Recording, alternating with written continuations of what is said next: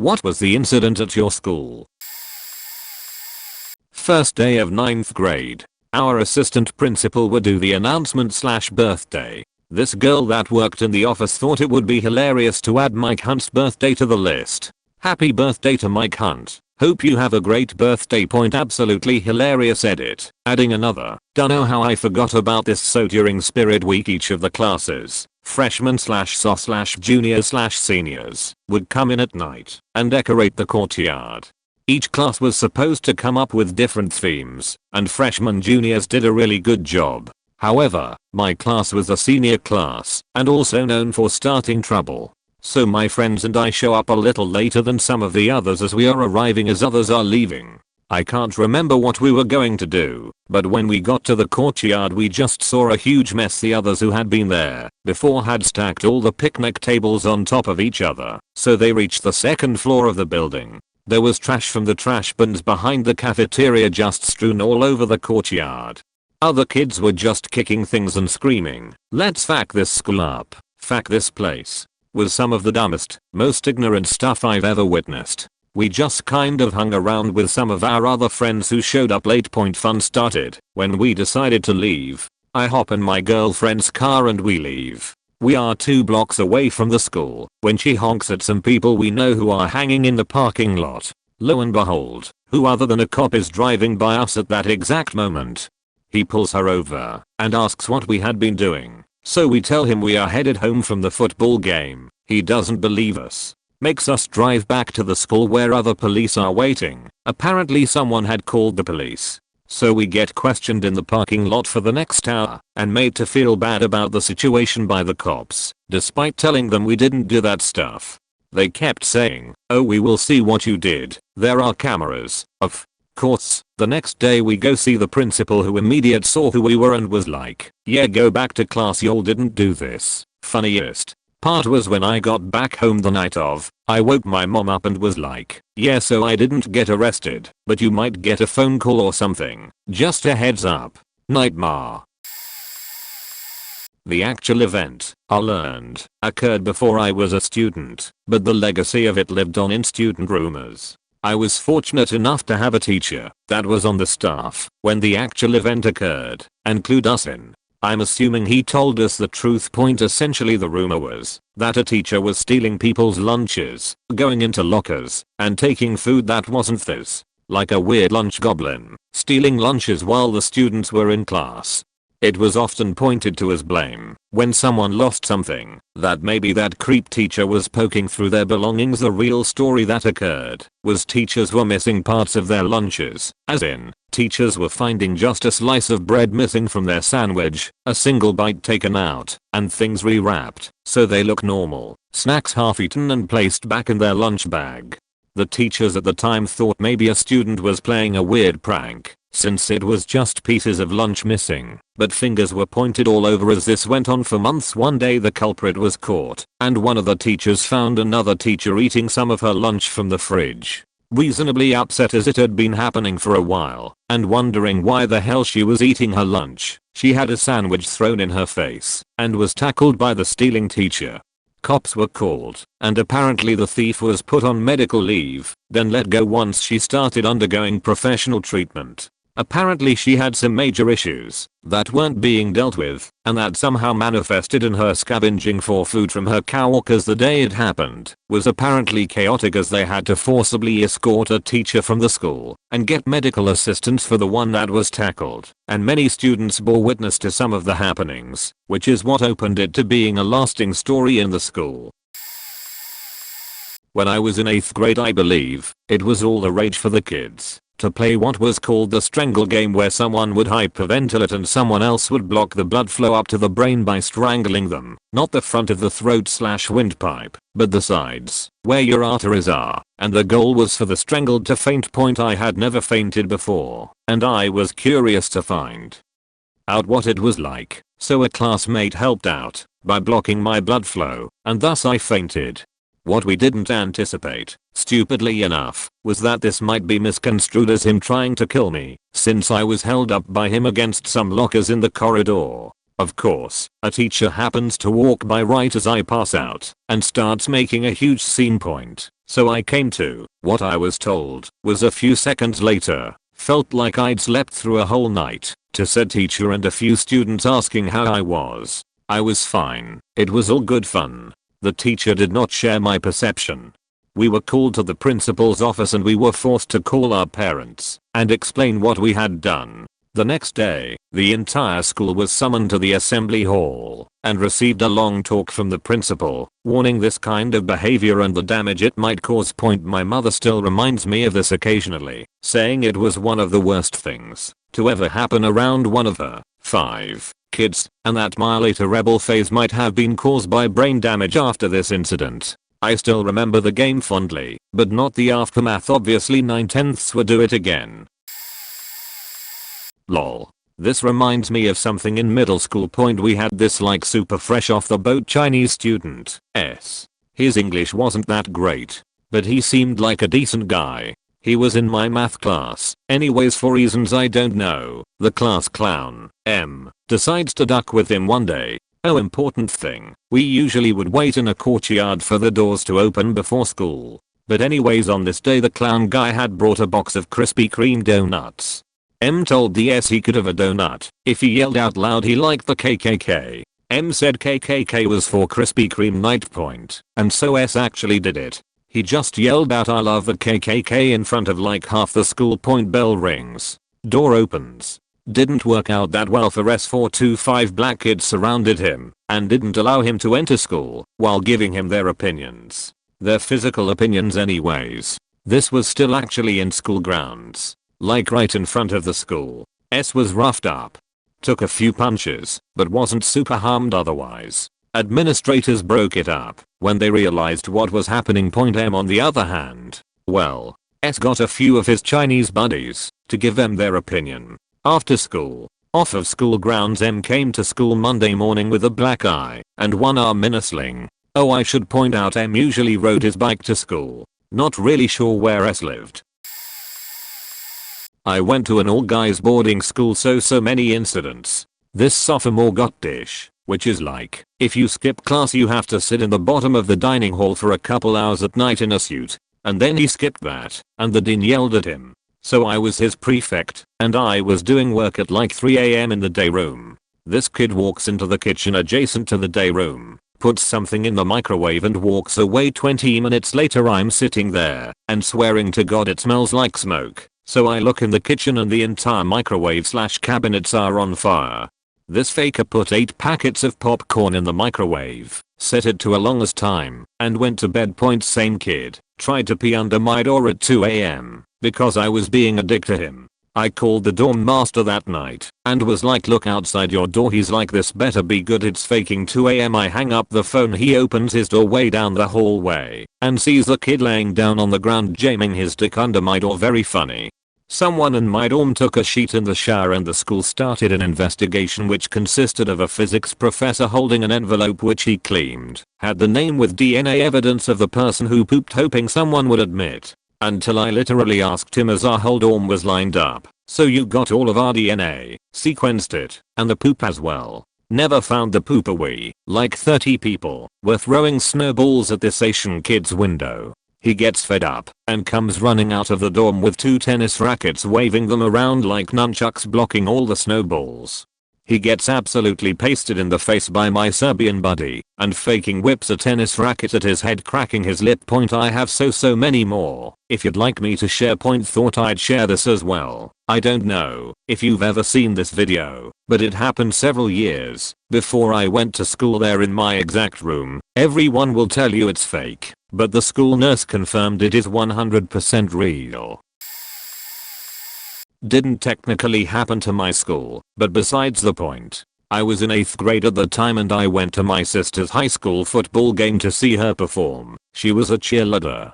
Game ended and I was walking up the hill from the football field towards the gym with my sister's boyfriend, who was in a band. All of a sudden, we saw the entire group of people who were walking up turn around and start running back towards the field. We ran to the side of the gym, but couldn't get in because the doors were locked from the inside. We walked towards the parking lot and saw what was happening. Two girls were arguing, and one of them goes and pulls a bat from her car and strikes the other girl with it. She falls to the ground and is completely knocked out. Then she puts the bat back in her car and proceeds to run her over not once, not twice but 3 times, before attempting to speed off out the parking lot. She was too late because tons of cops started making their way to the area. Everyone just stood there for a while in disbelief. One lady who was a nurse ran over and tried to help the girl, but you could tell she was definitely dead. It was such a strange thing for me to see at such a young age. I had never seen someone get killed. We later found out the backstory to what happened. It was one girl getting revenge on another girl for sleeping with her boyfriend. The two girls didn't even go to the high school where this all happened, but that high school was forever known as the school where the girl got killed in the parking lot. I ended up going to that high school the following year, and I just remember always getting such weird feelings when I'd see the spot where the girl was killed. Private school. I'm the poor kid because my dad is just a lowly engineer who can still pay to send his kid to private school. I'm on the swim team. Captain of the team is an absolute douche. Dad is a very well-known local lawyer. Kind of a guy with his face on every bus in town. But he had a few big wins and he's loaded. He buys his douchebag son a brand new car for his 16th. They live in a big house, the whole 9. Anyway, his son, let's call him Connor, is really into hazing. Freshman year, he locked me in the trunk of his car after swim practice. To get me in there, he tripped me, put me in a headlock, and shoved me into the car. It was clear this was not his first time. Total as whole point. He was also known for placing his dick on the shoulder of anyone who sat down in the locker room, as well as a number of other incredibly sexual pranks that made me wonder if Connor was secretly into dudes and just hadn't come to terms yet. It's the end of sophomore year. Connor is a junior, and I'm about done with the swim team. My coach beat the hell out of me because I missed Sunday swim practice because I had the audacity to get strep. Then told me that my doctor's note was not valid and he only accepted notes from the team doctor. So I'm fed up with the whole system, the shitty teammates, the overbearing parents, the coaches, etc. As the season comes to an end, I quit the team so I can pursue an opportunity as a lab assistant in our BO department, which eventually led to my area of study. So win for me. The next year rolls out and I feel like a weight is lifted from my shoulders. I'm working in the lab and my joints feel healthier. I'm not looking back. About a month into the new school year, Connor gets arrested at swim practice. Local papers got pictures of them perp walking him out of the pool in his robe. He threw another freshman into the trunk of his car. But this time, in combining two of his favorite pranks, he jerked off onto said freshman once they were inside the trunk. So he threw him inside, whipped out his junk, fired off a fistful of mini douchebags, and slammed the trunk closed, and then drove the kid around for an hour, making sure he regularly stopped short and accelerated suddenly from a dead stop. Kid got out, threw up and called his dad, who called the police. See, when I was a freshman, figure 14 years old, and Connor was a sophomore, 15 to 16, throwing me in a trunk, while unsafe, was largely a school matter. But now Connor, recently dubbed 18, threw a 14-year-old in his trunk and masturbated on him before rattling him around in his trunk. The law wasn't too keen on this sort of activity. Despite the best efforts of his rich and connected papa, Connor got saddled with having to register as a sex offender and getting expelled from school. This led to a massive scandal involving the swim team overall, since it was clear that we weren't very well supervised. So a lot of the shitty things that the coach was doing also came to light. By the end of the year, Connor was a sex offender. Assistant coach, his only job, was fired. Coach was fired from coach job, but remained a teacher. The athletic director resigned. The swim team was suspended for a year following reorg. The teacher, a former coach, retired a year after I graduated because that was some major benchmark for his pension. My sophomore year, a guy, let's call him Jess, in my grade decided he would become a tattoo artist. Now let's set the stage by saying I went to an all-guys Catholic high school. We had plenty of rules to abide by, one of which was no tattoos. Jess obviously couldn't buy a tattoo gun legitimately, being only 15 to 16 years old, So he decided to MacGyver one together using some needles and an electric toothbrush. Honestly, this sheet was ingenious. Jess was smart as hell, but never applied himself in school, but artistic and very smart point now, because it was a private school, kids came from all over the area to school. Also most couldn't drive, yet so it made it very hard to do tattooing from home. So he did them in school. And not just in school but in class. The drama teacher would frequently leave students for whole periods for no apparent reason. So Jess used this time to give out tattoos to fellow students. He didn't do it in exchange for money, rather he traded for cans of dip. I only knew of 2 people that got tattoos, but I know there were more. The highlight being mob money over beaches on the wrist of one guy. The other was the LA Dodgers logo on his hand. He came to school the next day and asked how long it would last. This guy wasn't the brightest bulb in the box. Jess has also tattooed the word cunt to the inside of his lower lip. Impressive to do that himself, but because he used a mirror, the N was backwards anyway. Jess was eventually found out. They expelled him, but money talks in private school, so they let him back in with no lasting disciplinary action. The drama teacher was promptly fired for leaving students alone and being a general idiot. This was the talk of the school for the rest of the year. Jess ended up being the first guy from my graduating class to pass away. Hope he rests in peace. We had different ones, but one that sticks out for me. We had a nerd dude that we used to call him Shaggy Rogers as he looked like the Scooby-Doo partner. He was always an excellent student, nerd as hell, always having good grades. Last year, he was still a nerd, but a lot more relaxed and less anxious about how the school and teacher would see him, and more willing to enjoy his last year doing some funny stuff with friends and the guys who were more popular. He even went to all our pre-graduation parties that year. So, as tradition on our school, the last day of the last year of high school we'd have a lot of activities, and the last one was to have all the school attend a parade of the graduating classes that would walk, jump, sing songs with our bodies painted, and using colored smokes through the patio. And so we did point, when we were right in the center of the patio with everybody at the school looking at us from the surrounding buildings. A huge blast explosion like with a loud noise exploded a plastic garbage can, and some pieces actually hit one of the students, who promptly threw a punch at our nerdy guy, because he saw Shaggy putting the little bomb, the ones used, usually to make a loud noise, in the garbage can. It was the day before the official graduation at the school theater with all the families, tuxedos and everything. That day, he was suspended by the school for 2 weeks, and since it was his last day of school, he lost the privilege of graduating at the school. One of their best students at the graduation, his class shouted his name several times during the event and he joined us at the party later that night, but it was something everybody talked for a while as a notable nerdy guy with good grades that never did anything wrong all his student life threw a bomb on his last day, almost saying a "fuck you school, I don't need you anymore," and was suspended for his graduation. True hero for a lot of people. Mayo.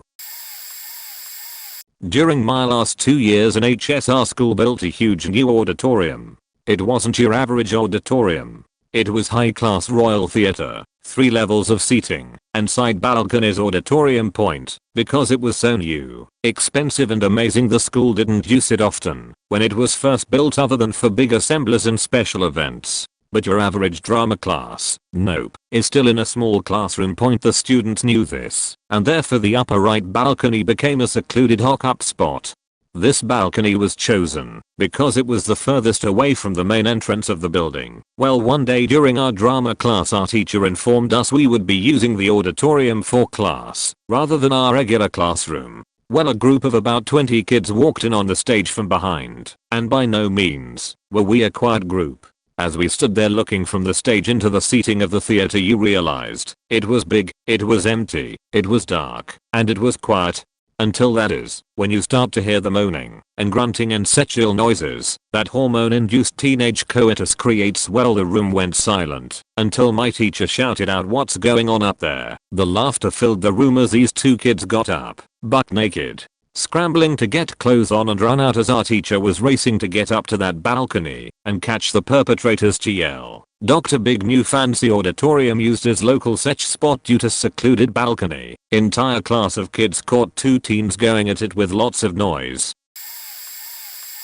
Made an account just to comment on this thread. BC apparently my school was wild. Point number 1 incident that still affects me and any kid that went to that school. Almost 10 years later, school was right next to train tracks. One day right before Christmas break I was on the bus sleeping when I was awoken by sirens in the bus radio saying oh my god some kids just got hit by a train, and the bus driver immediately turned the radio on so we couldn't hear anything. 5 minutes later we all entered the school and it was just a chaotic mess. Some teacher slash kid slash parents had seen 2 kids try to beat a train.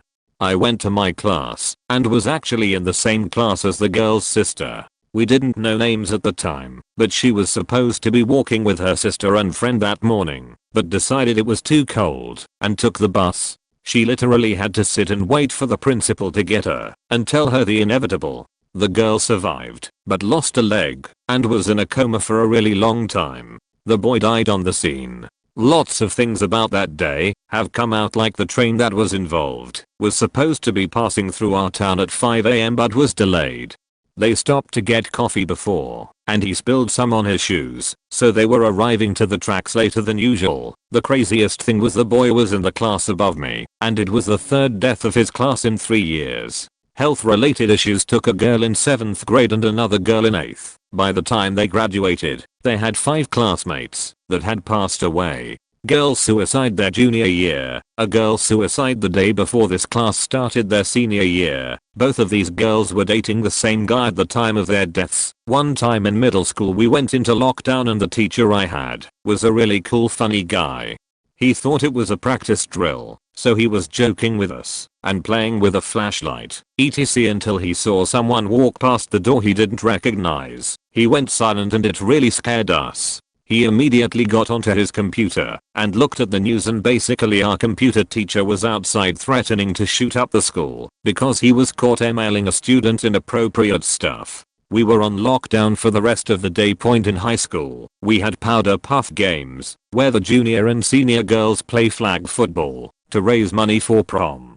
Per tradition, the seniors were supposed to trash the hallway slash school with posters and streamers essentially saying class of 20 is better than 20. Tradition also was for the week of powder puff, the junior slash seniors have a war night where the students' houses get egged slashed, silly stringed cars, etc. Well, when I was a sophomore, war night got out of hand, car windows broken, mailboxes ran down, and it pissed the seniors off. So, when they went to decorate the school, their theme was horror, or house. I don't remember all the details, but they hung out Barbies of all the popular junior girls, and then wrote the number of guys they had had sex with as their jersey number. One girl was 47. This wasn't caught until all the students were in the building, and then everything was ripped down. The next year, I was a junior and the juniors that were bullied last year were the now seniors, so the administration, being their proactive selves, called all junior and senior girls down to the gym, and I kid you not, it was a scene straight out of Mean Girls where they all have to say nice things about each other. The principal talked to us about being nice to each other and how prom would be cancelled if there were any rumors about decorating the halls or a war night.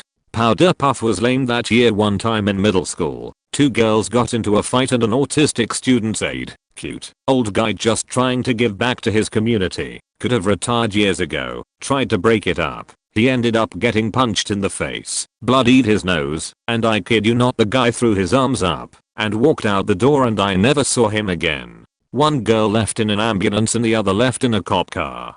In high school, a girl walked into my class and claimed a teacher needed to see the girl. The teacher refused because she didn't have proof that the teacher she claimed wanted to see the girl really wanted to. The girl left the room, then entered again 3 minutes later and jumped on the girl who was doing her work, beat the shit out of her, to the point where the teacher had to slam the girl against the wall in order for her to stop. The girl that got beat up had no idea why this girl had beef with her right after Sandy Hook. It was like a nationwide thing where schools were receiving multiple threats about bombings slash shootings.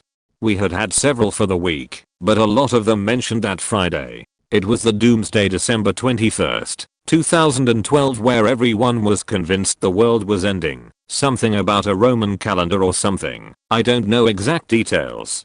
But that day every kid was patted down and had their book bag searched before being allowed into the school. Everyone was on edge that day, no one did any work. One day after a sporting event, two rival gangs got into a fight over a girl and a window was punched out. The visiting school's parents literally ran out of the gym. They were so scared. A kid in my grade posted on FB that if we didn't get a snow day tomorrow he was bringing a gun to school. SWAT removed him from his house in the middle of the night. Our moms were friends, so I got all the details. Lots of pregnancies/water breaking during class. Had a teacher ask a pregnant student when we popping. Rule made against yoga pants and tight jeans. How tight is too tight was never discussed. 3 kids got suspended for doing a line of coke on the lunchroom table. Only caught BC. They put it on social media. I didn't go to a particularly bad school, but fights were a daily occurrence. Bomb threats were received a couple times a year. We were the ghetto school of the conference. I know there are plenty of other incidents that are worth knowing, but those are the ones that come to mind right away. One time in college, we got a school-wide email that there was an armed gunman on campus and to seek shelter immediately. But this email reached different people at different times. So, I was confronted by a peer asking if I had heard, where I said, let's go ask this office. We asked the receptionist where, as she was about to scold us for spreading rumors. She received a call to lock down that office. Her face got so pale, I remember shaking. Her office has a window and we literally watched kids read their phones in the middle of campus, drop their bags and run for their lives. It was so scary, and none of the workers in the office had been in a lockdown, so they were taking advice from the 20 students that had hunkered down in the office. It turned out it was an EV dispute and the guy ran when the cops came and ran through our campus, but he had ditched his gun before he got on campus, so we weren't in real danger. Realized this about 2 hours into lockdown. Afterwards, it was bizarre/fun to go through Snapchat and see where your friends were hunkered down and unique ways people were blocking doors. The students had recently undergone ALICE training, so there were lots of belts around door arms, chairs piled up, etc. Freshman year, a huge sturt was found on a stairwell landing in the language wing/special needs classrooms. Everyone sorta assumed it was a special ed kid who pulled a fast one and escaped his wrangler. Sophomore year, a huge sheet was found in the English wing hallway. Now at this point we knew we had a serial cheater. People were really excited and disgusted at the same time. School acknowledged it and said there would be expulsion for whoever was doing it when caught. Tons of gossip and speculation on who it was, how they were getting away with it. We had security cameras all over the place and where they would strike next year, junior year, around late April/May, and no shots. Yet PPL speculating that whoever it was must have graduated the previous year. A few days before graduation, just before the last bell of the day, a massive dump appeared right at the top of the main staircase where the majority of kids would walk to exit school. When we got out, legit hundreds of us had to step over this log and hold our breath as we left school. I was so faking happy though, knowing the serial cheater had struck again. Whoever it was must have graduated that year. Senior year there was no sheet incident and the serial cheater was never caught, but I'll always have my suspicions about who it was. No idea how they evaded being caught on cameras or by other students or teachers. Where to begin? A mix of drama and band. Students had an orgy on stage after hours during rehearsals. They got caught, and the school tried to keep it quiet. 2 guys were caught but faking in the bathroom. Another student walked in and caught them, then ran down the hallway screaming their names. 2 guys fighting over a girl in the cafeteria started swinging at each other. Girl tried to step in, and a wild punch broke her nose, sent blood flying, and she went face first into a vending machine, breaking the glass.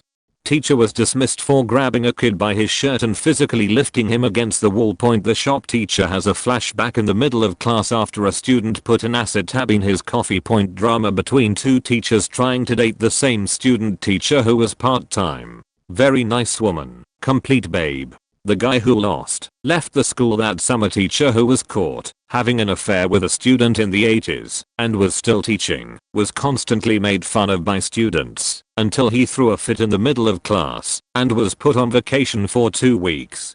Girl who had a reputation but was actually super nice and shy made out with a guy at a party and they backed into a closet. She wouldn't fuck him, but she let him put the handle of a golf club in her, and the following Monday, he jammed the club through the slots in her locker. Always felt bad for her. Girl disappeared for 2 weeks. Slowly it came out that she had surgery. Later came out her butthole had prolapsed, which she refused to confirm, but also would reply with a. We had a legitimate food fight at our middle school.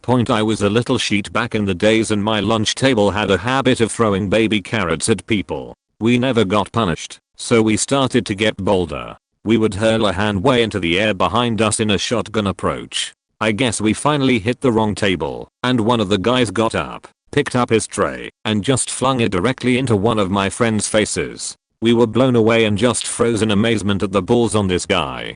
The tray hit some people it wasn't intended to, and now that table got angry. Table 3 retaliates by having multiple people fling their trays. At this point there's 25 plus innocent bystanders that got hit by food.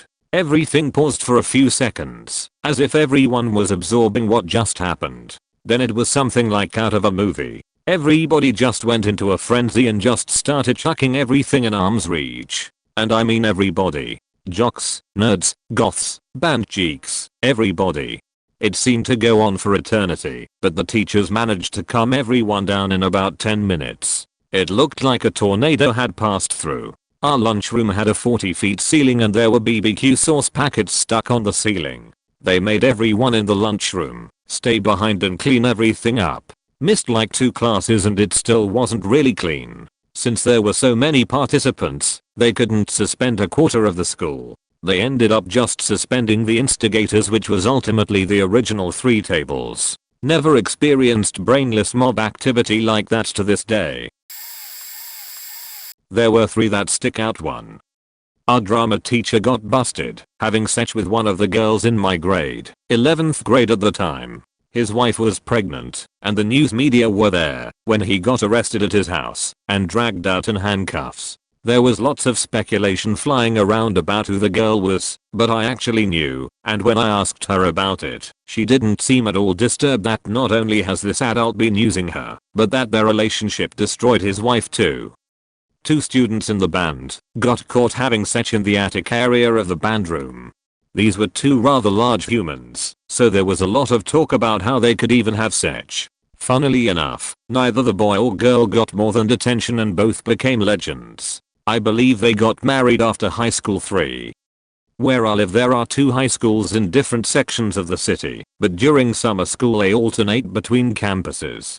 One year during summer school one guy stabbed another guy in the chest over a girl. The stab victim died, and the other kid got tried as an adult. When school started up again there were random searches in our lockers, and security ones like at the airport when we arrived. Really messed up our school, which sucked, because both of those kids went to the other school in our city and apparently, that school didn't get nearly the same level of crackdown. Instead of a senior prank day our class went for a senior prank week. Every day a different prank. Well, it started off innocent at first, a party in the parking lot, silly string on the lockers, that kind of thing. Only then it escalated. Wednesday, there was a setup of 1000s of upside down cups filled with water, so that if any of them were removed it would completely cover the entire main hall with water. It took hours to clean up, and delayed class so much they cancelled the first half of the day. Thursday, the silly string got out of hand and they covered the entire school in it. Every doorway, every locker, all the stairs, hallways. It was a disaster. It was also a double whammy, because the boys' bathrooms in the main hallway had fesses all over the walls. Someone had just spread pounds of it everywhere. At this point the administration was losing their minds and told us in very clear terms that anyone who performed a prank on Friday would be immediately expelled. Everyone except for one guy stopped. What did he decide to do? He took the goldfish of the nicest, most genuinely amazing counselor at our school and killed it and smeared its guts all over the same bathroom that was covered in crap the day before. Just dragged all over the wall like some morbid art exhibit. The counselor cried when he found out. All of us knew that was way too far, and we sympathized with him. The kid was eventually found and expelled, and that ended the most awful week possible at our high school. Prank week, as everyone in my class knows it as, was the biggest mistake we ever made. Note, I did not participate, or was even made aware of the pranks. I experienced them in real time just like the administration. So I have a list of incidents that happened at my middle school and high school. Mind you, I'm in West Virginia, so most of this is pretty regular stuff at schools here. In the time I was in middle school there were 4 fights/jumpings that I can recollect. I fell victim to one of those unfortunately. Broken noses, black eyes and the like were pretty normal, caused fights dragging out because our teachers were lazy and didn't want to break them up. There was a theory that one of the lockdowns we had was caused by a crazy old dude with a knife who was shot by the police after. I wasn't near that side of the school at the time, so I can neither confirm or deny it. We had multiple kids cause lockdowns for bringing knives to school and threatening kids. A teacher at the middle school was accused of taking up skirt pictures and having other child born and was fired and rehired multiple times. The vice principal my 8th grade year was fired from multiple schools for stealing from activities booster accounts and getting gas for his car with it. He ended up drinking himself to death, I think. By the time I headed to high school I thought that kids would be more mature and we wouldn't have issues. I was so horribly wrong. I went to that high school for 3 years. Every year there were at least 4 fights that were usually planned to be right before or after a holiday break and usually planned and scheduled so people would watch them. There were multiple nude scandals with every single popular girl's pics being shared like they were Pokemon cards. Teen pregnancy was a normal thing and usually the teachers helped the girls as they were usually poor and overwhelmed. One pregnant girl got into a fight and was thrown into the lockers and on the floor. There was a large drug bust every year, though usually just party pills or weed. We had multiple kids come to school drunk with alcohol on them. We had multiple bomb and shooting threats that had city, county, and state police responding gear with K9s. My senior year I left to do homeschool, anxiety and health problems forcing me out, and it got worse. A shooting threat caused the FBI to show up, some school rivalries got heated, and a kid who was from Parkland was heckled about the shooting during a basketball game. And then a friend of mine's younger brother committed suicide and it really messed up the community. Amazing kid with a heart of gold. That year a teacher was accused of being sexual with students and requesting pics. He resigned and moved immediately, so it seems that was true. And that's all of the serious issues I can recollect. There were countless other embarrassing social incidents and my own silly escapades that don't fit the bill here. I was a school administrator, and we had a situation brewing between 2 factions of girls that stemmed from all of them deciding to try out for the cheerleading team. One group made it and one did it, which led to a lot of sheet talk on Twitter. The sheet talk led to face-to-face arguments and ultimately physical altercations. We had a zero tolerance policy for fighting, so a lot of the earlier fights happened off school grounds. We found out about those later on. At one point one subgroup followed a member of the opposing group home, and an ugly fight broke out in that neighborhood. Our principal got multiple phone calls, texts and emails from parents of the involved students about that incident and demanded a meeting so that the incidents would stop. Well, the meeting was never confirmed, but the parents still showed up, and you guessed it, another fight breaks out. Actually multiple fights break out. Parents versus parents, students versus students, and yes, parents vs students. Lasted all of 8 minutes, but it felt like hours. Breaking it up was like trying to put out a forest fire with no water. The police were called, and apparently so was the local popular radio station. That actually led to the morning show's host immediate firing. It was by far the craziest incident I have been involved in my adult life. My best friend in high school has a no contact order against her father because of violence towards her mother, her, and her 6 siblings. One day, after several attempts to contact her and see her, he decided the most effective way of seeing her was to go to our high school with a machete, confronted the administration office, and threatened to kill everyone in the office and building if his daughter wasn't called down to the office. Unbeknownst to him, the administrator triggered the silent alarm. The office was behind glass and the only entry was through a door that you needed to be buzzed into. The silent alarm also warns the teacher that lockdown procedures are in place. The administrator then told him that she needs to look up her schedule to call her down from the classroom. The VP could see this going on from her office and was on the phone with 911 dispatch to advise where the father was and that he was in possession of machete. The administrator was purposefully taking her time and calling the wrong classrooms and advising that my friend was wanted in the administration office. The police arrived quickly and apprehended the father without incident. Most of the students didn't even know anything happened, nor did they make an official statement or send a notification home with the students. This was in the early 2000s and in Canada. My senior year of high school we had a pretty serious incident. To protect the identities of those involved I won't use any actual names. The school's creative writing and theater teacher, who we'll call Mr. Walker, was always very eccentric. I can attest to this because I was in his creative writing classes last year. Assignments in his class were rarely, if ever, actual writing prompts. Often they were tasks aimed at pushing us outside of our comfort zone. Buy a pizza and give it to a stranger. Convince a restaurant to give you a tour of the kitchen, or even take a selfie in an ambulance.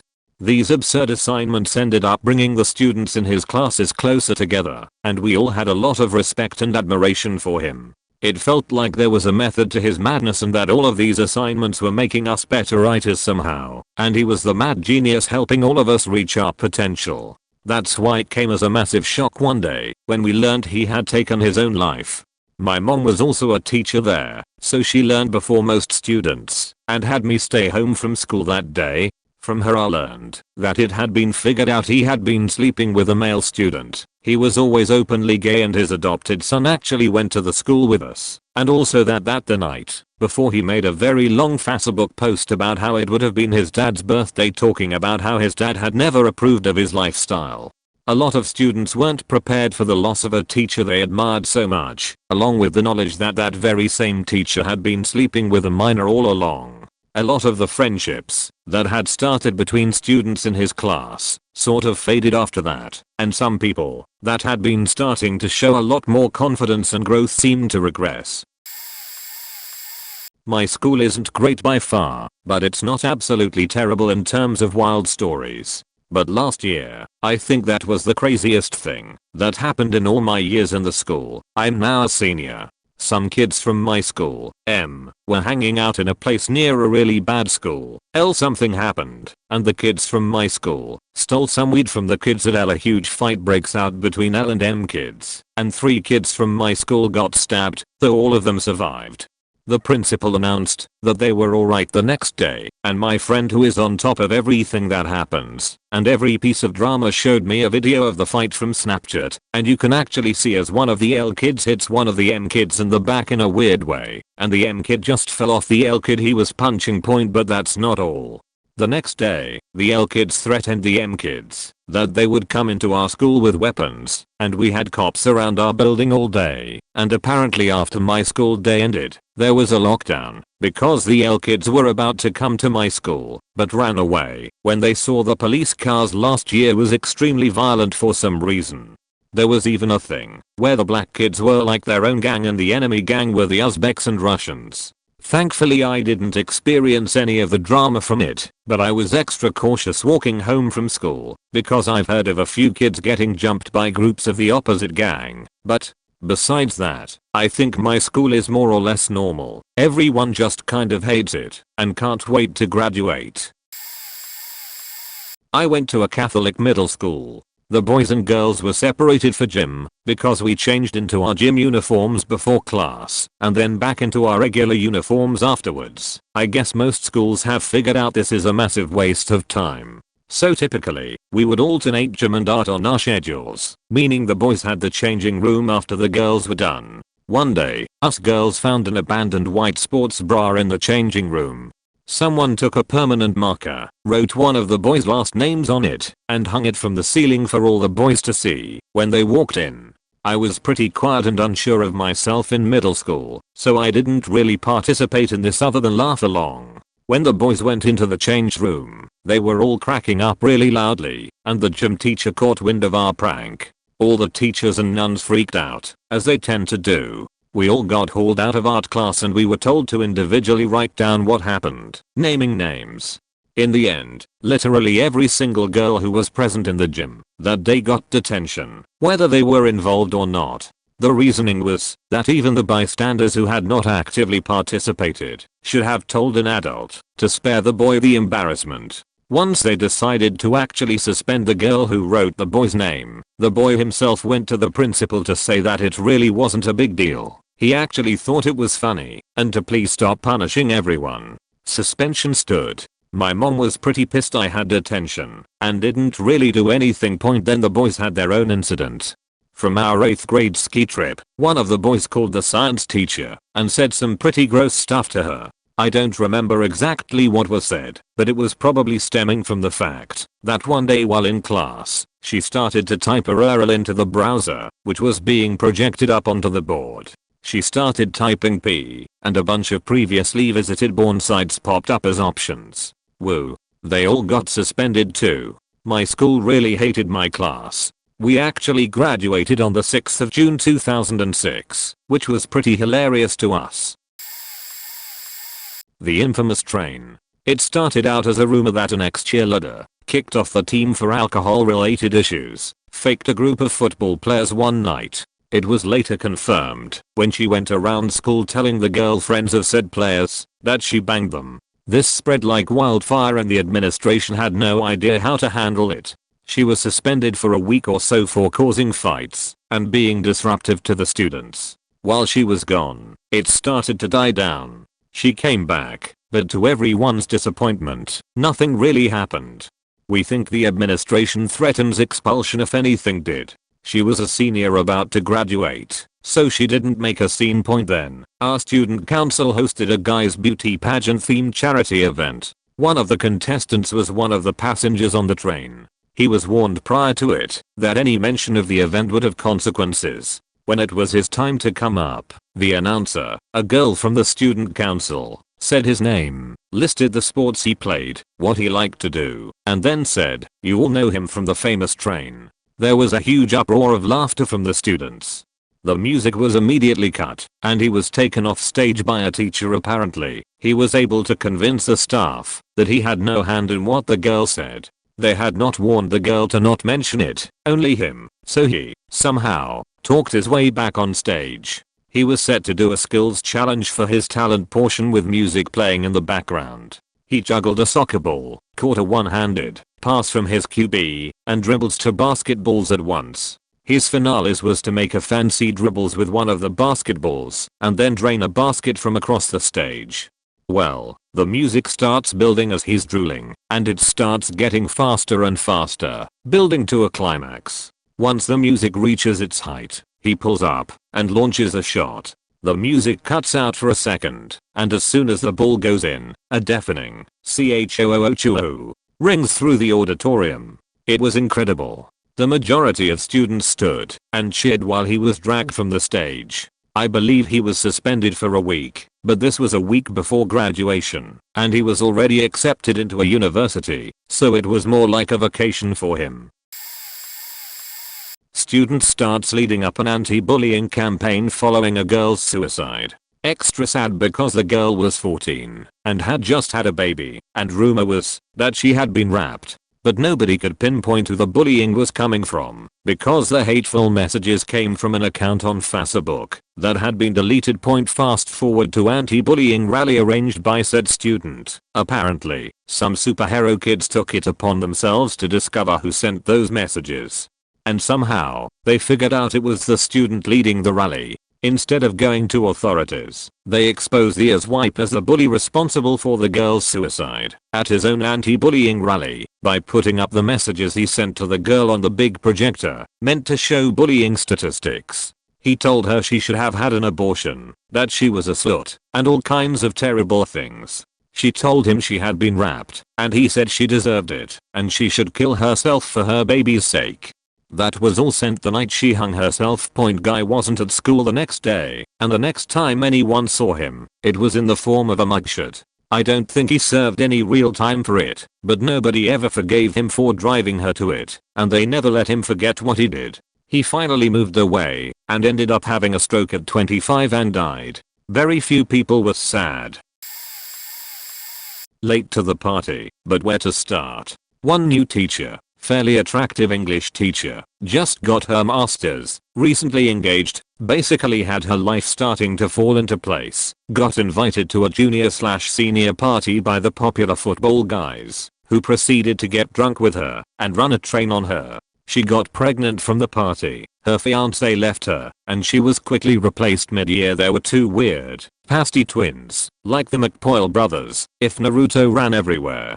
One ended up getting his sheet straight, the other was caught jacking off in the middle of JROTC by the commanding officer. One kid, M, was caught forcing another kid, also M, to give him a blue job under the gym bleachers against his will. It was, of course, the really homophobic kid that constantly harassed the performing arts students. The principal, really unpopular guy, tried to skew test results to favor students of his own race regardless of merit for years. While everyone knew this, they couldn't actually prove he was setting out to do it, so he got away with it. Lot of deserving kids missed out on scholarships and opportunities, while others that got them wasted them. Years after I graduated, he was asked to step down after it came out that he tried to silence a girl that reported being sexually assaulted by several football players for nearly a week. The girl finally went to her parents, who went straight to the police. When I was a freshman at my high school, there was a scandal involving a group of upperclassmen cheating on tests. A small group of 12th and 11th graders had somehow acquired a set of master keys to the school and would routinely sneak into the school at night, use the keys to get into the teacher's lounge and offices, and steal or copy the answers of the scantrons for tests. They mainly did this for the core classes like science and math, but a ton of different classes were involved. This group had been breaking into the school and stealing the answers to tests for years. In some of the students' cases, they had been doing this for all throughout high school. Naturally, they had top grades because of this. Almost all of these kids had been accepted into extremely competitive top 10 universities, undoubtedly, in part because of their grades. There were about 10 to 15 seniors caught in this cheating ring, and it was determined that it had been going on for years, possibly for like 10 to 15 years back or even longer. This set of master keys had been passed down from older siblings and older friends several times. It was pretty crazy. I can't remember if the school notified the colleges that the students were accepted to or not, but it was a big deal at the time, and it was completely unfair to the students who worked really hard to try and get into the same universities, only to be denied because some kids had perfect grades because they had been cheating on their tests since freshman year. Okay, so this was at college, but should still count. It was freshman year at college and me and my friend were in class. To put this in perspective, my professor is a 80-something-year-old with a metal leg and a walker. This is in a lecture hall where the problem fits about 150, but it's only half full. All of a sudden there is a man just dancing in the corner. This is up top, so the professor can't see him. I think nothing of it and go back to learning. A few minutes later, my friend tapped my shoulder to look over again at the guy, and he was sitting in a chair butt naked, occasionally standing up and dancing. Eventually I left to call campus security, but others had already called it. The professor keeps teaching, partly because the man is up some stairs he can't really go up and partly because he just really loves math. Eventually campus security comes, but can't touch him. They try talking to him. The professor says you're going to get frostbite.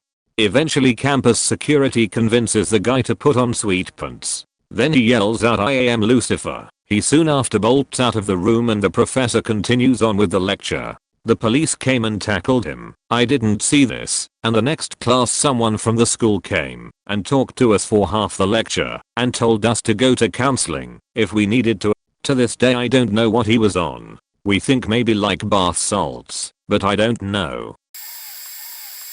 I was in the marching band in high school. One day, when we were on the way back from a competition, I was just playing Mario Kart with some friends. We heard a lot of screaming and loud noises like, "Oh," come from the back, but we didn't think much of it. The chaperones were at the front of the bus, and apparently they didn't think much of it either. Turns out a bunch of people including the drum major were playing a dirty version of Truth or Dare, where people were getting groped, licked, etc.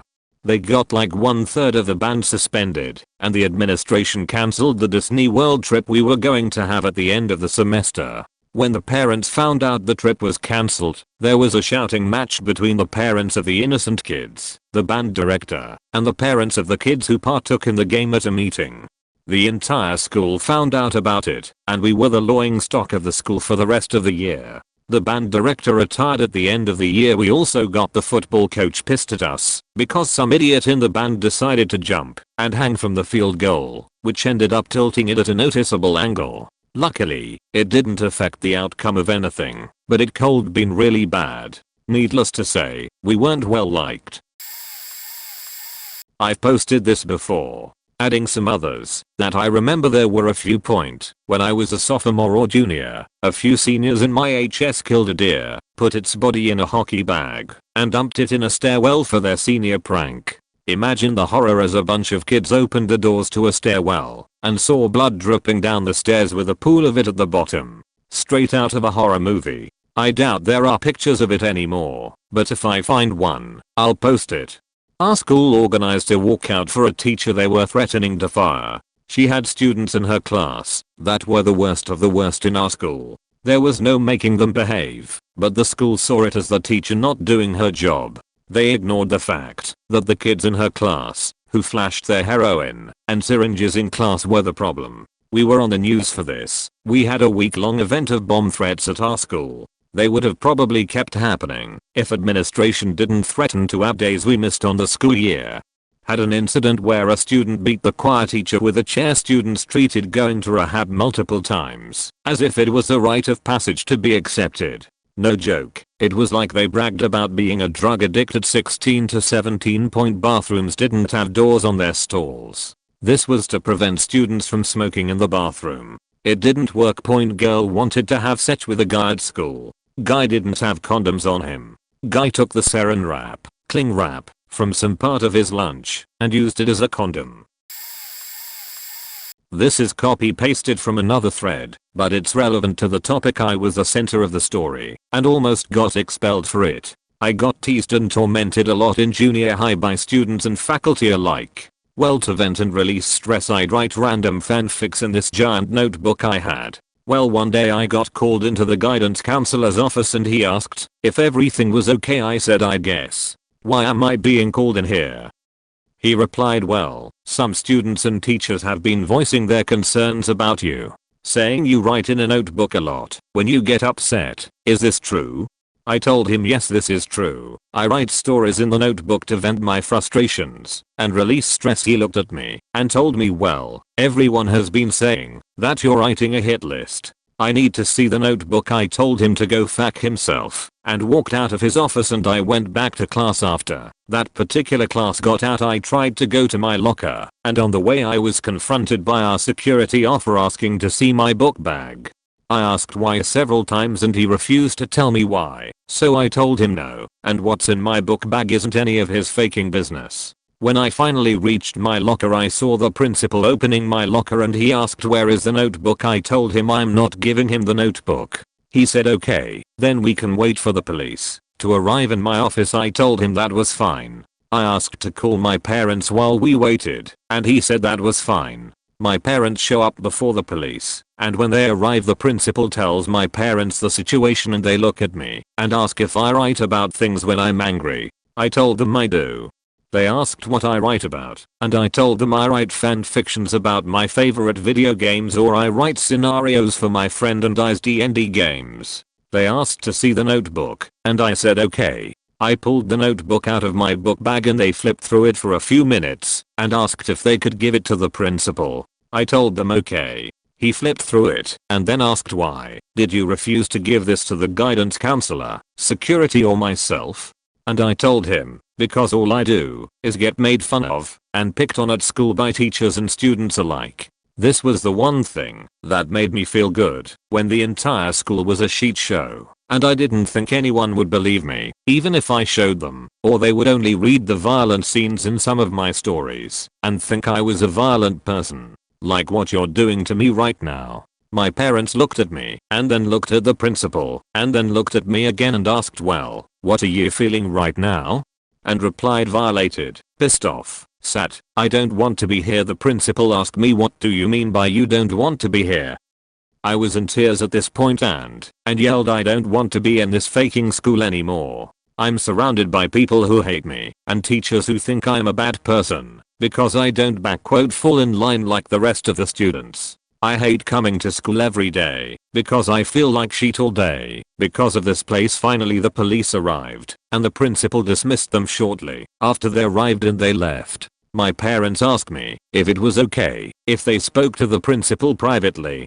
I said okay and went outside and sat on a bench. About 20 minutes later they came outside and found me. They told me they had talked to the principal and I will have all new classes by Monday, so I don't have to deal with the same students or teachers every day, but that I was also suspended for a week. Not because I did anything wrong, but because the principal wanted me to calm down and come back to school with a level head. I told them okay, and we went home. Well, over the course of that week the story of my encounter with our security officer and our principal spread like wildfire. Every time I walked down the halls I'd get side-eyed. Every time I entered a class the entire room had eyes on me. People would openly joke to the teacher about not to make me mad, or they'd end up on my hit list. Even teachers would joke about it, point the damage was already done. I was the talk of the school and a social outcast. None of my friends would talk to me. Teachers would ignore me. I felt so alone and isolated. Constant anxiety, panic attacks on nearly a daily basis. I'd fall asleep crying almost every day. I lasted maybe 2 weeks after I came back from my suspension and I asked my parents if I could transfer schools, which I did. About a month later a friend from that school reached out to my parents and asked if I was even alive because word around the school was that I killed myself. We've had several. My freshman year, a freshman girl and senior boy were faking at the top of one of the stairwells, in the middle of class, in plain view of 3 cameras. Other students walked by, all of them just ignored it, or fist bumped the guy. One filmed it, and uploaded it to Twitter, Instagram, and Snapchat. It went locally viral and the cameraman was arrested when he got off the school bus, for filming child pornography. Our women's basketball team got banned for the season because we got in a huge brawl in the middle of a game because the opposing team made fun of us. Also my freshman year, one of the English teachers had a massive stroke in the middle of class due to undiagnosed stage 4 brain cancer.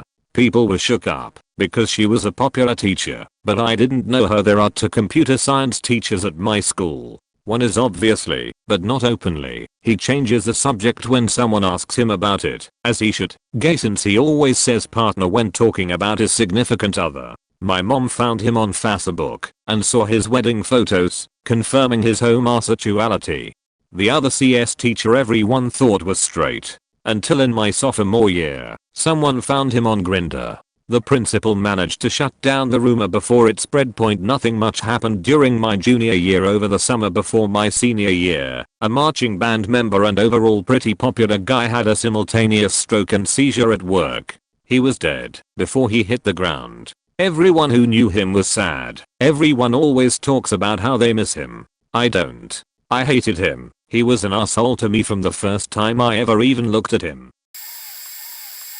We had a bomb threat at our school almost every year. We would show up to the school and all the kids would be standing outside. They would sweep the school and never find a bomb and try to resume the school day afterwards, but it never worked well. I would always tell my parents there was a bomb threat and that I wasn't going to school. Sometimes they would call me in, but so many kids wouldn't show up they really should have just closed. One time a cop stopped us because we were walking around town on one of those days and tried to get us to go back to school.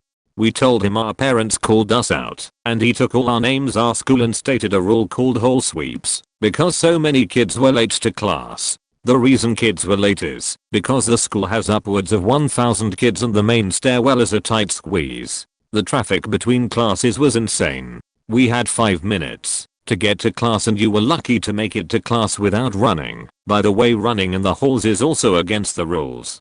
So they made this rule, and every period after the bell teachers or administrators or paras would roam the halls looking for kids caught after class, and teachers were instructed to lock the doors, so if you were late you couldn't get in, no matter the excuse. They would round up all of these kids caught in the halls, and they would take them to the cafeteria and sit them down. Kids figured out that sitting in the cafeteria doing nothing was better than going to class and doing schoolwork, so many kids started purposefully getting house wet just to ditch class. It was a really stupid move on the part of the school and backfired heavily. I saved arguably the best for last. Blankets got banned at our school because kids were caught getting down and dirty in the hallway under one. Kids were caught in the bathroom snorting coke. Kids were always taking pills, and I knew multiple people who would drink alcohol during class. Also, many of the kids would dip, and the teachers would look past it, even though there was a strict no tobacco policy. If you got caught with cigarettes though, you'd be in big trouble. It was really ridiculous. TLDR, suburbs are wild places to go to public school. It happened off campus. We had one kid in school who was the typical kind of popular guy who bounced off the walls, talked back to teachers, never stopped joking around in class, and just generally acted like he owned the place. Then one night he went to a party that had alcohol that was allowed and supervised by someone's parents. This of course is in the United States, where the drinking age is 21. He drank just enough to think he was sober enough to take his friends home. There were 3 people in the car: him, the driver, and 2 passengers. He ended up crashing the car. 1 boy was killed on impact. 1 kid was able to call 911. The driver was in a coma for a while, but made a full recovery. So of course, the parents who allowed alcohol at the party were sued and lost a lot of friends. The boy who died, he was one of 2 siblings. So now his sister was an only child. The crash happened over the weekend, so every student in the school got the news by Sunday. On Monday, when everyone showed up to school, every student was dragging their feet and looking down at the ground like they were mourning too. The kid who died was pretty popular, so it's possible a lot of it was genuine grief. But I think mostly it was actually shocking to see that their parents had been right. Don't drink and drive. All these high schoolers were rattled to see real life consequences of stupid choices they loved to make, and when the driver finally came back to school, he looked like that too, shuffling his feet and looking down at the ground. He always looked grief-stricken. I never saw him get up and dance at another pep rally. Never saw him joking around in the hall again. I don't think he made eye contact with anyone but his close friends again. That was the biggest, fastest change I've ever seen in anyone to this day. I don't remember any serious incidents at my school or been around any. However, my school has had fires before. There are 2 stories of serious fires. One is when I was in year 5 or grade 5 for those outside of the UK, and there was an oven in the lunch hall that caught fire. 3 fire trucks entered our school and my class had to sit outside in the field to wait until the fire was done. It was eventually stopped and we were allowed back in the school. Sadly, it didn't take out the kitchen. If it did, I would have had 1 week free. Now, the second part was in 2007 that was passed down from the year 6s of the school, who are probably now adults.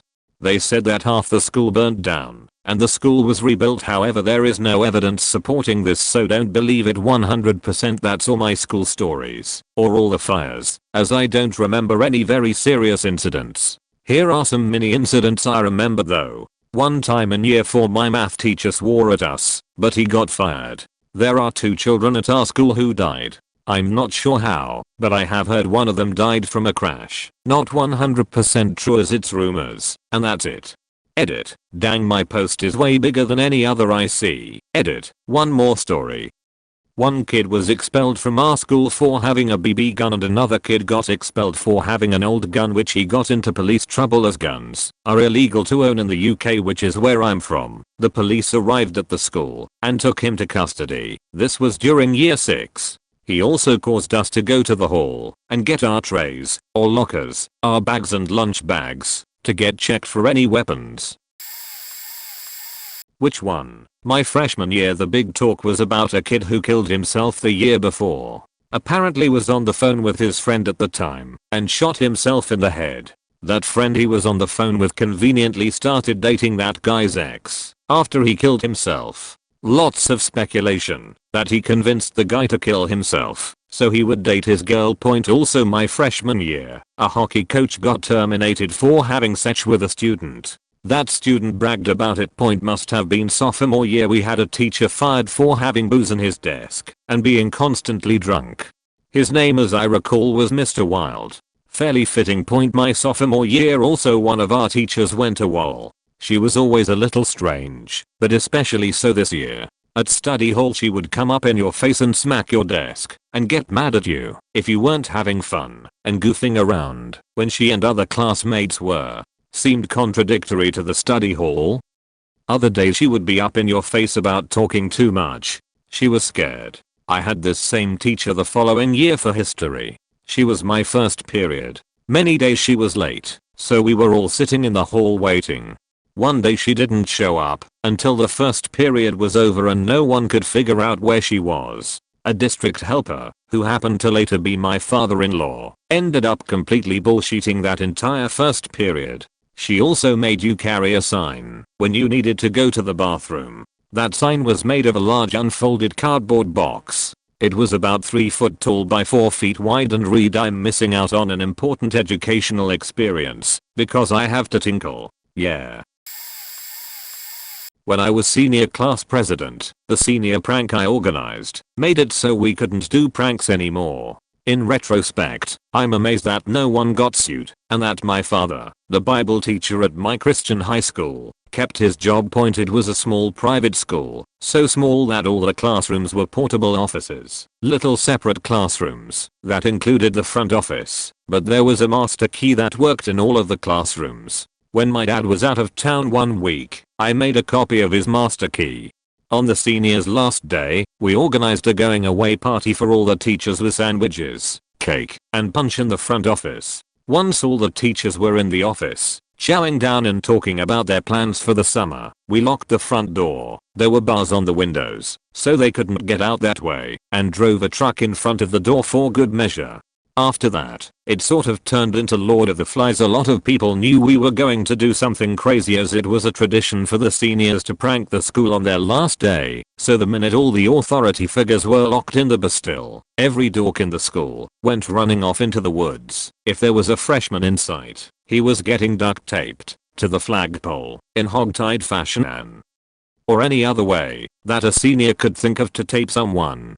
My one friend in my class had a freshman brother with a big mouth, so the two of us caught him and tried to tie him up, but he kept on fighting us. He was a wiry son of a beach, so we had to bring in another dude from the soccer team to get him duct taped. He accidentally smacked his head on a rock and was bleeding, but it wasn't gushing, so we left him on the ground point. After about an hour, I saw the guy I really wanted to duct tape running to his car.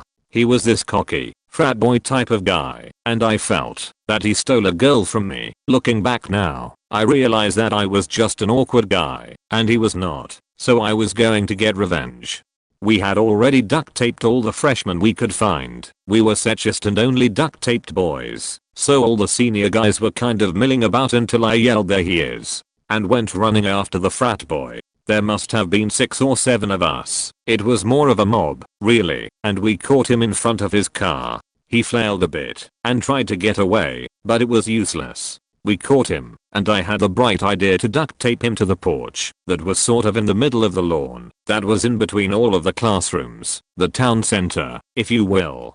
I'm still unclear how this happened exactly, but at some point between his car and the porch his shirt came off. In our brilliance, we decided to duct tape him up on the porch with his arms out, you know, kind of like Jesus, humiliated in front of everyone, but also to put a strip of duct tape across his nipples. The dude looked utterly dejected, honestly, but with me being the guy that I was, I decided to rip off the duct tape. His nipples were still intact, but I heard there was some blood and I definitely remember some signs of remorse from the crowd. At some point a couple of the senior girls let him off of the porch and helped him find his shirt. We had all dispersed by then and let the teachers out of the office. The problem is that someone took a photo of him duct taped in the shape of a crucifix, bleeding from his nipples, and posted it on the internet somewhere. This was in the late 90s, when that meant less than it would have if it happened in 2018, but because of the newness of the internet and all the misconceptions surrounding it, this picture caused quite a scandal. His parents were not on the school district board, but they may as well have been with the amount of money that they donated to the school. Needless to say, they threatened to sue the school if they didn't get an apology from all of the boys involved. We all wrote the apology, but there were no more class pranks for fear of getting expelled or in trouble with the law. My dad kept his job, but he was mad for a bit. As for the frat boy, apparently, he was very embarrassed about the little bit of flab he had and started working out like crazy. I haven't talked to him since then, but I know that he's a successful businessman and married a former NFL cheerleader. March, junior year of high school, one of the most popular kids in our class drove off to another town and shot himself. Tore us all the fuck up because A, our graduating class was under 100 and we had gotten to know each other pretty well, and B, we kind of all expected it. He was pretty open about being depressed and or unstable, but never did anything about it. I do remember the visitation pretty vividly. Went with my best friend of 12 years, who had also gotten really close to him, but drifted apart after some pretty messy arguments. Waited in line to talk to his parents, but couldn't think of anything to say. She finally broke down at his casket, and I followed pretty quickly while trying to comfort her. It had been one long and emotionally taxing school week, and this pushed me over too. Overall an extremely shitty experience I'd never wish on anyone, but I think in some faked up way it brought our high school class a little closer together. And then fall of senior year this other kid pushed his mom out a window, perhaps after smothering her first, we're not totally sure. He was also somewhat popular, but more in the everyone knew about him kind of way. Syrian family and devout Muslim, but also a MAGA hat wearing Trump supporter in our liberal leaning school. Still faked up our class pretty hard, but there was obviously far less grieving. And I mean, I don't sympathize with him at all, but occasionally go read up on the case in the local news, and the comments are always pretty insufferable Islamophobic garbage. Like, he did something awful, but there's zero need to write on some random news story about how he's also gonna figure out there's number 72 virgins. Just flames of hell or some shit. Come on man. Southside, Chicago. My senior year, about a week before graduation, I injured my foot while out drinking. I had one of those walking boots and crutches. Gang members from my neighborhood, school was 45 minutes away, decided to take the opportunity to jump me for not being in their gang. I was not in any gang, but I did hang out more with their rival gang while at school, and didn't hang out with gang members in my neighborhood. Anyway, there were 4 of them, and they approached me, and one of my friends saying things like, "You can't be from our neighborhood and hang out with them." One approaches me about to swing and someone comes flying in from the side and punches him in the face. It is one of their rival gang members. Suddenly, this turns into multiple people fighting in what can only be described as an all-out gang brawl. I'm amazed, because I didn't get hit or throw a punch, but there's easily 40 to 50 guys and girls fighting. In my stunned state, I didn't notice another guy from my neighborhood walk up.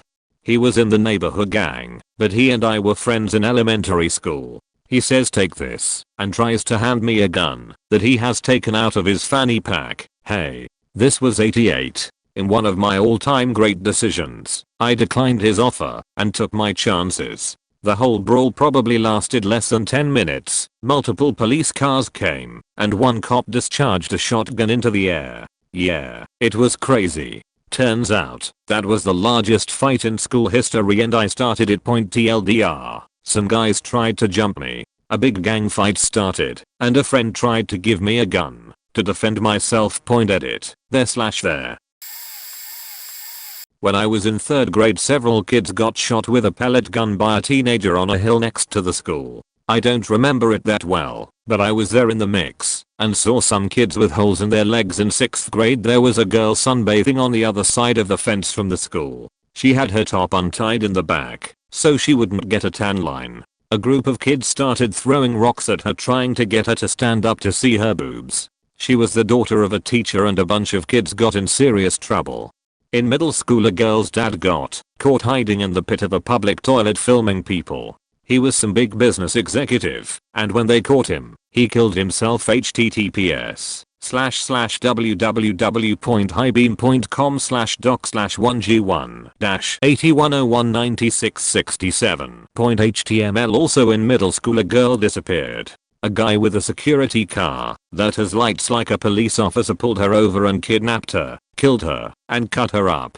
She was 2 years older than me, and my brother is in grade and school got really weird for a while after that. High school we had a counselor. I would ask a lot of seriously personal questions about our sex lives. At the time I thought he was kind of cool and down to earth and just wanted to relate to us. After they found out he'd been molesting tons of kids at a church it all started to make sense. This sheet is confusing as hell so stay with me. In high school my teacher / coach Jeff was married with a couple kids, girls, as well as one on the way. Dude was so excited to finally have a boy. His wife Betty worked at a neighboring town school. Baby gets born. Jeff finds out the kid isn't his. It was fathered by Bill, another teacher at the neighboring school Betty works at, who was also married to Jane with kids. Bill and Jane were also pregnant, but it turns out Jeff was the father of Jane's baby. Jeff and Betty get a divorce. Bill and Jane follow suit. They swap spouses, get remarried and live happily ever after. There was always a rumor about them being swingers, but never any proof. Until then the mayor also had a custodian who was a really awesome guy, probably late 50s early 60s age, around 6'2" tall. We were at basketball practice after school and he asked for the ball, so we passed it to him. He walks under the basket and flat-footed, jumps and dunks the ball, in cowboy boots, at age 60. He ended up killing himself a year later. RIPR another unrelated custodian got caught with a hidden video camera in the girls' locker room. That was cool. Our wrestling coach / health teacher got caught faking a 16-year-old girl. There were others too, but this post is already too long. Go back and read the first story again. LMAO. Oh boy, there are a few people in my town suck at driving. Every year at least 1 to 2, usually, high school kids would die in a car accident. The ones that come to mind would be my friend's brother, speeding, and another car, my neighbor. Don't remember how this one happened. And then 2 sisters from my sports team were killed when they lost control and hit a tree. That one was really tough on everyone because they were on their way to a football game at the rival school. Some chick convinced everyone that she had cancer. No one really questioned it because you don't question whether someone has cancer. Somehow her sibs didn't hear about this for a couple months. When they finally did they asked their parents, and then the whole thing came out as fake. Musical season. A car full of high schoolers on their way to set up for the show later that night. On the road right next to the school they hit a pedestrian, adult male, and killed him on impact. The thing is that the driver was only allowed to have one person, so the other kids all got out and ran from the scene to the school. I don't think the driver was ever charged with anything serious, and the kids who ditched didn't get any charges either. Even though everyone knew what happened, there were also several pregnant chicks, but that happened there more, but pretty much the same stuff that's already posted.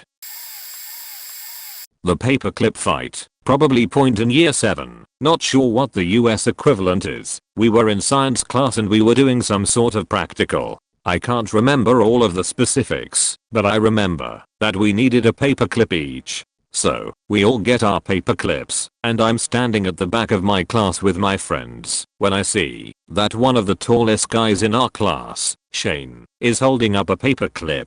The shortest guy in our class, Kyle, is trying to get it back since it was originally his, but Shane just keeps waving it about in the air. Kyle's friend, Tyler, gets pissed off about it. Now, Tyler's about the same height as Shane and pretty strong, so he's in a better position to get the paperclip back. Shane's expecting Tyler to just go for the paperclip, but instead, Tyler pushes him and starts fighting him. The two are throwing hits and kicking until they get to the back of the class. At this point, I had to move before I ended up getting hit myself, and now Tyler's got Shane in a headlock and everyone's standing around like, wait, why are they fighting? The teacher didn't even do anything to stop the fight. I don't blame her though, those two guys were pretty strong. It was one of the girls in our year who eventually broke up the fight and told them to cut it out. Honestly, I don't even remember if Tyler managed to get the paperclip back. All I know is that it's one of those school fights that people talk about even today. TLDR, guys fight over paperclip, and it goes down in school history as the stupidest fight ever. We had 3 in our school. A popular boy asked a girl to prom with a picture on Instagram of him holding a knife and a poster that said come to prom with me or I'll rap you. The backlash was insane and a few of his ex-girlfriends came out and admitted he used to ask them to pretend he was rapping them during sex, and he would joke about how slutty real rap victims were. Very messy, and he was never held responsible by anyone because they are just jokes. In junior high someone made a detailed hit list and left it in the bathroom. It had the first and last names of everyone that was going to kill on a specific date. Next to no one came to school that day, and no one could figure out who made the list because most people in the list didn't even know each other and came from wildly different backgrounds/circles. We had 2 valedictorians. One was a band kid with a squeaky clean record and the nicest demeanor I've ever seen. The other was an asshole. He was an athlete, so teachers graded him well on purpose. He would cheat on app tests. He bought essays online, was generally a typical future frat boy, and was ridiculously racist, but managed to lie his way into a full ride scholarship to Gonzaga. So, when a homeboy tweeted about asking people to take the towels off their heads in an airport, black women being only good for sex, and a whole lot of xenophobic shit, we all decided it was enough. So the entire senior class got together to ruin his life. We gathered screenshots, revised test scores, evidence of him bragging about cheating, videos of bullying and racist behavior, and evidence he bought essays. Sent that sucker to Gonzaga and posted it to Twitter and got his scholarship revoked. Honestly, I never heard from that kid after that. It was kind of faked up, but he hasn't earned any of it in the first place, and he was definitely rich enough to go to college by paying. So, I have a couple stories, one from before I actually started, and a handful from after I got there. Point to begin with, there was a student with a gun. He apparently had pulled it, though I can't recall if he fired.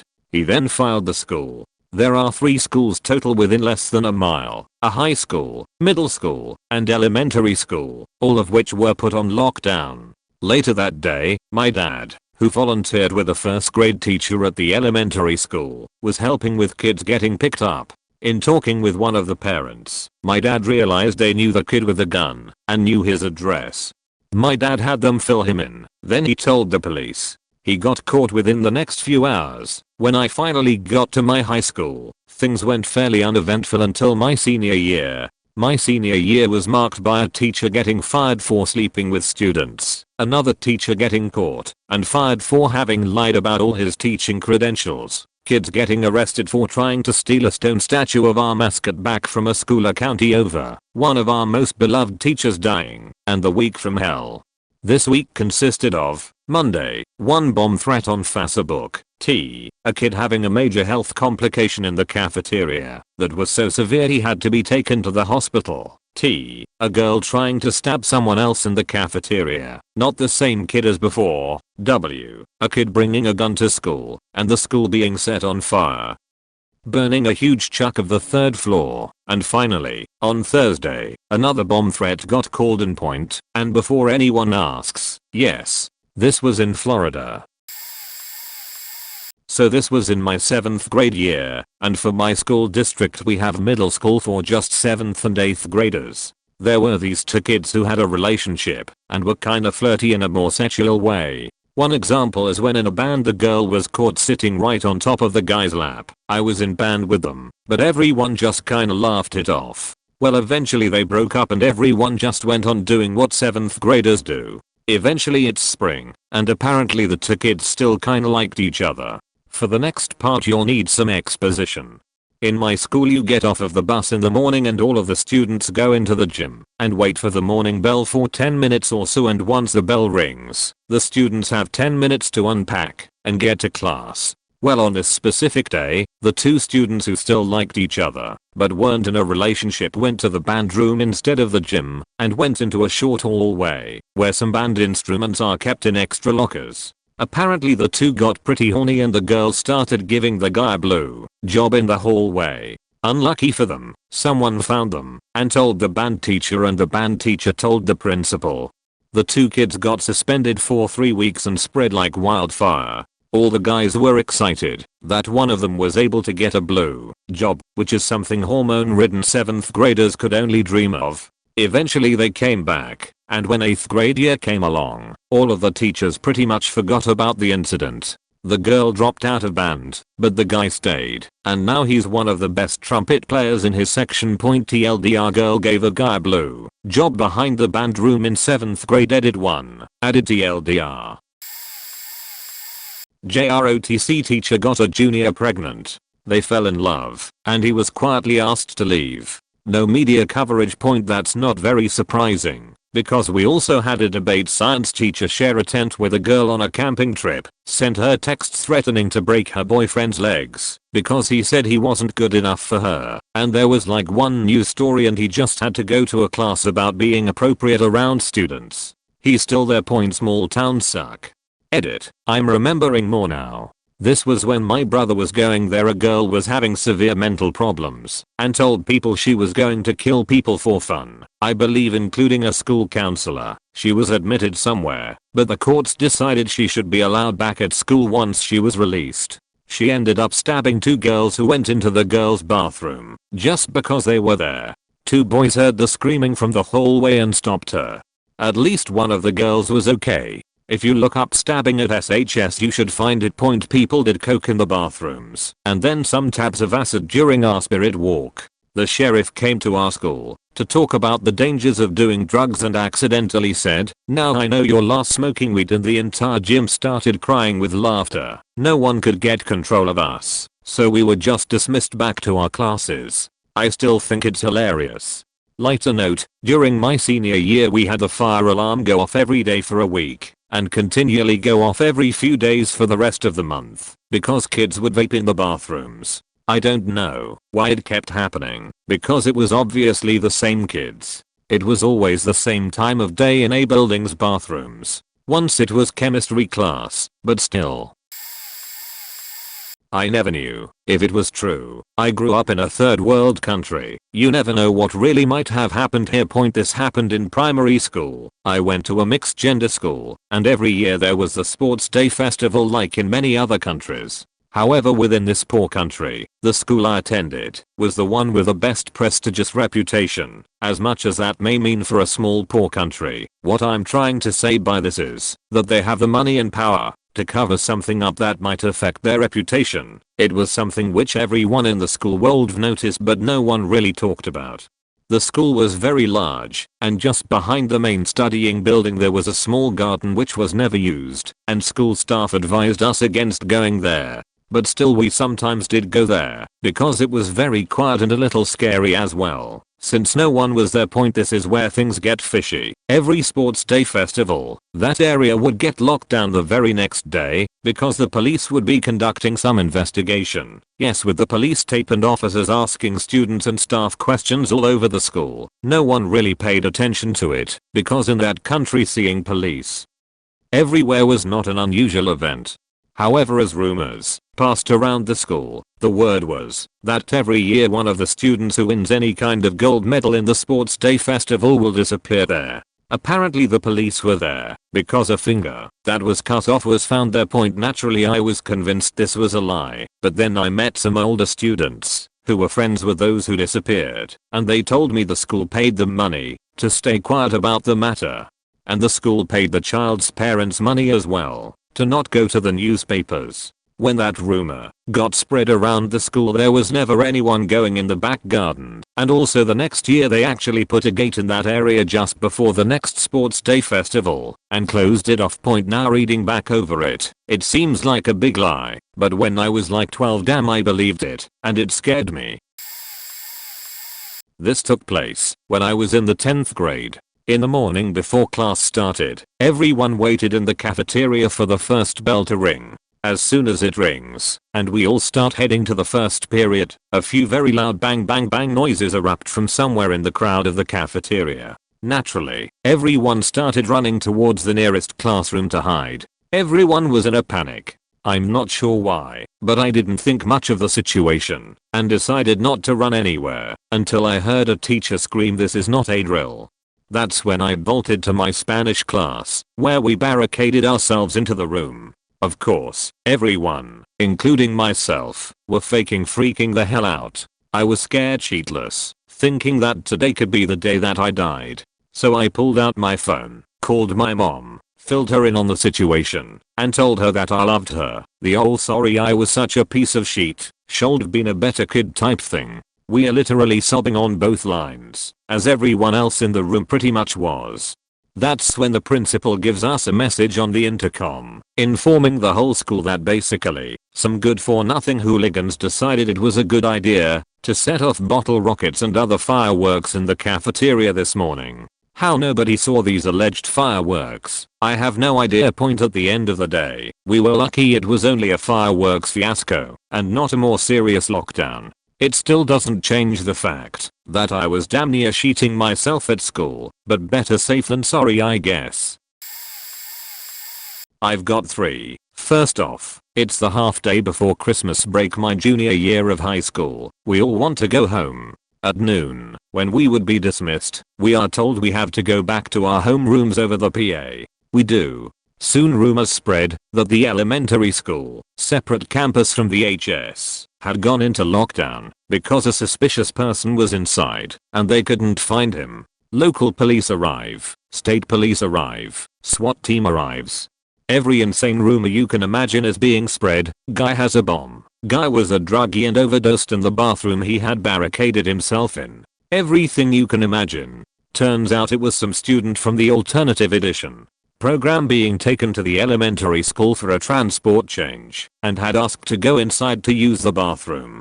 He had left before the police were even called and was outside posting the cops' arrival on Snapchat. 2. Principal gets drunk the night before graduation with a back of .24, 3x the legal limit. Gets in an accident, is arrested. School tries to cover it up for a month until someone sees his name on the court schedule. Then the school has to go public with it. When I arrived for my senior year, the principal had to apologize in front of the entire student body. It's almost a year later, and he's still there. But of many jokes, 3. Gym teacher suddenly disappears. Doesn't show up to work for a few days, then suddenly it comes out he was making moves on a senior girl for months. Asking her out on dates, giving her gifts, keeping pictures of her on his phone, etc. Turns out his ex-wife had married only 3 months after she had graduated, when he had just started teaching. He was trying with a senior girl again. School still hasn't publicly commented on this one. It's amazing how many results come up with this question if you search the subreddit lol. But anyways, here's mine. In football, we had a weightlifting coach who was clearly a southern gentleman and was actually quite nice. However, there was an incident in which there was a weightlifting group. The time was split into groups of 4 during weight room, and they were all black. So he said, "Looks like I need to get out my white hood," as a joke. So of course the players took extreme offense to this and told our coach he was coaching us and the group involved since freshman 2 years prior, so we were close with him. And the principal and head coach looked into it and then fired our coach because during the investigation, it was revealed that our coach would have practices outside of school, which was illegal apparently. So after this happened, the whole school started a hashtag and started a movement to try and get the coach to come back. Well, that never happened and nothing happened to the weightlifting coach. This was back in 2013, so prior to the intense interest in politics whatnot. Nobody else really cared about the joke. It was the firing that got everyone all riled up. Edit. Going back to the article, there is so much more to it than I remember. So our coach showed the head coach, who did the firing, that he okayed the practices outside of school. Also, it was revealed that the weightlifting coach also grabbed a kid by the arm. Jesus, I didn't know about that. Well, he's still there nonetheless, lol. Our Mercury Day. I remember it fondly. It started when I got done with violin lessons and a friend ran up to me as I left the room. He grabbed my shoulders and yelled, "We are going to go into a fake lockdown." I'm confused as to why. And then my friend brings me to ground zero. A few tables in the cafeteria are caution taped off and teachers are all talking on their walkie-talkies. A girl had came into the cafeteria with a vial of mercury that I guess her father gave her. And a bunch of kids were passing it around with their bare hands. Eventually everyone was corralled into the gym. Anyone that touched it had to wear hazmat suits and be taken to some hospital for decontamination. The shittiest part was anyone who touched it had to have everything they owned burned as a precaution. For some reason our classroom never went to the gymnasium, where 90% of the school was. We went into lockdown during 7th period Spanish at like 1 PM and didn't leave until around 7:30 PM that night. It was honestly kind of fun having a bunch of fellow classmates stuck in one classroom for 6 hours. Reports from friends say that since they were not allowed to leave classrooms, that kids were peeing in buckets in classroom closets. Best parts from the day was the girl who brought it was named Miranda. She earned the title Mercury Miranda for the rest of her days in middle school. Found link for historical accuracy. Had a teacher in high school who was caught having a sexual relationship with a student. The student was a young guy who was widely disliked in the school, but was loved by this one specific teacher. I never took any of her classes, but she was one of the most liked teachers in our school, constantly had people come back to visit and all that good stuff. One day she's taken out of school in handcuffs and thrown into a cop car during the middle of lunch, in clear view of 60-70% of the student body. Turns out the teacher and this young guy had developed a relationship. He was then instructed by one of his friends to blackmail the teacher. He said he wanted a motorcycle and said if she didn't have one for him by Friday he would go to the police. She took out something like 5 or 6 payday loans in an attempt to buy this bike and get this kid off her back. One payday loan is one thing, but the red flags are flying if you manage to take out that many that quick. Turns out the payday loan office was the one to call the cops. She lied on all of her loan apps about her income so they'd clear. She got 10 years behind bars for the encounter with the student. A day or two after the teacher was arrested, the student posted on Facebook about having to hire his friends for security, but anyone could pull up if they thought they were tough. That night they all went to the hospital with the guy having multiple fractures to his skull and orbital bones. A lot of people really wanted to kick his ass for being a dick before the incident, and a lot of the people who did felt validated because it was vengeance for their favorite teacher. My last year in middle school, on the 3rd day of school, I still remember it like it was yesterday. It was a Wednesday. This kid who went there for his whole middle school life was fed up with being bullied, and he brought a gun to the school. His plan was to kill himself. Mind you, the classroom this happened in was right next door to mine.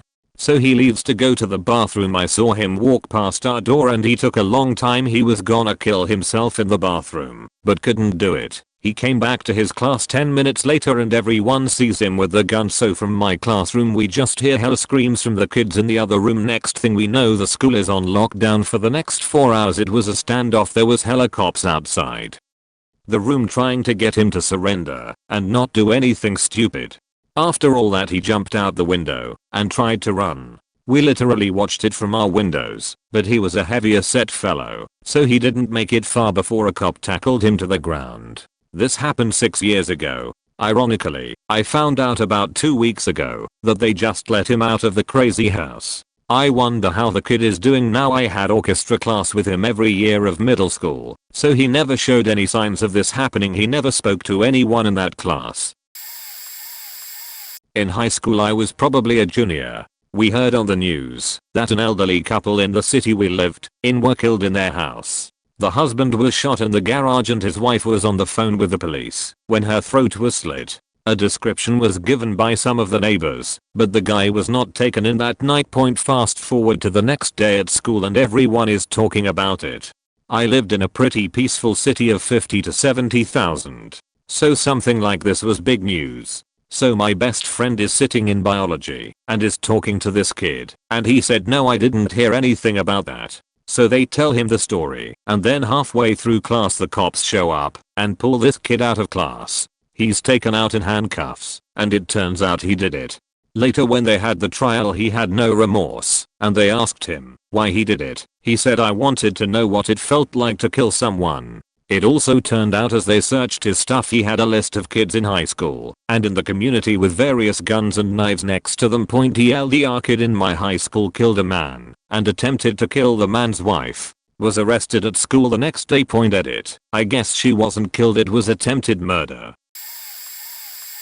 My school was pretty bad. Here's a few highlights. Bragate 1999. School dress code was very lax. Tube tops, bikini tops etc were all okay. Our dress code was mostly gang related stuff. Then in 99 they decided to add a no bra straps can be seen rule. So most girls went without and there were many new issues due to this. And our lax dress code. Major gun threat 1. My friend's brother called into a popular local radio station saying he was going to go on a killing spree at my school.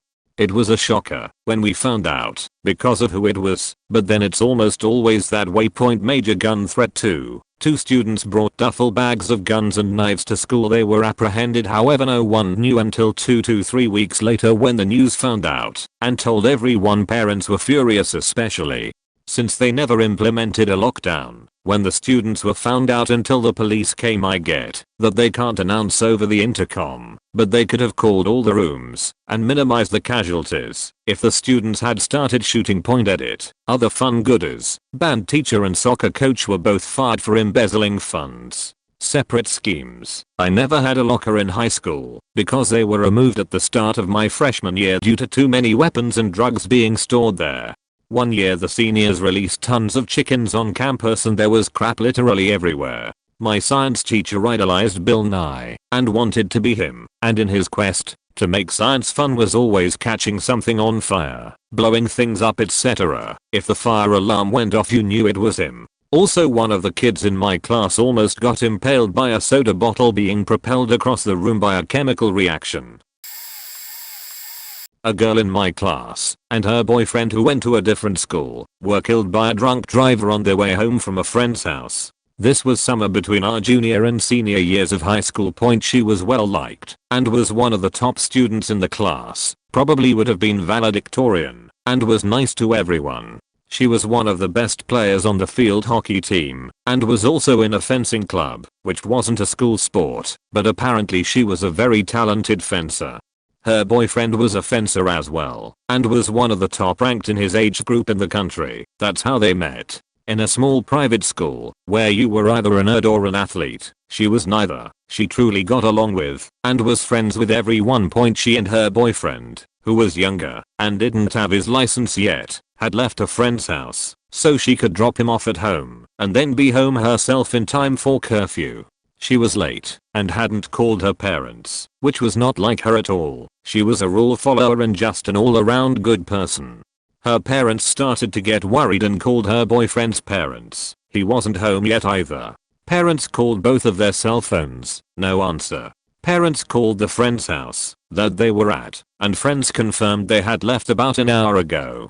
They went looking for her on the highway that she would have taken to get from friend's house to boyfriend's house and found police and fire on the scene. A drunk driver had lost control, fallen asleep, gone across the median of a divided highway and hit her car which was going the other direction. Both cars caught on fire. Students were told that they died on impact and she didn't experience any pain. The drunk driver had been drinking at a local suburbia Applebee's. Edit. TGI Fridays since early that afternoon, and this occurred somewhere around 11 p.m. The bartender served him for over 8 hours, consistently, and then he got in a car and drove, and killed 2 innocent teenagers. His back was .254, look this up. This was a major catalyst in the discussion of bartender/servers being empowered to refuse to serve alcohol and or call police if they are insistent upon driving. This was way before Uber/Lyft and the restaurant's responsibility if a situation like this occurs. There were lawsuits filed against Applebee's, TGI Fridays, and the families won and used a majority of the money to set up college and athletic scholarship funds in both of the kids' names. How about one not about such? In high school we had a 45-minute period between what was known as 0 hour and first period. It was time for buses to show up and students to hang out if their bus was early or to do homework if you had a 0 hour. Well, my friend group all sat together, like 20 or so people, in a hall right next to a group of lockers in a long hallway. So being lazy teens, while eating our breakfast and doing homework, we never wanted to walk to the garbage at either end of said hallway. Well, a week or so into the year we found an open unused locker and turned it into a garbage locker. We threw everything in there, finished with milk, fruit, bagels and any number of a million things. After only a week or so it filled up, so we locked the locker and forgot about it for the most part.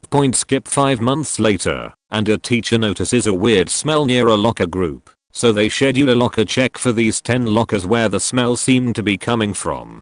When they opened it, every janitor present vomited from the smell, and so did 2 teachers and a dean. The local hazmat team was called in to clean it, while we got 3 days off school. No never got in trouble, because the reason the locker was empty was the kid had moved, and everyone who was known to sit in the area kept their mouth shut when questioned. TLDR. Rumor circulating is the teacher is hooking up with a girl in my grade, later gets divorced, and marries said girl, once she is over 18. My choir teacher in high school seemed to pay extra special attention to one of the girls in my grade.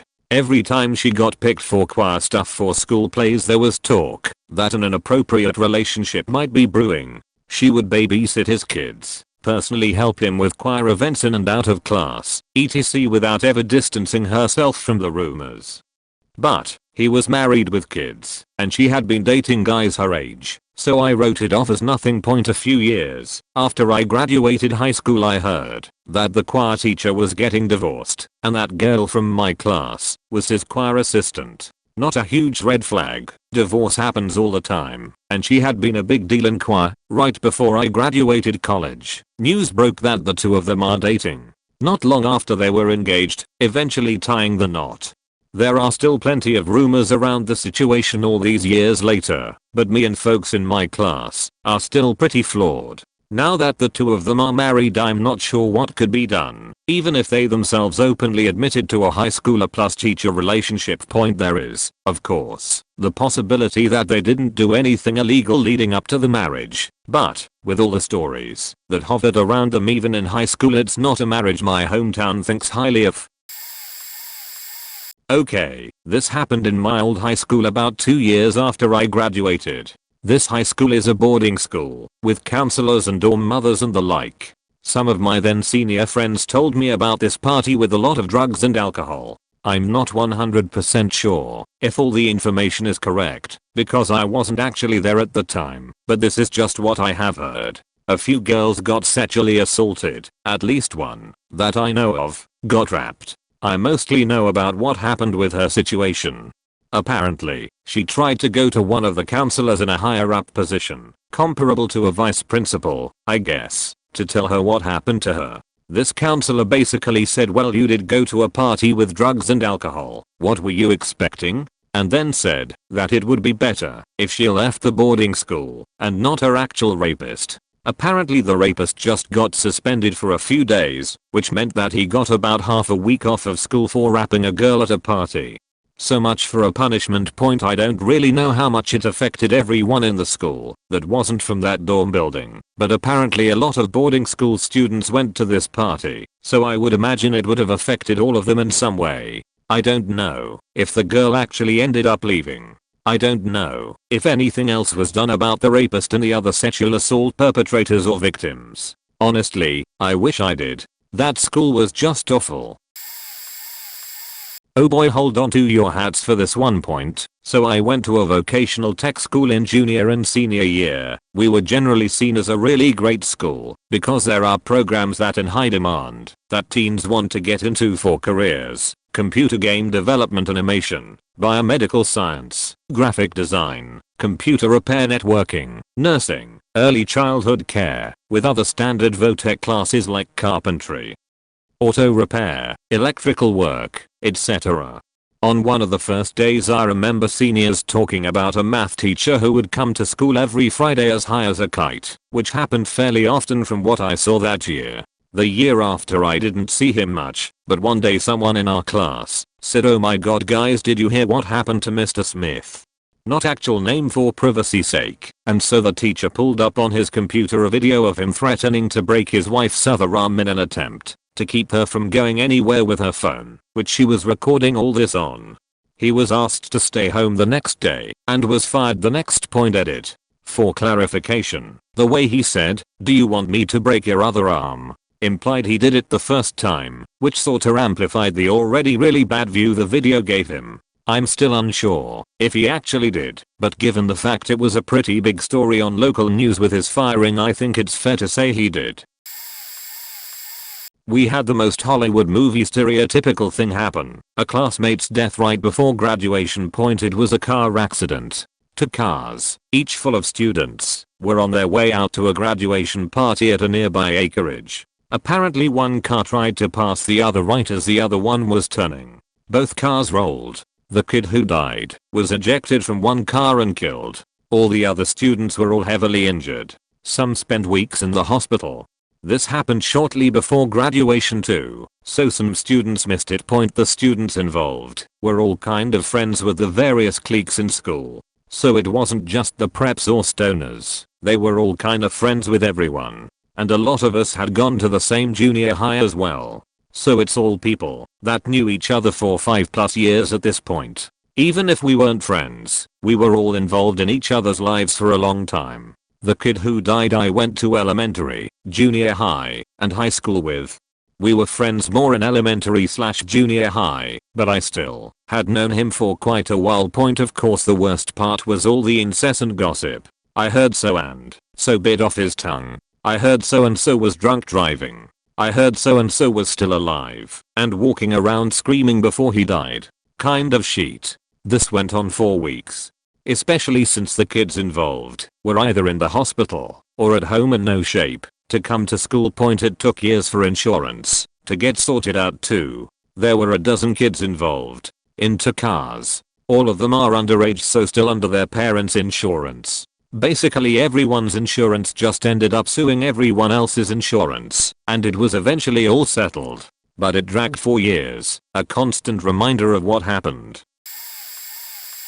Lived in a small town in the south. So small in fact that we couldn't have a high school on our own and shared with the next town over. It was a pretty boring high school from what I know and remember. No bullying, scandals, or sex rings, which I guess is a good thing. But during my junior year a girl's body was found in a neighborhood 5 minutes from my own by a mutual friend of mine. After they recovered her body it was found that she was wrapped and then murdered. Nothing like this had ever happened. I even remember it was the first murder for the town in a longest time. It hit the news quickly and was on national news by the end of the week. At school it felt that nobody could talk about it. The teachers would stop the conversations and make it taboo. But social media blew up about it. She had a lot of support and people began piecing stuff together to find who it was. One girl in my grade and the victim hated each other and recently had a little fight. Don't remember what it was about, but because of that everyone said she was part of it. Was pretty shitty for her, because she took on this me against the world mentality after that point. But after all the press and cops left, and the guy was found and convicted, you could tell everyone wanted to push it behind. Everyone just wanted to the town to go back to its cheerful little self again. I'm in theater class, and we can see into the parking lot from a hall. One student says that there are tons of law enforcement outside. Our principal comes on the intercom saying something like "Attention students and faculty, we are now entering lock," and then he cuts off. Keep in mind that our school is always transparent about when drills were scheduled. There was no drill for that day. A few terrifying minutes later, he comes back on. Faculty and students, do not leave the classroom. We are entering lockdown. We were kept in the dark, literally, about what was going on. He comes back on a third time. We are getting reports of bombs placed on campus. Do not leave the classroom and stay hidden and quiet until further notice. SWAT teams will evacuate the building slowly over the next hour. 3 hours pass before the SWAT team gets to my room. We are escorted out and across the campus to the nearby middle school, where there are tons of parents anxiously waiting for their kids.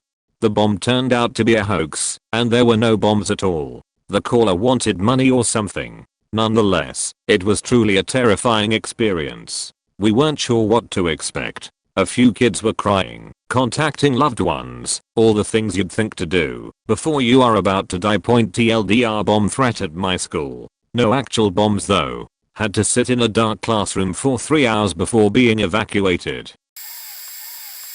I had a networking teacher whom I'll call Mr. F. Mr. F had been at the high school for nearly 30 years and was a very odd man. He was very smart with stuff like protocols and explaining the basis of networking to students, but had an extremely odd way of teaching. I never knew if he was serious or not when he berated teenagers, because he would tell kids the oddest things like go stand in the corner like a tree if someone was caught talking.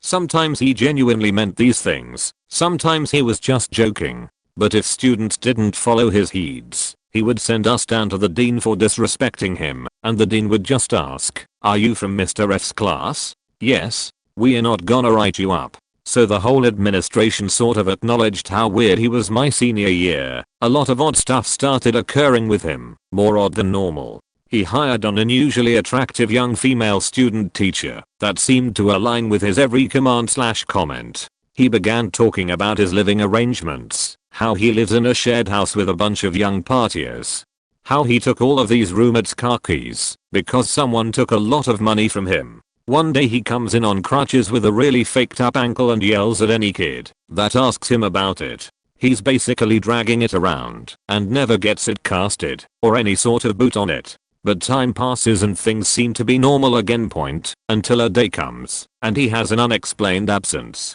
And the next day, and the day after that, his student teacher becomes pretty unsettled, as if she knows something has happened, but can't say, or isn't 100% about it. All of a sudden, we hear an announcement from the school that Mr. F has unexpectedly passed. No announcement of why or how. The first any students find out about it is in a local newspaper that Mr. F was faking stabbed 30 times by a prostitute. Somehow he posthumously made it into our school's Hall of Fame. All of this being said, Mr. F could not have gone out in a more fitting way. And, now that I'm writing this all out, I'm finally making this connection that my young innocent brain couldn't make before. My networking teacher was probably a pimp. When I was in high school, senior videos were a thing. My friend was in charge of ours, so as part of it, we did a little Mission Impossible-esque skit where we dressed as spies and I used a bomb to blow up the door to the teacher's lounge to steal some documents. It was cheesy and lame. Unrealistic bomb used in the video was approved by the principal. Video was made. Video was shown to the entire high school near the end of the year. People laugh. Life goes on. Last week or so school comes along, and out of nowhere the entire school, K-12, is evacuated. We're all standing around a few blocks from the school kinda freaked out when teacher/administrators start explaining what is going on. When they explain that a bomb was placed outside the high school office, I kind of freeze up. I immediately find my friend, who is instantly horrified when I ask her what she did with the bomb from the video. Turns out it was never destroyed, and one of the kids who was regularly in trouble took it and taped it to a wall outside the office as a joke. A different teacher ran across it and immediately escalated it as a legit bomb threat. The other kid was basically removed for the rest of the year and unable to walk at graduation. Thankfully not sent to prison, and my friend and myself were harassed a bit but otherwise came out unscathed. The high school in our town was pretty wild because of how much went down in such a small town. When I was in 4th grade, a bomb threat was called in across the street at the high school. Both of the schools were put on lockdown for several hours while the school was searched. SWAT, bomb robots, you name it.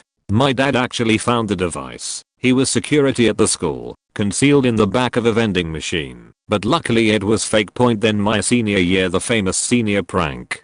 I don't know if other schools do this, but every year there would be a senior prank where seniors would sneak onto campus and do harmless stuff like TP trees and silly string windows. However, my class went crazy. They glued several locks around campus, spray painted several buildings. They stole a stop sign, spray painted "fuck it" across it, and planted it in the middle of the common yard. They even chopped down some trees on campus. It was several $1,000s worth of damage, and I think even set a record for damage done to a campus. All of the news that same year, a whole ring of kids was busted for hacking into a teacher's computer and changing grades. These were also seniors and some didn't graduate. The leader was arrested. Because of these two events, several teachers boycotted the graduation because of the seniors' reputation. Also the same year there was an attempted school shooting. A kid got some guns, I'm assuming from his parents, and was going to shoot up the school. A friend of his snitched though, and the cops stopped him right next to the campus as he was headed to school. He got in a shootout with the cops but was shot. From what I remember he survived though. We were in our classrooms on lockdown and could hear the shots. School was rough for a few days after that. I ended up speaking at a city council meeting about how unprepared the staff were for that type of situation. Our school used to have a big boulder called the Spirit Rock. Students could spray paint it to match whatever season/event/news was going on. A school spirit bulletin board point a week or so before the 2016 election. Student government hosted a LGBTQ student acceptance day with purple shirts and rallies, and the rock got painted tie-dye-esque. Homophobic/transphobic hick kids at our school made their own yellow shirts and started harassing people participating. Lot of fights. The day after Trump was elected, some of the yellows snuck out to the rock and painted over with black, no flags, no Murica, and just wrote, "Trump wins" or something like that. Students got into a painting war, with student gov painting it back, and some anonymous kid sneaking onto campus at midnight to paint over it. Lots of outrage.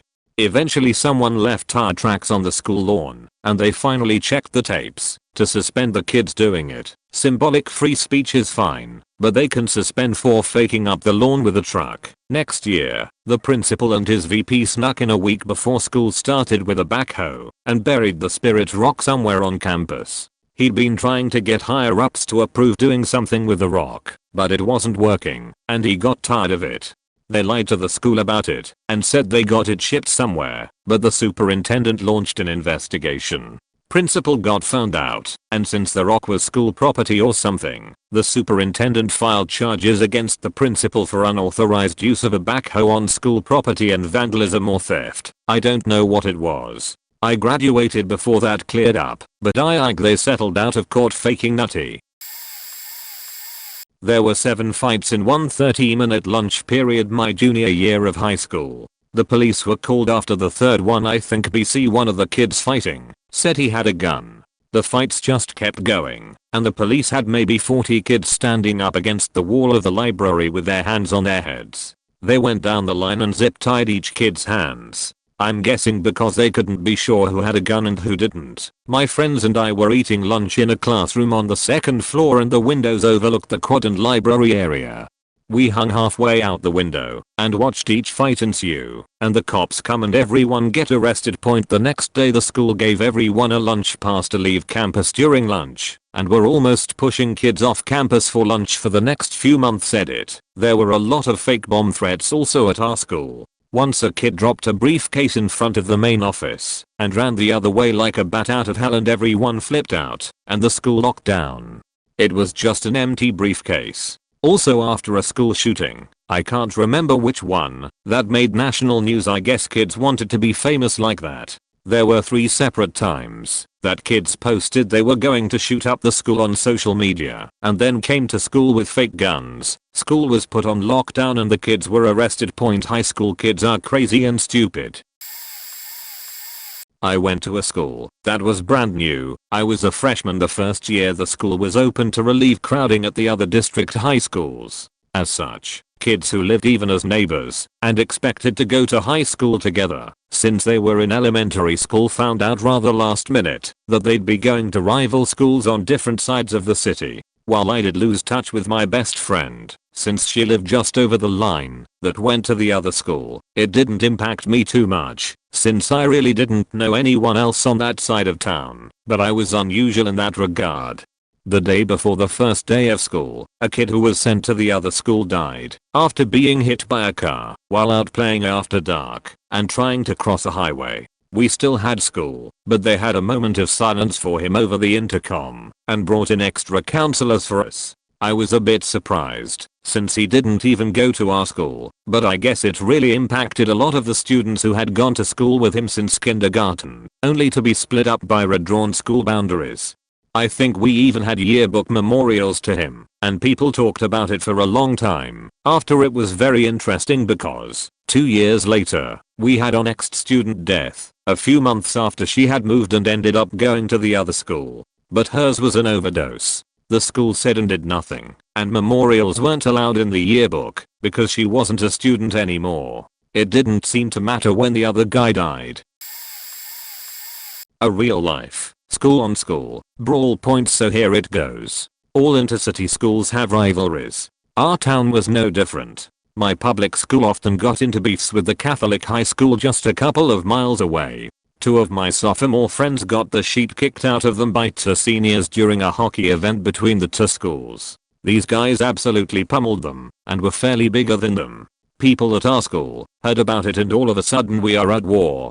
A week later my entire school networked and decided at 1 PM the entire place was gonna get up after 6th period, bail on final class, march over to the Catholic school and basically fight the entire student body. We had almost 1k kids attending that year. The rival school finds out, and boom. We have a scheduled melee with like 2,000 high schoolers. Naturally the teachers find out and alert the cops. They come on the loudspeaker and say anyone who leaves school before dismissal would be put into custody immediately. Hundreds of kids still get up and march into the streets. For 2 miles the streets were filled with students getting popped left and right.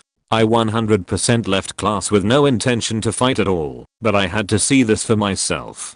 Cops don't arrest us, just tell me and my friends to go back to school or else. Few students get suspended. Nobody talked about it again. My hometown is in Western MA. People are faking mental in Western MA. I went to a boarding school where I lived with about 100 other guys in a dorm on campus. We were required to do quarterly fire drills, and these could only take place after our 10 o'clock curfew, so that they would know where people were if they were missing. Around 11 in the evening towards the end of October, the fire alarms went off. We were all pretty sure there was gonna be a drill that night, so it didn't faze us. We brought our jackets out, since it was freezing, got counted, and went back into the dorm. My roommates and I figured that was that, so we started working on our homework. We were all working on different projects, when around 1 in the morning, the fire alarm went off again. They never do drills past midnight, because they assume we are all asleep by then, so we knew this was the real deal. We put our shoes on and went outside to the area where they did a head count. There was acrid smoke coming out of some of the windows in the C wing of the dorm and a bunch of people who lived there came out coughing. One guy was in the middle of a shower and came out barefoot in a towel. The RCs ask everyone if we know what happened, and one kid admitted, a bit off to the side, that it was his fault. He had tried to make easy microwavable mac and cheese, but he had somehow forgotten to add water. The cheese powder is explosive, go figure, and he blew up a microwave in the C-wing kitchen. The firefighters arrived, turned off the alarm, and we were allowed to go back in. Everyone was in a bad mood after this, so I just decided to go to sleep. Some of my roommates had to keep working though, so they stayed up in another room. Around 3 in the morning, I was woken up by another fire alarm. We all rushed outside again. You could feel how displeased everyone was at being forced out at 3 in the frigid fall morning. This time nobody said what had happened. The firefighters showed up for the second time and went inside. This time, the fire originated in a wing. When the firefighters went in, they saw the source was again a smoking microwave. They told us that this time, inside they found a half-melted fork. Some absolute genius had microwaved a fork at 3 in the morning. Most of the students found out who it was, and we were none too pleased, but the administration never did find out who it was that caused us to evacuate at 3 in the morning. TLDR, dubious dumbassery led to 2 exploded microwaves and consecutive building evacuations, one from instant cheese powder, and on from a fork. I went to a trade school for the better part of a year with 2 good teachers and 2 bad ones. One just never went to teach, and the other seemed really normal and friendly, even taking the deadbeat teacher's place when he wasn't around. But we noticed some strange things, like random pieces of equipment taped or glued together in the shape of pipes, missing equipment, etc. Then I went to the break room to get a snack. As I was leaving, 3 or 4 of my classmates also tried to get a snack, and as I was leaving there were some surprised laughs, and they called out saying, "Hey, me, is this yours?" It turns out it was a little baggie of crystal meth. Fell out under the lip of the vending machine like it was in a cheesy 80s drug dealer flick. Another classmate who is significantly older than us goes to the table and examines it thoroughly, in sheer surprise. He confirms, "Yup, that's meth." Of course we were going to turn it in. It had our fingerprints on them, not mine. I wasn't that stupid. Turns out it was the normal teacher's meth, but he didn't buy it, he manufactured it. They found his wax machine. I still don't know what exactly that is, just that it helps make meth, and a video of him tripping out. It turns out that before this he was a chemistry teacher and applied what he learned.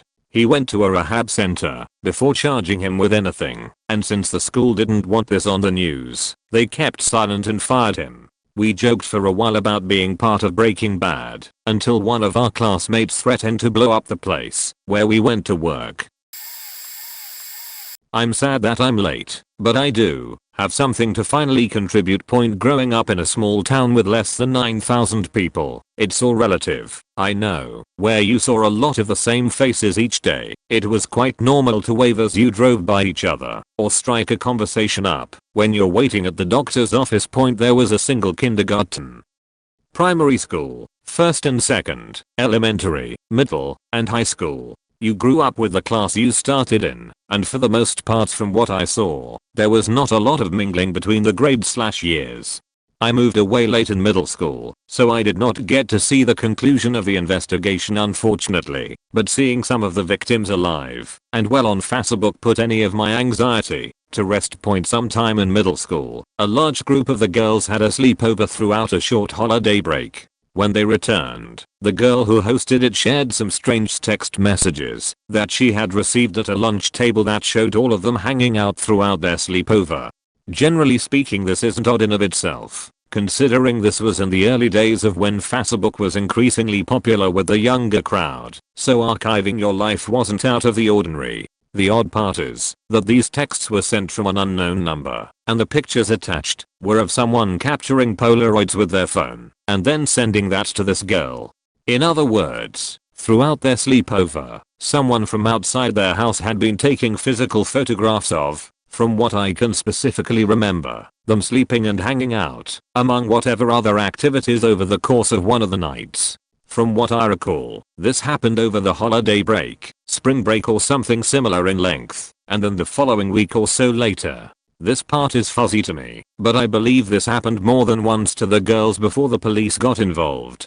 At the time, the girls weren't freaked out. I suppose this was more jarring than anything, considering this isn't a normal thing to deal with for middle schoolers from a small town in rural Texas. But as the weeks went by and parents and police were involved, an investigation went underway to seek answers for whoever is responsible for the photographs. I moved to the larger city in the area and lost contact with all of my friends there, but all of these years later I get them as recommended friends, and they all seem to be doing well. If I had to guess, it was probably a high schooler who had nothing better to do and just wanted to scare some young girls, or perhaps it was a more nefarious reason I'm not aware of. But for about a month or so, the only thing that mattered were the updates to the investigation.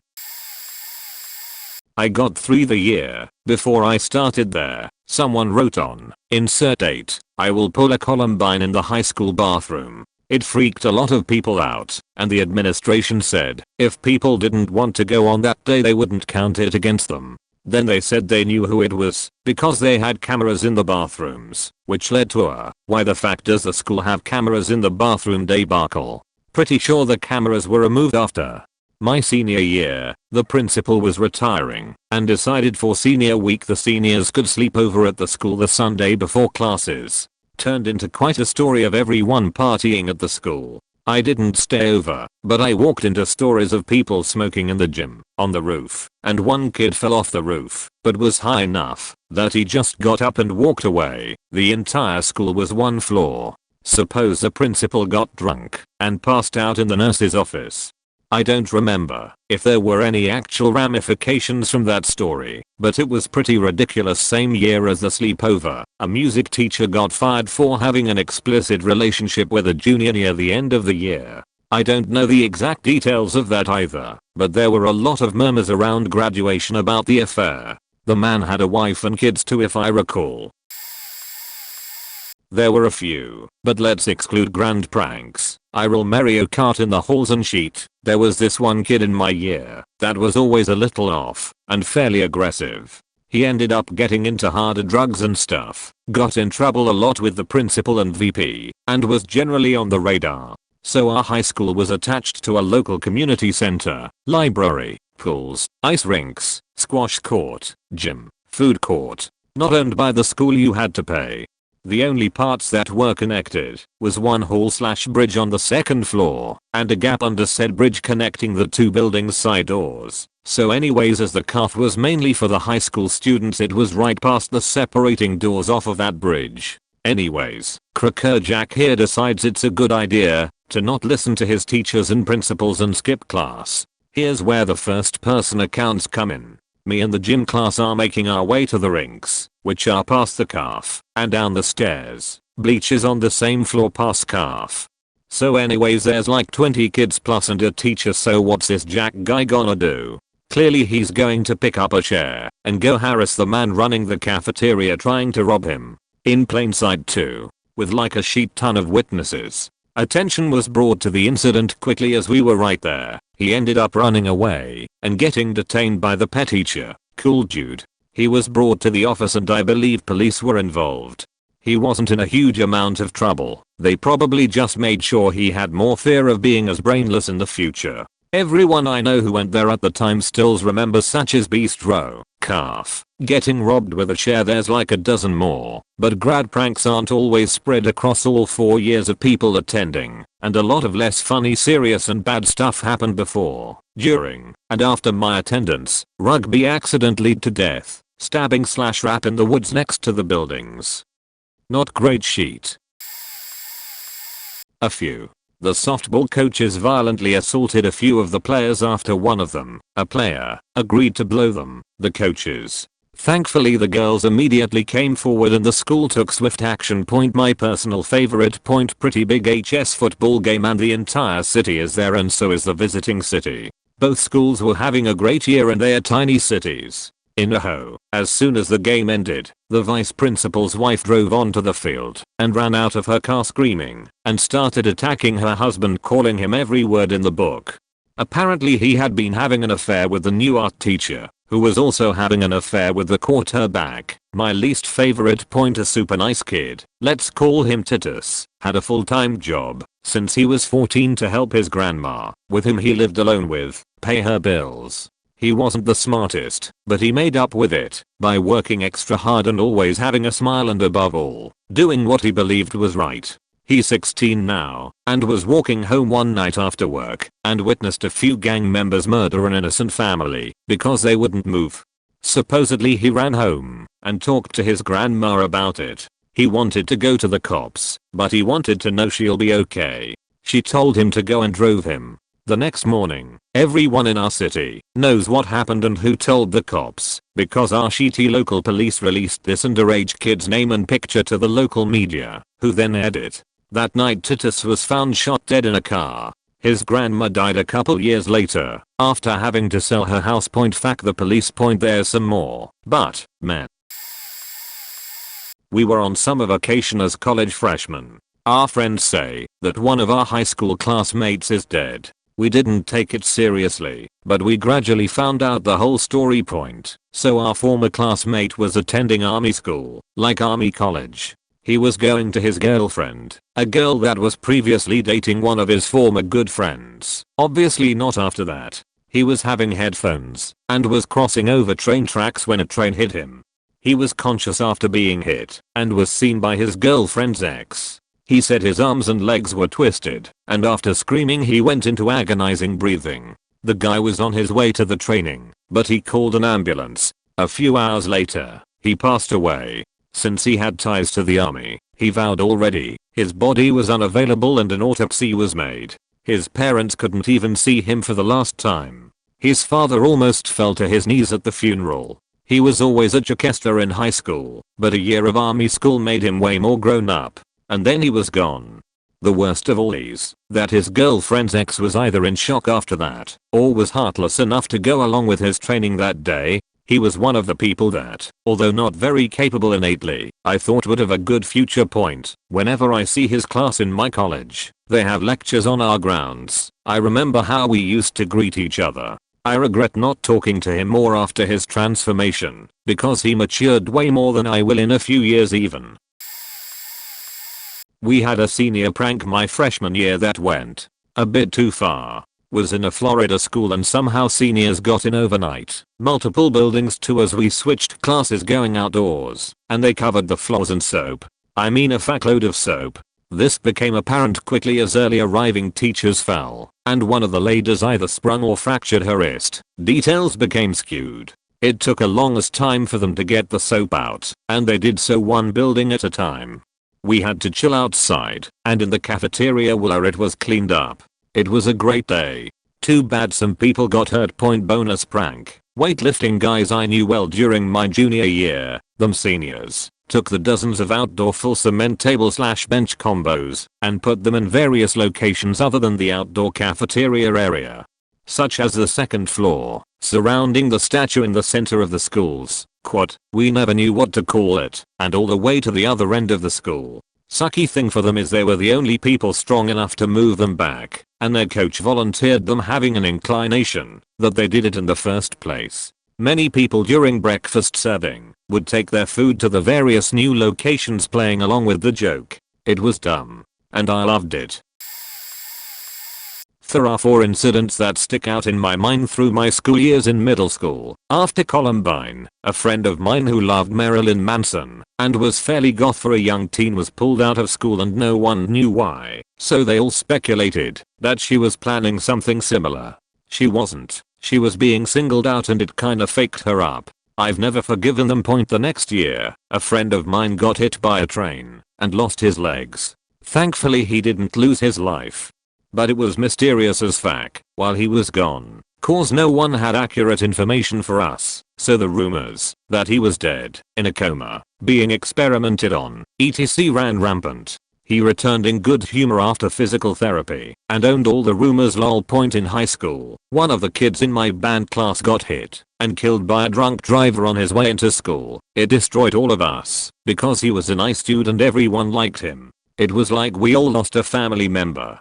And finally, to end on a lighter note, my senior year of high school, some freshmen were going to burn down the school over spring break by leaving trails of oil in all the hallways and lighting them, leaving the science room gas lines open, etc. Except the kid was an idiot and used cooking oil, you know, the kind that doesn't just burn, and also didn't turn the gas valves the right way. So all that happened was all the carpet was ruined by the trails of oil, a broken window, and a bit of scorched carpet that didn't stay lit. School was fun. I don't remember anything from high school, but my first year of college I and a friend befriended our speech professor. He gave us a lot of time to discuss our ideas on things, even though it was an evening course, and he was very nice and charismatic, even though he was older. Had a nice family and kids too. After a point he started to tell us about a job opportunity he was trying to get together for students to teach English to people, and my friend and I were ecstatic about the chance.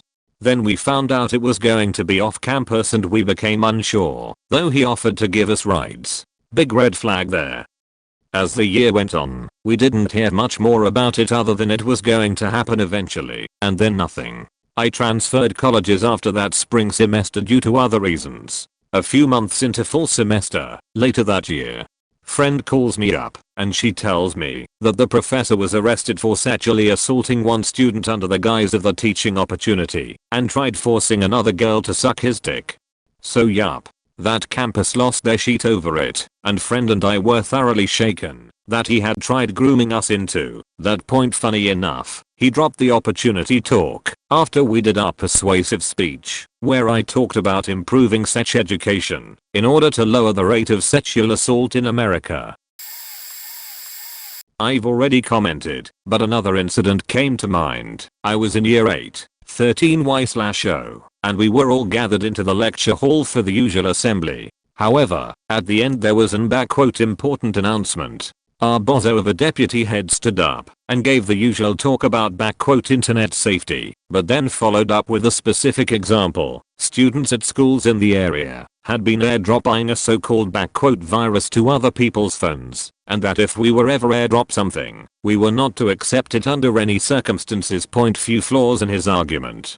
First of all, it's hard to disguise viruses as a video or a photo, and secondly, iPhones don't get viruses. So, the students did what they do best, disobeyed the rules. It was soon discovered that what school was actually trying to hide from us was a good old piece of child pornography. NSFW warning, specifically a 13-year-old girl putting her 2-year-old brother's penis in her mouth. As a joke. Now I obviously don't condone this at all, but I was honestly disappointed at how our school dealt with the issue. Especially as a neighboring school, which was worse than ours, had a full assembly on child sexual exploitation etc, and how to avoid these things from happening. We just got told "lol, it's a virus, don't download it." And so, loads of students got a lovely sight thanks to the school's useless approach. Anyway, the girl's life was probably ruined, and we haven't heard much about it since, but still like to have a laugh about getting a virus over airdrop. Sorry if I gave you a bad mental image with that one, but holy shit, some weird stuff goes down here.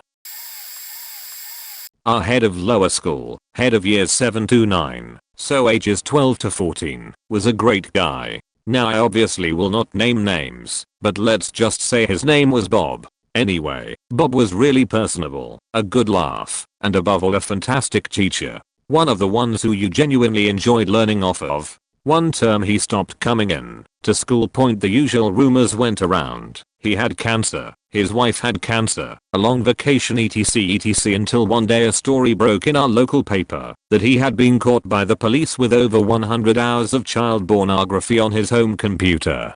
Additionally, he had been grooming a disabled child on internet chat rooms and had molested, if not raped, him in the woods. While none of the incidents occurred on school property or with school children, it naturally blew up at the school. The jokes from pupils got so bad, I recall a guy went through the school archives and found a load of images of him and subsequently photoshopped his face onto Santa with the phrase "he sees you when you're sleeping. He knows when you're awake," and blazoned over it that the teachers threatened anyone who joked about him with detention and a police visit if the jokes suggested he'd molested someone at the school. This all happened when I was in year 8, but all the way through to year 13 the cries of Bob would ring out whenever something mildly sexual occurred, whether in lessons or outside of school. High school. The entire student body, 2,000 plus students, was evacuated from our school and gathered onto the football field. Instead of having us all in dozens upon dozens of separate classes of 30 in our massive 3-floor campus, they gathered all 2,000 of us and put us on a 53x 120-yard bit of turf for a bomb threat. While we were all murmuring about the stupidity of picking us together for a bomb threat, but thankful we weren't in math class, a staff member came over the stadium loudspeaker and announced something along the lines of, "Town name, high school students, thank you for your patience. We made the decision to pull you out of class due to the discovery of a suspicious item consisting of a water bottle, a cork, and a screw. We hope to return you to class shortly. Thank you." In the meantime, a close friend of mine who I'll call Mr. Hetfield was escorted by numerous police officers to the location of the infamous IED. It was his construction. The faking bomb squad had him defuse it. So while 2,000 students were soaking up the sun, he was defusing a water bottle with a cork and a screw as the bomb squad braced behind him. Mr. Hetfield was trying to make a rocket model or something for his engineering class, and he got a C on the project. He's now a legend at school. Another friend of mine honored his contribution to the school day by making a replica of the high explosive, which was promptly taken away by the school administrators. Overall a 10/10ths experience. Oh cool, I got a few of these middle school. One kid got caught rapping his autistic sister in 6th grade and moved away middle school. 2. I had a sword, wooden one. We had a Japanese swordsmanship class thrown at me and my friend by a weeb with anger issues. This kid was mumbling about my power, I can feel it increasing, but when it came time to practice our forms the teacher said he was doing it wrong. This set him off, and he threw the sword at me and my friend. I dodged but it hit my friend in the shin and my friend yelled at the kid until he ran out of the school. Middle school 3. Severely autistic kid asks out girl. Girl says no, she has a boyfriend. Kid freaks out and starts talking shit to other people. Follows girl's boyfriend. He's actually chill into the school with his fist up. Me and another kid saw this and told the boyfriend to turn around. Autistic kid ran. Flash forward a few weeks. My grade is going to Washington for an overpass. Autistic kid says he's going to rap the girl on the trip. Nothing happens. High school. A kid from the city nearby who routinely gets shot at on his walk home brought a gun to school to protect himself. It falls out of his bag in the hall. One more personal one. It only affects me and my friend but it's embarrassing. In middle school I asked my friend to the 8th grade dance. Over text, as friends. Danced with her to one song. We kinda looked at each other and realized this wasn't going to be fun if we danced again. So we went off and played Cards Against Humanity. She saved the text and if we ever start busting each other's balls she pulls it up and I honestly have no response because I was so faking cringy. TBH so will she but yeah no. German teacher at my high school was arrested for sexual assault on a child. This happened at the very start of my senior year, 2013. There was a heavy police presence. Around the end of first period, probably at the passing period, we all saw him being escorted by police, in handcuffs. I'm sure that to this day, there will be debates on if he's guilty or not. Half the school loved him, thought he was the best teacher. Other half, including myself, saw it coming. He was the kind of teacher who wolf whistled at male students. I was in his class once when a male student asked if he could change into his soccer uniform at the end of class. Teacher allowed it. When he came back, the teacher whistled at him and appropriately pointed. Was also pretty well known that he would cup check male students. Basically tap someone's balls for no reason. A close friend of mine at the time was actively messaging this teacher on Grindr. His profile picture was a mirror selfie in the school's uniform, clearly displaying the school's name and logo. I'm pretty sure this friend was pretty involved in the investigation. I know these examples aren't necessarily sexual assault, but it's what I've known. I'm sure a lot more happened between closed doors, and a lot more that can't be known publicly. I'm also sure these types of things aren't very uncommon. This just happened to be one of the bigger things at my school. Aside from the one student death, of course. Literally 2/5 days ago and already easy to confirm as the incident of the century. I'm a senior and the person in question is an 8th grader. My HS is weird and has 8, 9, 10, 11 and 12 graders all in the same building. This kid gets ticked off when some of his classmates make fun of him. He opens a chroma book and writes a hit list of people he's going to kill when he shoots up the school. He lists the day of the shooting as next wed. He does all this on his school account in class.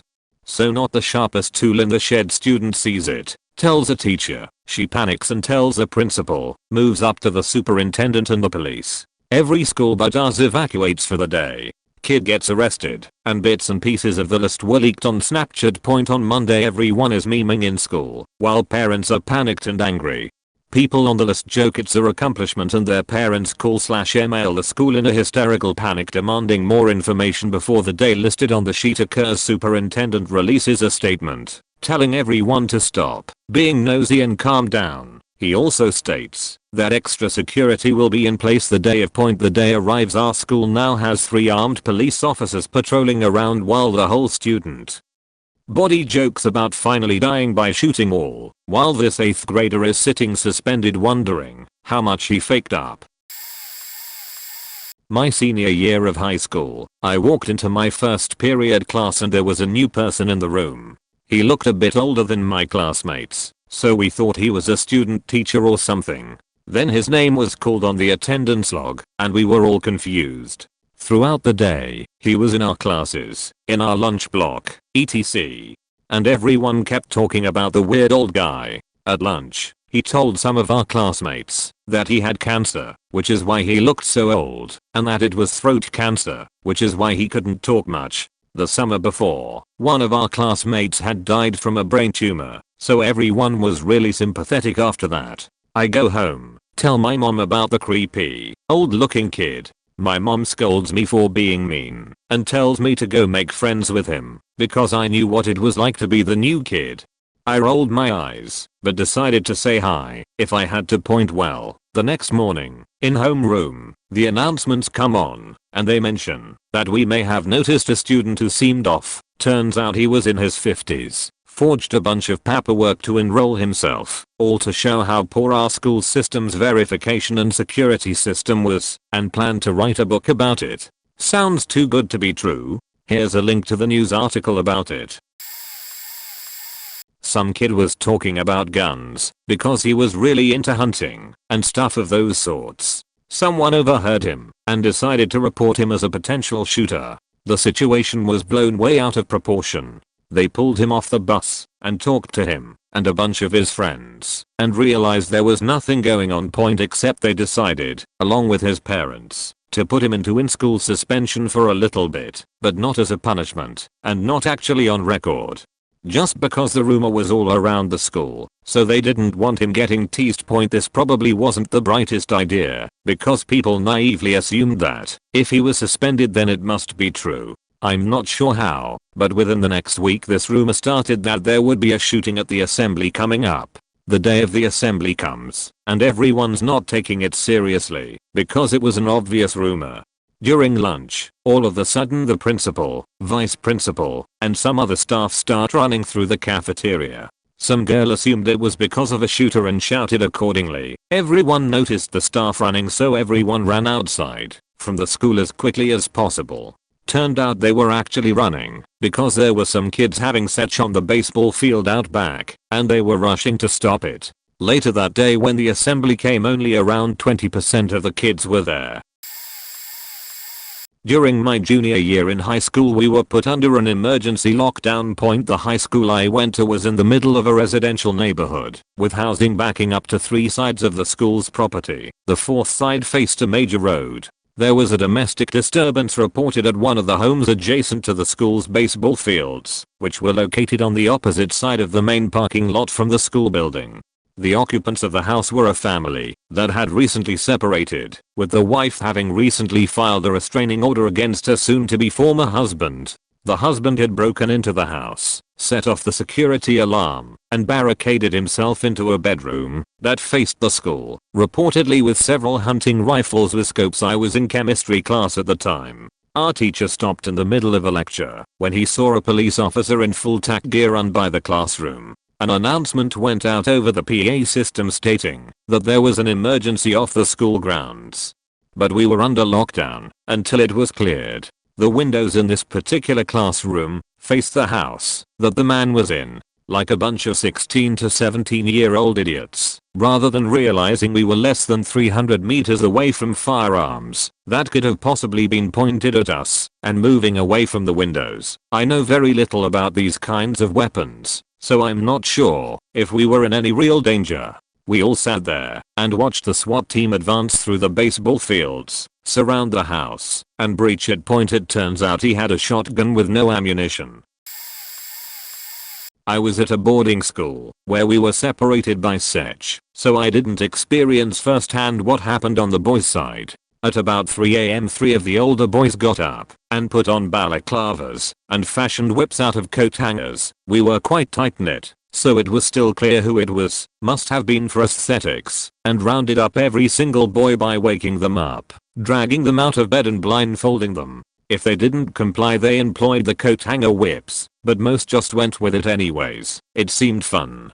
They rounded them up into the smallest possible room they could use and stuck about 40 kids in there. Nobody knew what was going on until some 11-year-old texted his mum with "You'll never guess what we are doing right now." That mother promptly called the head of house to intervene. None of the staff had known anything until then, and they were unsure how they'd even allowed it to happen. The 3 ringleaders were suspended for 2 weeks. It was a bit of harmless fun, so I still don't see why the punishment was so harsh, but I think they touched a nerve with the teachers. A few years later a girl left school on the weekend for a party that pretty much the whole year group attended. She ended up very drunk and paramedics came to the scene. She couldn't remember anything apart from the city she lived in, which confused the paramedics as it was hundreds of miles away. She only then remembered the name of the school and was promptly driven back by ambulance to the medical center. The staff were furious, and it was the last big party we really had. I have a few other incident stories as our school was so big something remarkable happened every few years. Okay, this happened last year and you're going to need context. TLDR is at the end. I apologize for formatting, now I'm on mobile. Anyway, so I go to a small high school. The grades range from 85, mine, to 111, the grade below me, in a rather affluent area. Now due to this, we have a huge vaping problem, as kids have easy access and have means to get them. We also have a drug problem, just not as big. Being such a small school, word spreads quickly. Last year was not a good year. We had one kid come to school on Xanax, and a teacher literally chased him down and caught him. A couple of years back we had a then freshman, grade above me at the time, commit suicide. This year one of our new students, at least the rumor is now, drew a swastika at a target. Anyway, almost all the school's problems are linked to our drug problem. Due to our small size, I would say around 50% vape, 50% don't. And last year, a new kid in the grade above me, he did drugs, decided to threaten the school shooting. He had already been expelled from 2 other schools and suspended from ours twice, as well as multiple detentions I assume. Being a small school, word spreads quickly, and it reached the school. They, and correctly so, took the threat with 150% certainty. His locker, both gym and normal, were searched. Local police arrested him and did their standard searches, and for the next 3 weeks there were always at least 2 cop cars next to our school. The threat had all sort repercussions. We used to have a fully open campus, but as time went on only seniors with cars could leave.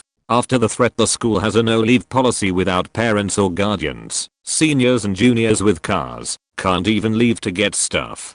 Last year during the walkout the school wouldn't let us go outside, so we ended up doing it in the auditorium. Now again this year, the school added to the changes has begun changing windows and such. But this year some middle schooler which is connected to the HS. Our school used to be the only one in our area, and so we were huge. But in 1990s the final village that didn't have their own school opened one up. So now we are 2 villages, one of 1,000 and one of 8,000. So the science wing was taken and turned into a middle school, which used to be in what was the old HS I believe, decided to threaten another student. Now y'all probably thought those 2 school shooting threats were it, but nope, they are just from the last decade. During the 80s I believe, a student was convicted of murdering his parents.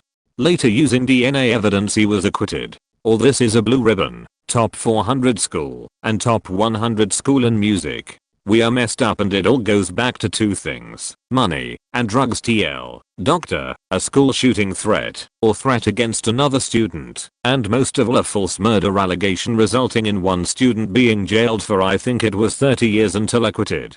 Before my time.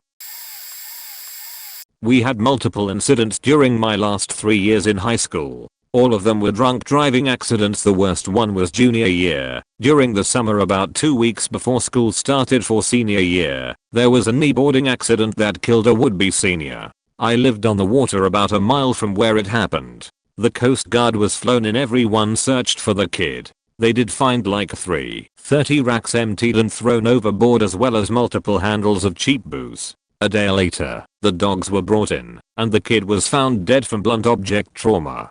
An investigation was launched regarding the kid's death as the eyewitness reports from the kids involved said that he went over awake and disappeared. A Facebook group was found that led to the discovery of how they got booze, and stuff just unraveled from their point. The boat was stolen by a student. He worked at a marina, and him plus the party drank so much on the water. During a kneeboarding pass, the kid kneeboarding, the one that got killed, fell off and started arguing with the driver. The driver got mad, yelled some stupid drunk stuff at the kid, and played chicken with the boat. He didn't turn quick enough and hit the kid with the faking boat. Killed him. Right there. Eventually he went to court and was charged with second-degree murder and a bunch of other charges. Bail was $100K, abstaining from drugs and alcohol, and random screenings. That was in December. In April he was pulled over for drunk driving and arrested for resisting a chemical test. He was brought back into court and given 5 years jail time. It was faking wild.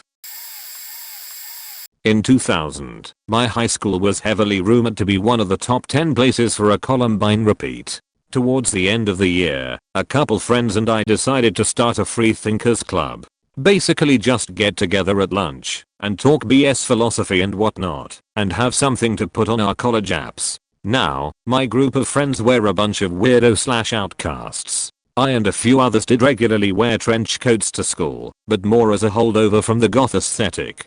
Also, as a bonus, I could fit a hard copy of any Wheel of Time book in the pockets. A couple of days before our first meeting, one of our friends made a t-shirt to promote the club. On a white shirt with red paint he wrote "This Friday" on the front, and on the back "Free Thinkers Club Room 302. However, when walking around with a backpack or coat, all you could see was the "This Friday" in menacing lettering. This freaked a lot of people out. A bunch of people didn't show up to school that day, and we had about 10 undercover cops in Hawaiian shirts and backpacks roaming the campus. Another guy I knew, but wasn't super good friends with, decided to kick it up a notch. He came to school that day all dressed in black, long black trench coat, black gloves, dark shades, and a duffel bag with a lock on it. At lunch, he sets down his bag and pulls out a massive tripod and takes his time setting it up. A couple of the Hawaiian shirts start to spread out around him. He then pulls out a camera with a giant lens and all his friends yell, "Don't shoot, we aren't ready yet." They all climbed on a bench while he took a couple pictures. Don't know too many of the details after that, but he got suspended. My friends and I were pulled in to speak with VPs and explain about the club, etc. There were two major ones in my HS. This one made local news. A beloved teacher who was nearly 60 was sent to the rubber room, a place where you do nothing but you still get paid, for allegedly throwing a piece of chalk at a student to get them to pay attention. The news spread like wildfire, and every student ditched a test that same week to protest teacher suspension, and some told stories how the teacher would both tutor and shape the school's curriculum for the better.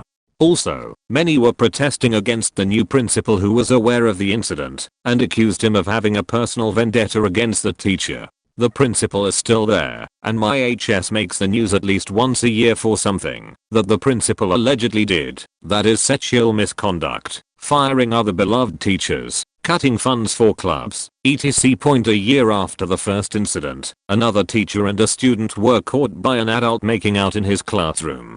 He was sent to the rubber room while she was absent for a week. Came back the following week wearing no makeup and was back to wearing a hijab after giving it up freshman year. The evidence supporting the relationship was they walked to and from the school every day as they happened to live in the same neighborhood.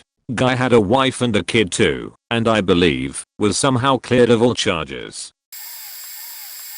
The Phantom Cheater, a young lad who was fairly popular, sports captain, and actually a really good guy, had the most embarrassing thing I ever heard happen to anyone. Apparently, he loved to go see his girlfriend in one of his classes and would make the excuse to go to the bathroom in order to see her. Poor lad had the hormones raging and couldn't hold it. Well, one day after 3 times of going to the bathroom to make out with his girlfriend, he had to take a massive sheet. However, the fed up teacher said no. He asked again. She said no. He pleaded. She said no. With no other choice, he took the laptop bag off some girl who went to the bathroom herself and took a massive sheet in it in the back of the class. Only person who saw it was the person sitting next to him, who apparently bit his tongue and held it. Class bell rings. He leaves. A new set of kids come in with the bag still there, and they notice the smell. The girl comes in late and attempts to hurry to grab the bag to run to her next class. Poop apparently dripped out. Everyone noticed it, and she shrieked like 3 white girls on a roller coaster. Story went all over the school in under an hour, and it was unknown who did the ghost poop. Everyone called it the curious case of the Phantom Cheater. Eventually, all kids who sat near the bag were called in, and the one who sat next to him fessed up to the administration. Everyone else either figured out who it was by noticing who was removed from the classrooms and the tell-all dropping a hint or two to his friends. Not everyone knows though. I never tell this story to people who know him. It is hilarious, but I feel really bad for the man, because he just needed to take a sheet, and was thinking too much with his opposite end prior to predict this would happen. TLDR, kid needs to sheet in class, sheets in girls' backpacks. Whole school is attempting to Sherlock the case until the identity of the phantom sheeter gets leaked to a few mouthy people. Nudes were leaked of this junior cheerleader. Let's call her MM's nudes were distributed among the student body like wildfire. I never got to see them, so don't even ask, lol. Anyway, this alone was a big underground scandal, and every other minute you'd hear a different person saying they had the nudes, or that they'd seen them. This happened early in the school week, and it died down a little as the week dragged on. Now here's where the fun begins. There was this huge party that following weekend with a large portion of the cheerleading team and the basketball team attending, where insanely large amounts of alcohol and other miscellaneous drugs were consumed. Cut to midway through the party, a kid decided it would be funny, knowing that M was there, to print out dozens of copies of her nudes and glue them to cups. Long story short, within minutes the partygoers had spread the nude cups like a virus. Every drunk Snapchat story had a picture of an M nude stuck to a red Solo cup. M was obviously furious and left the party, crying and extremely upset. Fast forward to Monday morning, M goes to the school office and complains to the deans about the travesty that occurred that weekend. As you can imagine, the deans wanted proof, as this was distribution of child pornography. Well, the deans looked through the pictures in her phone preceding the nude cups and found videos of cheerleaders snorting cocaine and basketball players taking shots and smoking weed. Since nobody could figure out who printed the pictures, nothing was ever done about them. However, the cheerleading team and the basketball team were all benched for 3 games following the incident. M was placed on suicide watch because everyone hated her, and there were routine dean phone checks for days. Fun times. Sure made for an interesting year.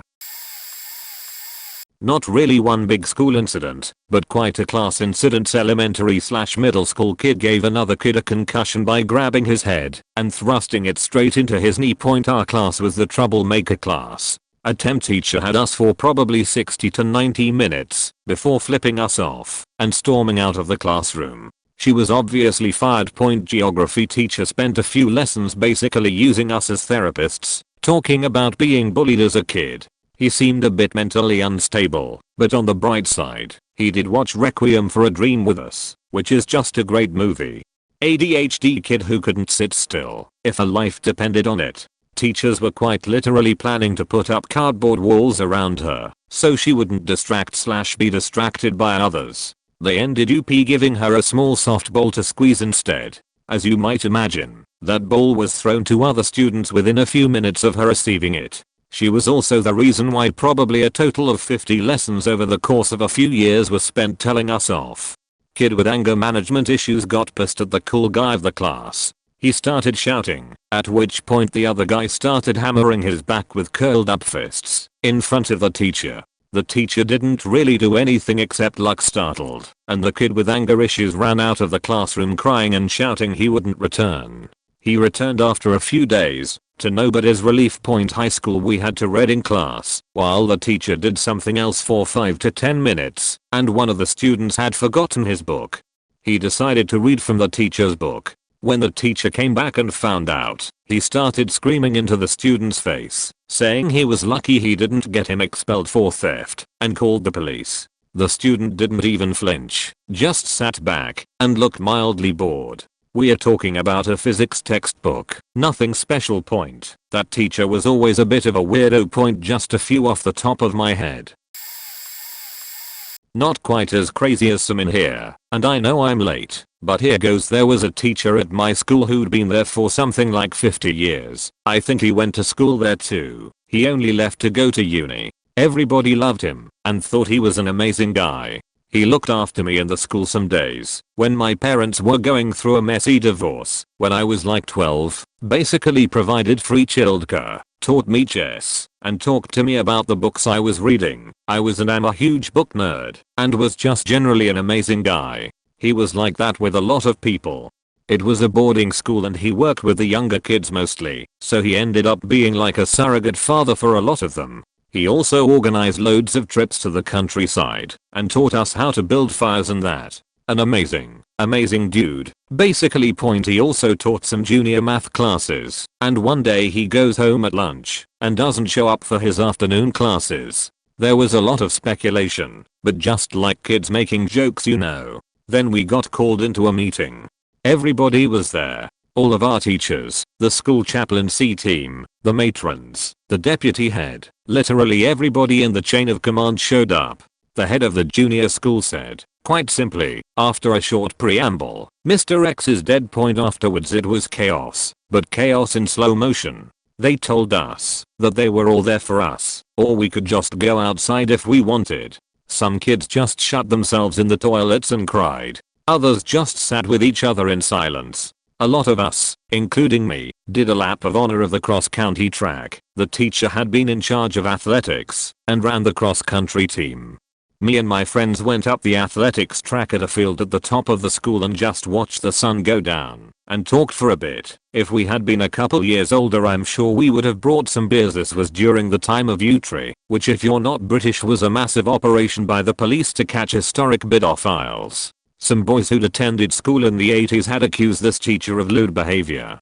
Not a single person in that school believed it, but rumor was the headmaster had been looking for a way to usher this teacher into retirement. He was in his 70s and basically said he couldn't come back to the school. That school was his entire life, and he didn't see anything else to live for, I guess. He was found by the junior housemaster, an American guy who he'd been close friends with. The American guy took leave and never returned. It was in the local news, but that was about it. We had the assemblies and the counselors and all that, of course.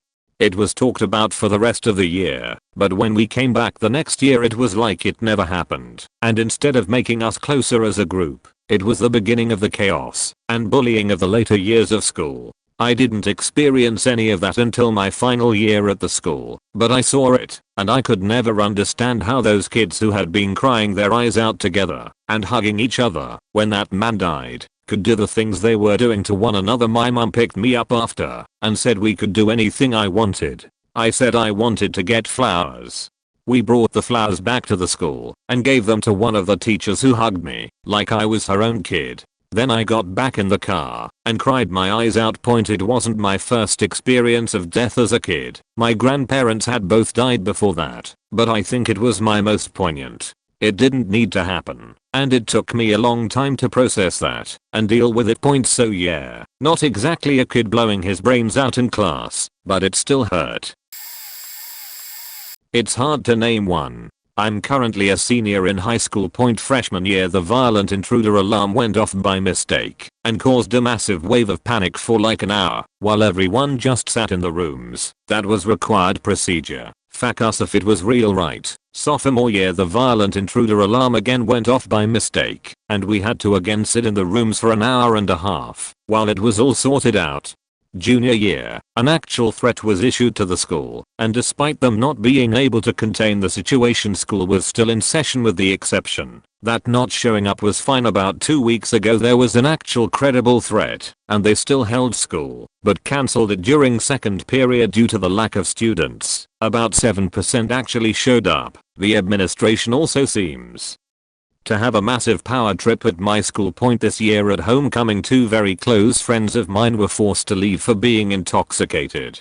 They both blew 0.00. I was there with them, so I know, and I can confirm they weren't on anything. We assume they were kicked out because our administration hates being wrong. Freshman year, a close friend of mine was suicidal and sent to her counselor. The counselor made no attempt to help and literally just said, "You have it better than almost everyone." She told the administration. They did nothing. The next year her father was being arrested and received a text from her mom which she responded to in class.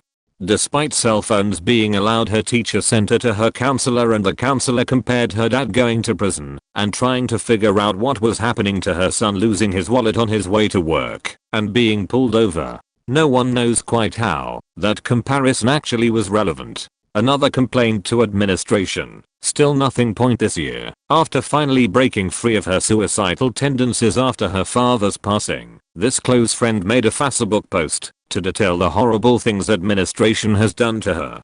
She did not lie, exaggerate, or make up anything. Administration suspended her for lying for defamation of character. Her counselor receives complaints daily from students and family about her not doing her job properly, and administration then makes each of those students' lives harder in different ways. TLDR. 2 fake alarms, 2 real threats. Administration does nothing. TLDR 2. Administration has a huge power trip and can never be wrong. Some soccer player in my high school tried to kill himself by running his car into a light pole in the school parking lot at 70 miles per hour. He was not successful, probably because he wore his seatbelt. However, he did manage to halve his car and send it rolling across the street to the other side and left himself with permanent injuries and brain damage, I believe. The light pole was largely unharmed. Kid got a page in the yearbook dedicated to him. Another kid in my high school decided he wanted to be remembered forever, so to accomplish this goal, he told everyone he would eat his own feces in the park after school if they all chipped in money to watch. Bunch of kids showed up to watch, didn't pay him anything, and he did it anyway. He was successful in that he'll be remembered for the worst thing ever. He did not get a page in the yearbook. The big incident at my high school was just a couple years before I started there though. The seniors decided to do a senior prank, which was going to class soaking wet. Originally, the plan was for them all to run through the locker room showers during the passing period, but it was taking too long, so they just ran down the hall from the lockers to the pool and jumped in. The pool was surrounded on all sides by windows, so people in the hallways could all see. It should be noted that a half dozen or so of the seniors who jumped in the pool were certified lifeguards. They were all suspended. A significant portion of the senior class, probably 100 kids or more. In addition to this, the school sent letters to every student's parents, not just the suspended ones, explaining the situation in heavily biased language and claiming that no lifeguards were present. False, and students were leaning on the windows 3 or 4 bodies thick and the windows cold broken. Incredibly false. A lot of the remaining seniors who weren't part of the prank wore life jackets to school in support of those who were suspended. It was a very minor prank and the school blew it completely out of proportion in order to punish the hell out of any student who dared be part of it. Kind of a pattern of behavior with that school. School 1. My former bully, who ended up going to the same secondary school as me, turned the crazy dial up and made a hobby of getting herself suspended in creative ways. This usually involved attacking other students and teachers or destroying school property. By this point, she had bigger fish to fry and pretty much ignored me. Thank fuck, but I was concerned because I could see that her behavior was getting worse and she was hurting other students.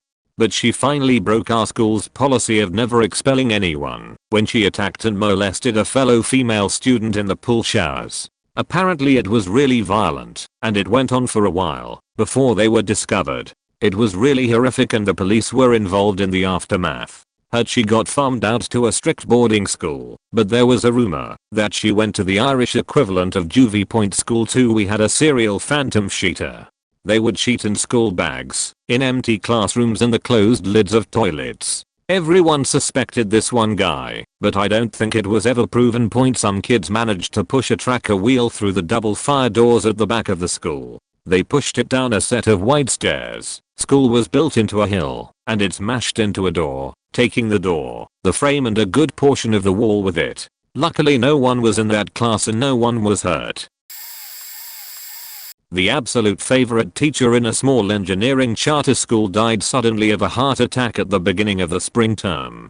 Basically created my senior year. Nobody accomplished anything because he was the cornerstone of the science and engineering program, which meant the senior projects, robotics team, and various other important programs which made the school unique were flops because he had so much important knowledge and the other teachers couldn't pick up after him. The whole student body was basically in mourning the rest of the year. Well, the freshmen didn't really know him, so they didn't get it.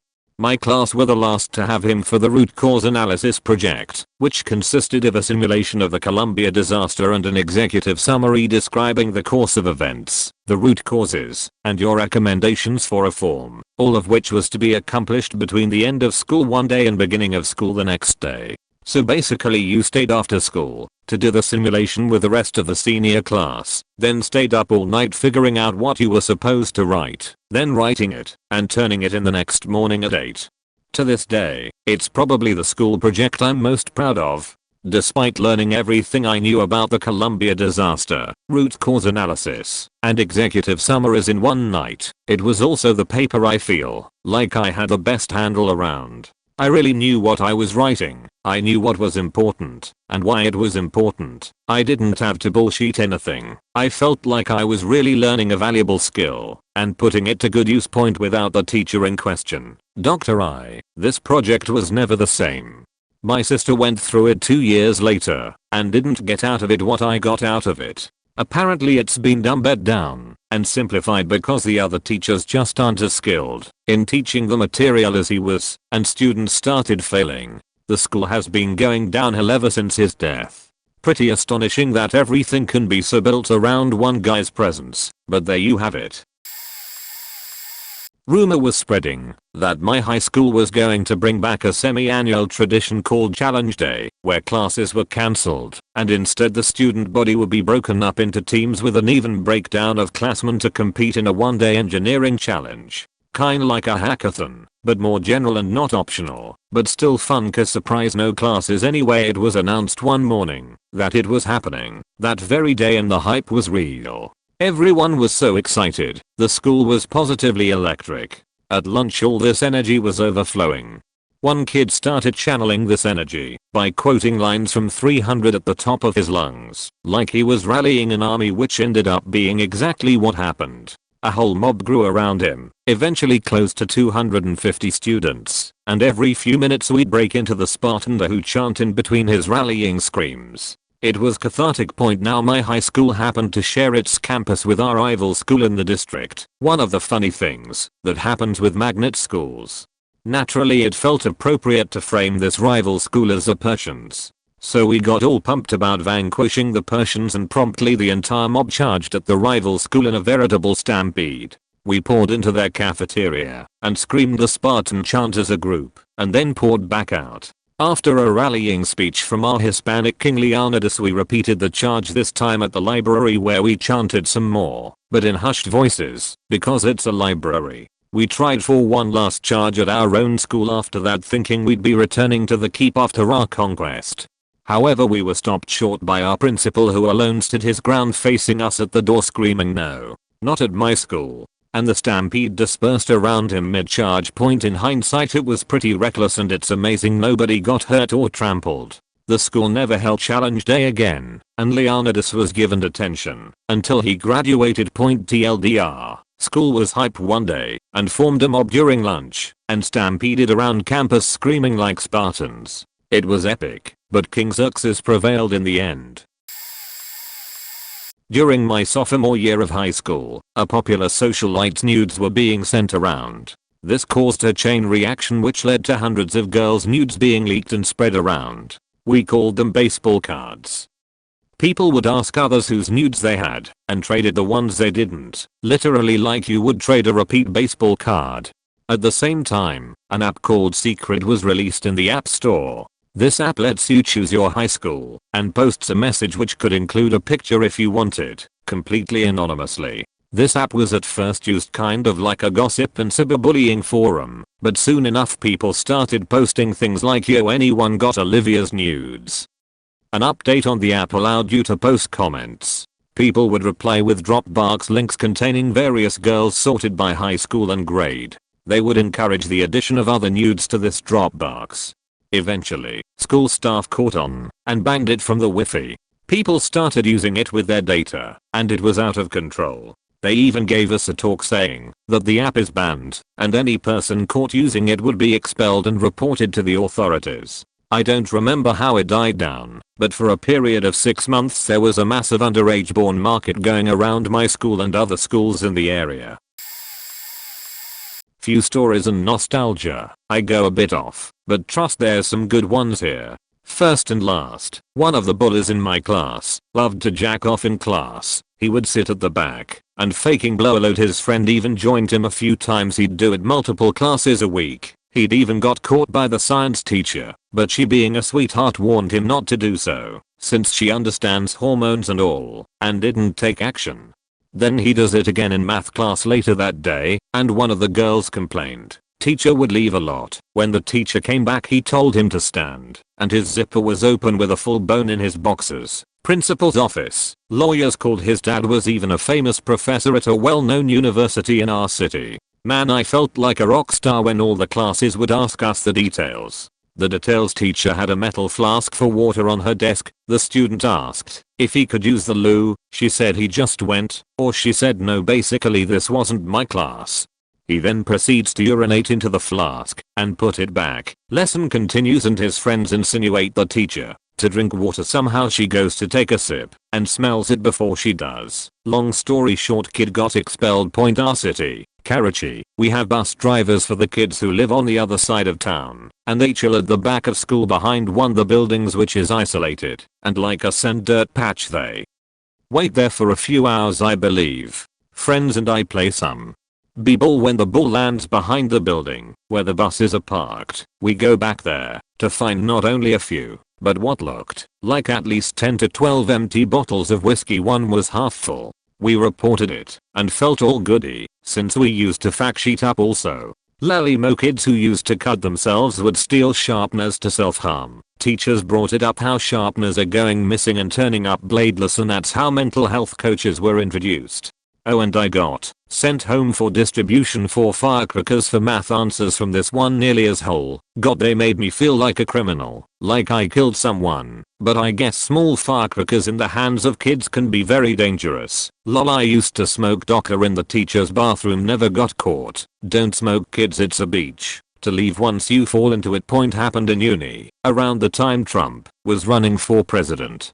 A friend of mine along with another friend of his drove a truck with a Trump flag through a very well-known strongly left all-girls school. They exaggerated the whole situation. They said they spat at black students and were harassing women, both of which I highly doubt. Both of them got booted from their chapters and left school shortly after. They asked if I would like to come along for the ride. Right before I thought they were mad. It was all over the news. Goddamn, I miss my old college. PS first long post on Reddit. How'd I do?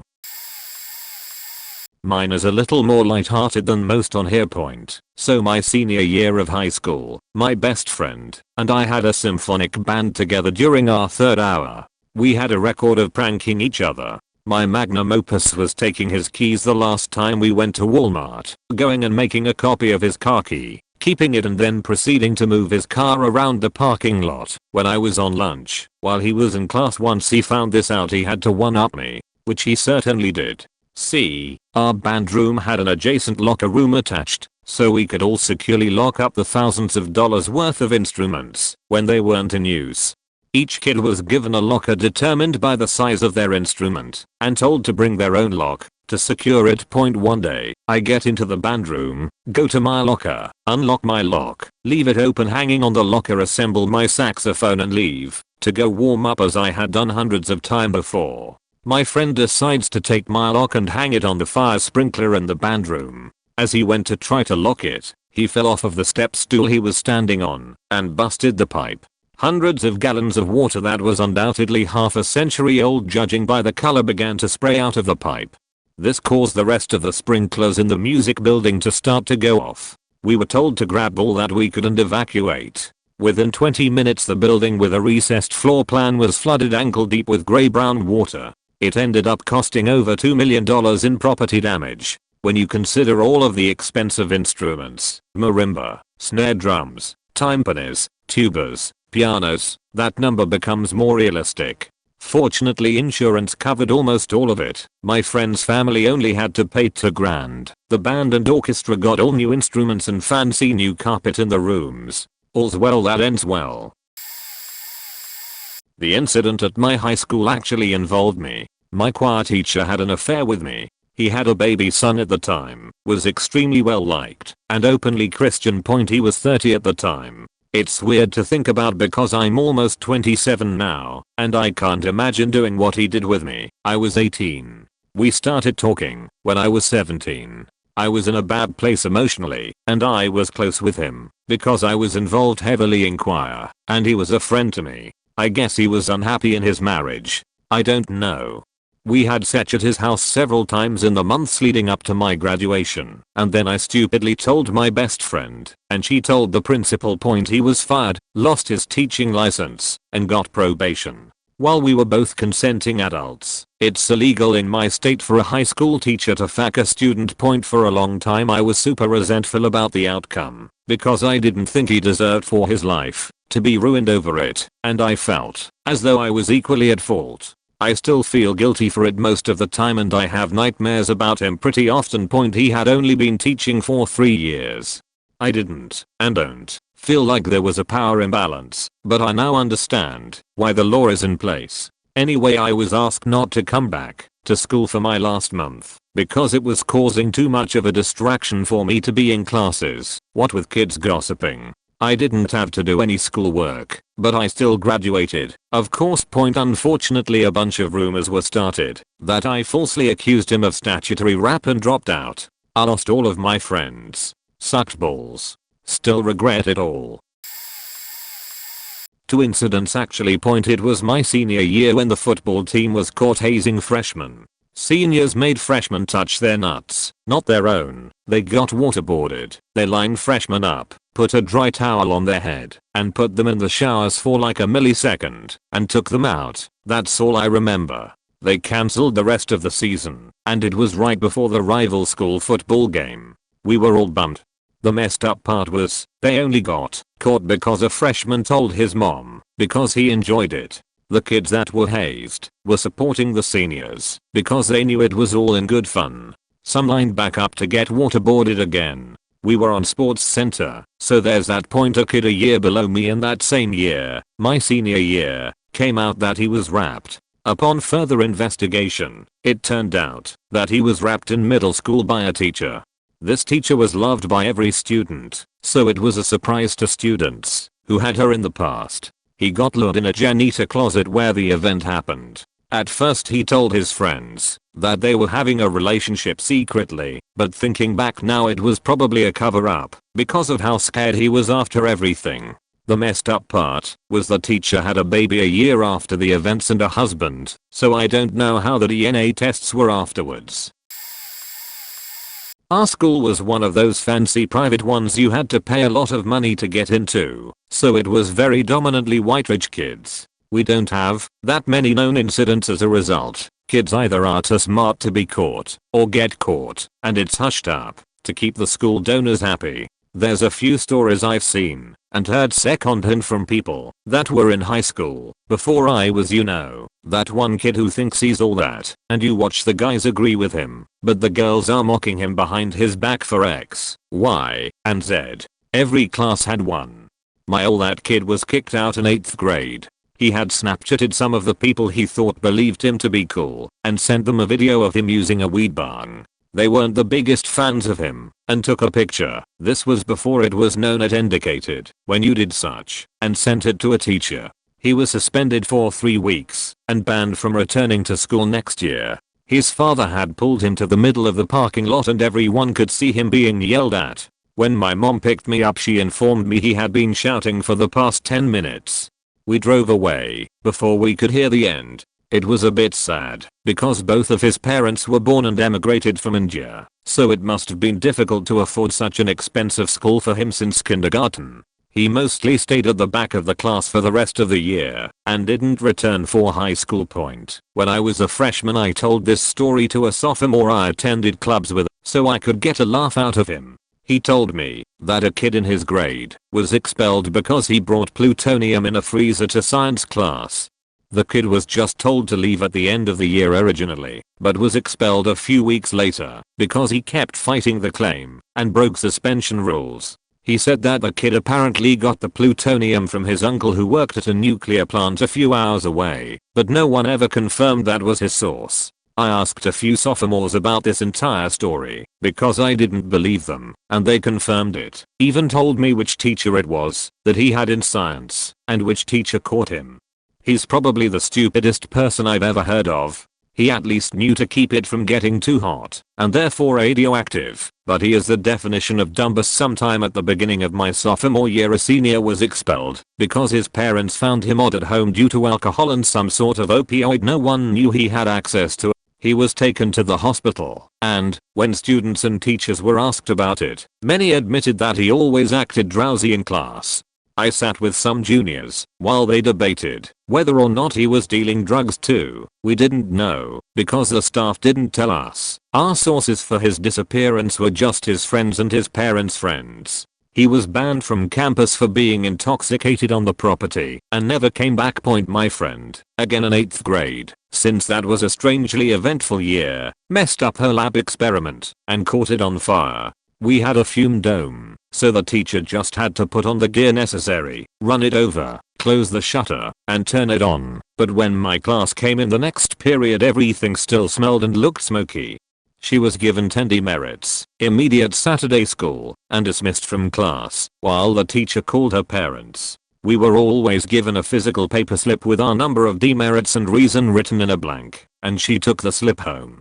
Her parents framed it and it still hangs on their wall because they found the entire scenario hilarious. No one who smelled it felt the same way. When everyone was in 3rd grade, I hadn't transferred there yet. A group of armed prisoners escaped from a prison in our town and hid in the decorational bamboo forest we had between the baseball and soccer fields. We had bamboo so people couldn't sneak back there and fact. Every class was slowly, one by one, transferred to the church on the other side of campus and no one was allowed to speak as they hid in the church. The police caught the felons and everyone was carefully released at 4 o'clock. We get out at 3 normally. After the police searched all of the bamboo, everyone was escorted to their car one by one after each parent was confirmed to actually be their parent. It took until 7 for everyone to get home. Oh boy, there's been a bunch. It's died down in recent years, but the school had an alarmingly high rate of drunk driving deaths, like usually one each year. In addition to that, here's some other sheet. Some kids spray painted ducks/chickens that belonged to the environmental science classes. Kids spray painted swastikas on the side of the building. We actually had a clown turn up at a football game during the 2016 Halloween clown scare. He ran across the entire field between quarters. It was more than likely a student though, and he didn't actually do anything scary/dangerous. An alumni showed up in the media center with a knife. Fortunately the police talked her out of it before she could do anything. A handful of particularly nasty fights. Some ended in bloodshed and handcuffs. One time a kid was bouncing a tennis ball down the hallway. He accidentally hit the wrong group of kids, who proceeded to beat the shit out of him. Got permanent brain damage, and can't really function anymore. The kids who did it got charged with attempted murder. One girl who I actually kind of knew turned up dead on the local lake shore. I think the investigation never found anything. Cause of death is still undetermined. Then, the big incident. I'm kind of fuzzy on the details, but basically, we had a principal who was very loved. Got replaced with a black principal whom everyone hated. Some kids hung a teddy bear in a noose from the roof of the school along with a banner that said "Bring back old principal, make school name great again." There's probably more of this story I'm forgetting. You can probably find it with a Google search. Someone shat in a lunchbox. It was me. I was bullied all through secondary school, the UK equivalent of high school. For the most part, my antagonists were quite inventive with how to attack me, but the usual clichés of things like having my lunch money stolen were amongst their repertoire. In an attempt to combat losing my money, I started to bring in packed lunches. Well, my main bully didn't like that. I must have been funding his after-school beg for adults to illegally buy him cigarettes. Every morning, the school opened a cafeteria to allow students to drop off their lunch boxes on a trolley to be refrigerated/stored ready to collect at lunch break. On the way to drop off my box, my bully decided to take it from me and throw its contents away in the bin. Once he had finished, he continued to drop his box off on the trolley. I was in a pretty bad mood that morning and took his box back off the trolley with no idea what revenge to enact. But I knew I wanted revenge. Nature called whilst I was plotting, and upon visiting the loo, I had this epiphany to crimp my loaf into his lunchbox. It was dastardly enough to ruin his lunch, but not immediately obvious. I wanted to hit him right when he was looking forward to eating. It lay right across his sandwiches. I made sure to ruin his lunch, like he did mine. Lunchtime rolled around, and I found myself and my cousin, the only person who was friendly to me, walking into a deathly silent cafeteria. Teachers, the higher level teachers, think headmaster, deputy headmaster, head of year, those sorts, all stood as if an assembly were taking place. The food prep and food storage areas were closed and in darkness. From what I was told, the bully had gone to collect his lunchbox and opened it to find my child sitting upon his food. It's how I wanted him to find it. It was perfect. Anyway, he shrieked and started methodically shouting about someone cheating in his lunchbox and threatening to beat people up, which brought my deed to the attention of the teachers. As precaution, the canteen had to be closed and cleaned. An investigation was started as to how his lunch was tainted, and I don't know how it went, but I was never brought to justice. The school changed tact. In the new school term, think semester to you Americans, half of the school would lunch before the other half, and this would alternate day by day to make it fair. Lunch boxes had to be handed into a lunch lady to place on the trolley in a staff-only area. The school made a lot of changes to avoid a repeat event. To this day I think the bully knows it was me. My bullying got much worse. He made things much harder on me. I think I was never suspected by the authorities within the school because I had no choice but to knuckle down and get on with my work. I had no friends to distract me, no one to talk to. It was me and the curriculum. Teachers thought I was golden because of it, a real bright boy. No one suspected the quiet kid back then. But it was all worth it. In spite of all of the time the bully made my life a living hell. For that one moment, I had won. I cringe now I look back on it, but I don't regret it.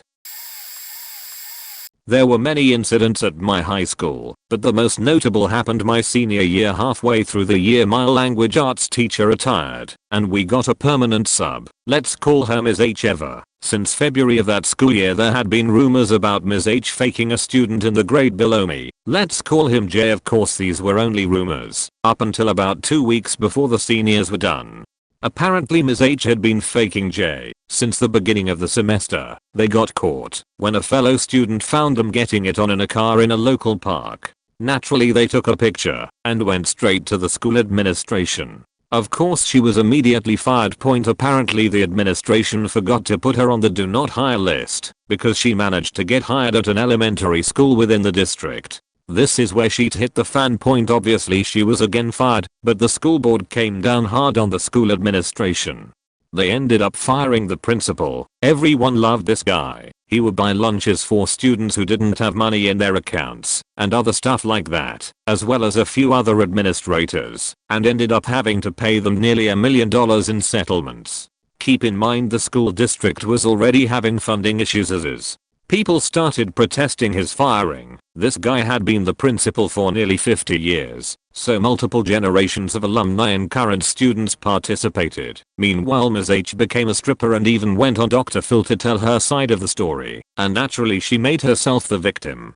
This case became national news, which was an interesting conversation piece I used in college, to which many people were amazed she was actually my teacher. Naturally she eventually went into Bourne, and last I heard of her she was sentenced, and is currently serving time. TLDR permanent sub faked student, made national news. School administration fired, and she went into Bourne. Oh man, there were too many to count. I'll just run it down from year to year from what I think is notable. In 9th grade, there was a video going around of a freshman master baiting with the handle of a brush. She stayed a couple years after, but I didn't see her during senior year. In 10th, a custodian died from a heart attack on the 3rd floor after hours. That incident didn't help with the haunting rumors, since that my HS was built on top of a hospital. In 11th, we had a bomb threat as well as a coordinated brawl with every guy on campus who had beef with each other. The brawl was quickly thwarted by the administration, but some say that the real fight happened either on top of the school roof or in the adjacent neighborhoods. Finally in 12th, the school had to close their gates after 3:30. Students usually stayed on campus after 6 or so, because some students were either faking in the girls' bathroom and or dangling from the balcony. of the third floor. Keep in mind, these were the incidents that were noticed by the administration. There were countless others that went unnoticed, but were still fresh in the mind of many students.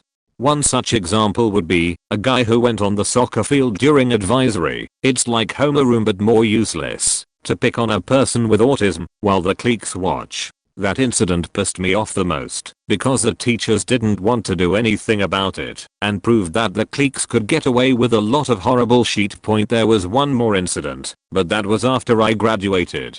The year after I graduated, a skater girl got stuck by a car and was pronounced brain dead. She wasn't wearing a helmet from what I've heard. After she got her plug pulled, the school announced her death. It affected both the student body as well as the administration, since she was so well liked from what I've heard. I don't know if anyone on campus gave a shit about the custodian though. TLDR, such death and brawls were among the many incidents that happened at my high school. Edit. I found a news article about the bomb threat that happened back in 11th grade. Late, but here's some for the redditors who scroll to the bottom. Not sure when this one happened, but the art teacher at an elementary school would give private art lessons out of his home, and he got caught leaving out porn mags in the bathroom for the students to find. Secret camera Wartnet. Creepy as shit. Sophomore year, classmate gave our English teacher an edible thong. He had to switch English classes, and she got a restraining order against him. A junior was caught at a park after hours in a van with his English teacher. She was charged with contributing to the delinquency of minor and fired. Everyone suspected there was more, but there wasn't any evidence of it. Junior year, freshman on a school retreat jerked off onto his counselor's pillow. That freshman went on to play football in college and made it to the NFL. Senior year, an ugly girls of high school list circulated online via MySpace. Police got involved. A bunch of girls wore shirts with what the list said about them. In the lead up to our 10-year reunion, someone on the list posted about it, and one of the two girls behind it apologized for it. That was actually pretty cool. TBH. A junior who had moved away realized his old house was unoccupied. Came back and threw a rager. Police got called. People hid in the attic, if I remember correctly. This all happened in the last few weeks of high school for me, so whether or not it's still known as the incident I couldn't say, but it'll always be known as the incident to me. Basically, it was the end of the year, and usually the people in grade 12, senior, get together to do some kind of prank on the school. A buddy of mine suggested one on Facebook, rolling a bunch of watermelons down the hall. I thought it was a fun idea, since the humor came mostly from the absurdity of it, rather than from anyone's expense. So on the day, at the precise time, a ton of people showed up in the stated hallway, brandishing their watermelons. I'd say there were about 30 watermelons, at least. We all dumped them on the floor and start rolling them down the hall. The plan was to just leave them there once we reached the end. For the most part, it's just a good time. The first hiccup was someone shattering the glass piece of someone's art project with his melon, but nobody seemed to notice, so we just kept going. The real problem started when someone decided to kick their melon a little too hard, causing it to burst all over the floor. I was further back in the crowd, so it was harder to tell what was happening, but it was like a pack of animals. Once one person saw the melon guts, they all got a taste for blood, and some of them just started chucking melons onto the floor, one after the other. Some melons were saved, but most ended up on the floor, which was then covered in a small lake of sticky melon juice. Most people vanished when the vice principal showed up. It was left to me and a few other to clean up, not cause I threw any melons. I just didn't feel good leaving such a mess. There was a big debate about who started the massacre, but we never ended up deciding on who. The floor was sticky for a few days after that. Nothing as dramatic as what I read previously. Nobody died. That was in 2002, last year of high school in France. 16 over 17-year-old. I was a dick and friends of mine and I were mocking a guy, stinky fatched, because he was not very good looking and a mama's boy. Internet was just being democratized. We all had access to it. Someone built a website on Skyblog, an early French version of MySpace, and shamed everyone in my year with a heavy accent on stinky fatched and sparing my friends and I. It was listing who smoked pot, who faked who, which girls were giving blue jobs. They even scanned and uploaded pictures with drawings in a word. Savage. That was also a personal sheet show with other parents calling my friends and my parents, the teachers and the principal asking for consequences. I had several interviews with my fellow students, the principal, their parents, some teachers, and having always been very tech savvy, it was impossible to make them believe I didn't do it. But with my stubborn denials, my excellent grades and a lack of proof, I got out of it and stinky fatched, and I became sort of friends even my friends doubted, and that was the time Fight Club was en vogue and my friends were saying that it was my Tyler Durden moment. Point to this day, I still don't know who made it, and it's always a reminder for not talking shit about people. Maybe Stinky Fatched did it. Well, I can give you the scoop onto the incidents. One that happened when I was there, and eventually it was overtaken after I left and remains the current incident. I was the key player in the first incident. Yeah, see, it became a bit of a game for kids to play a combination of tag and Marco Polo during recess in I think 5th or 6th grade. I was at one point, one thing led to another, and I accidentally tagged a girl on her chest. We both freaked the fuck out because good god I didn't wanna go down like this. The mediation teacher got involved. I explained the situation and let him know how I really did not mean to and feel completely horrible about it. I end up with just a detention and no such offender charges. Lucky me. Point, this would be the incident until about 5 or 6 years later. The kindergarten, elementary, and middle school all share the same building, and the incident took place with the first grade wing. 2 kids from the same class, a boy and a girl, go to the bathroom, and then they come back with the boy's shirt on backwards, and then they proceed to tell everyone they had sex. Obviously they didn't, but a whole investigation was put through. It got on the news. The teacher was fired over it, but got rehired due to public outrage, since she did nothing wrong. And to this day it remains the incident. I think I was in 10th grade, second year of high school. So I have a knack for having to pee every 15 minutes. My class was on the right top corner of the school. If it were a square, decided to take a detour and go to the restroom in the bottom left corner. It was first lunch period, so I didn't think much about hearing kids being loud. Rounded the corner and a wave heat hit me. Ran into the restroom and proceeded to cough and wheeze. Asthma attack time. Turns out I walked right into a shit show. 2 kids were having a standoff, mean mugging each other and just talking shit. Their friend groups surrounded them. Well, apparently the school officer had enough of it that day and maced the entire group. I happened to walk around the corner at this time. Got hit full force. Felt like my contacts were melting into my eyes. Lol. Point, dude got in trouble for a little while, but did not let go because this was a very small, everyone knows each other. But the next Friday our football team had a game and apparently a huge fight broke out on the field and some of the students from the bleachers got in on it, and even the coach from what I hear. I saw one of my friends the day after who went, and he had a big black eye and busted lip. Everybody was joking about where's Mr. Officer's name with that mace when you need him. Point, pretty much the only big thing I remember from school other than watching 2 friends fight in the cafeteria, and one used his plastic lunch tray as a weapon. Made the nastiest whack sound ever.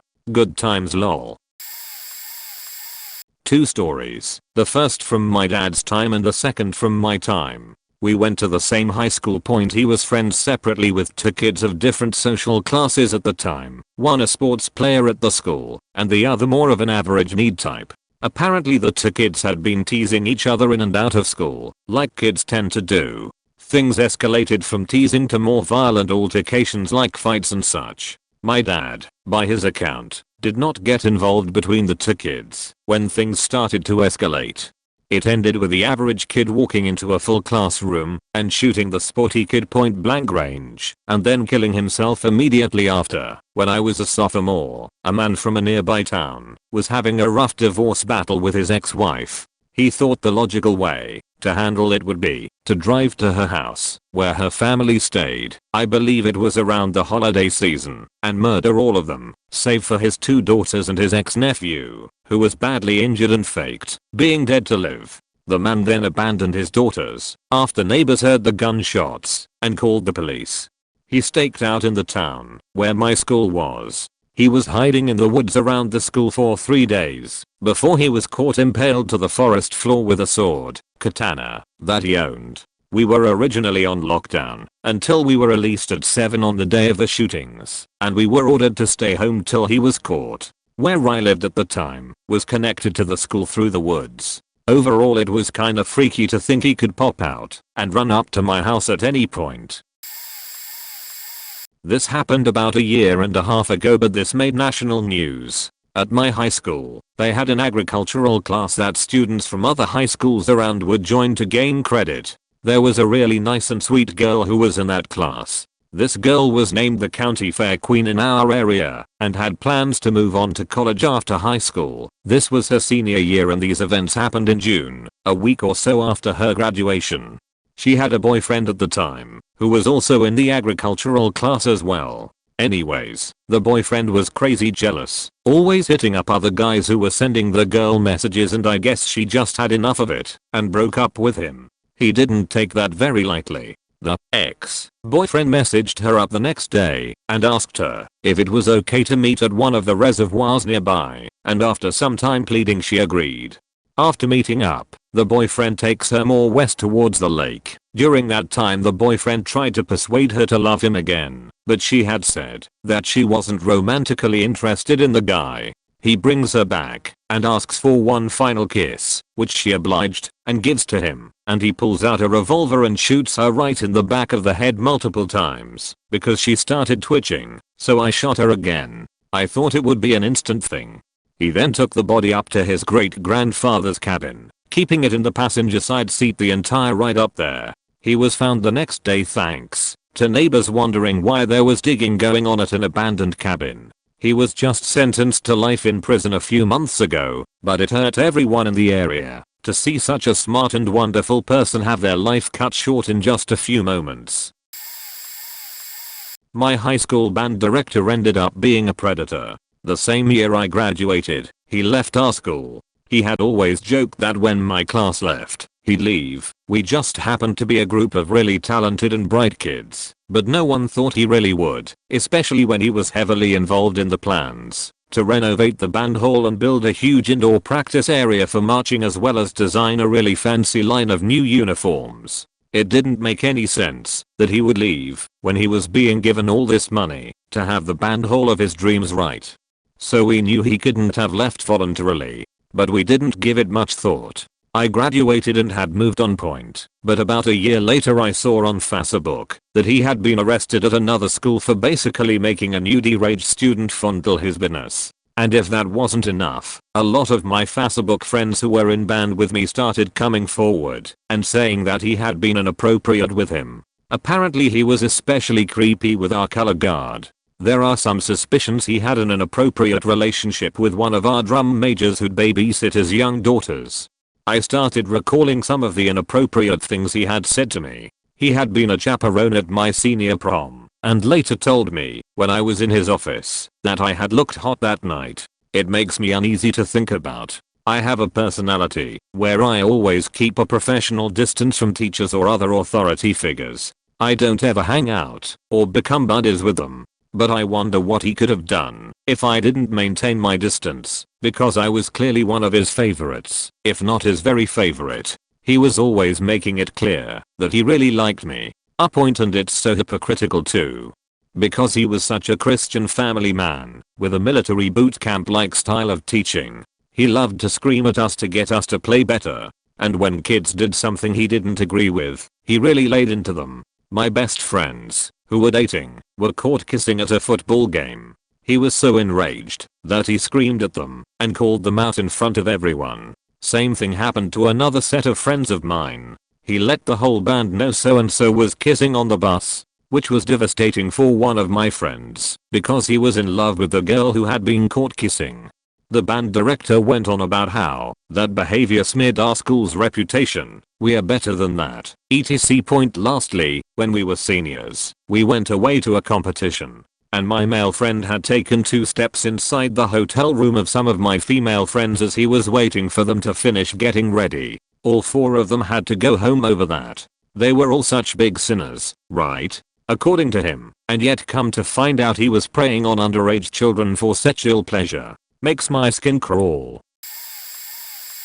My senior year, 2011, we made national news after a student showed up to a Spirit Bowl assembly dressed in what was described as KKK attire. Point for this particular assembly, the seniors were supposed to dress in black, the junior dressed in white. You see where this is going, and the sophomores dressed in red to celebrate our school colors. One of the juniors took dressing in white too far and decided to make a mask by cutting eye holes into the corner of a pillowcase.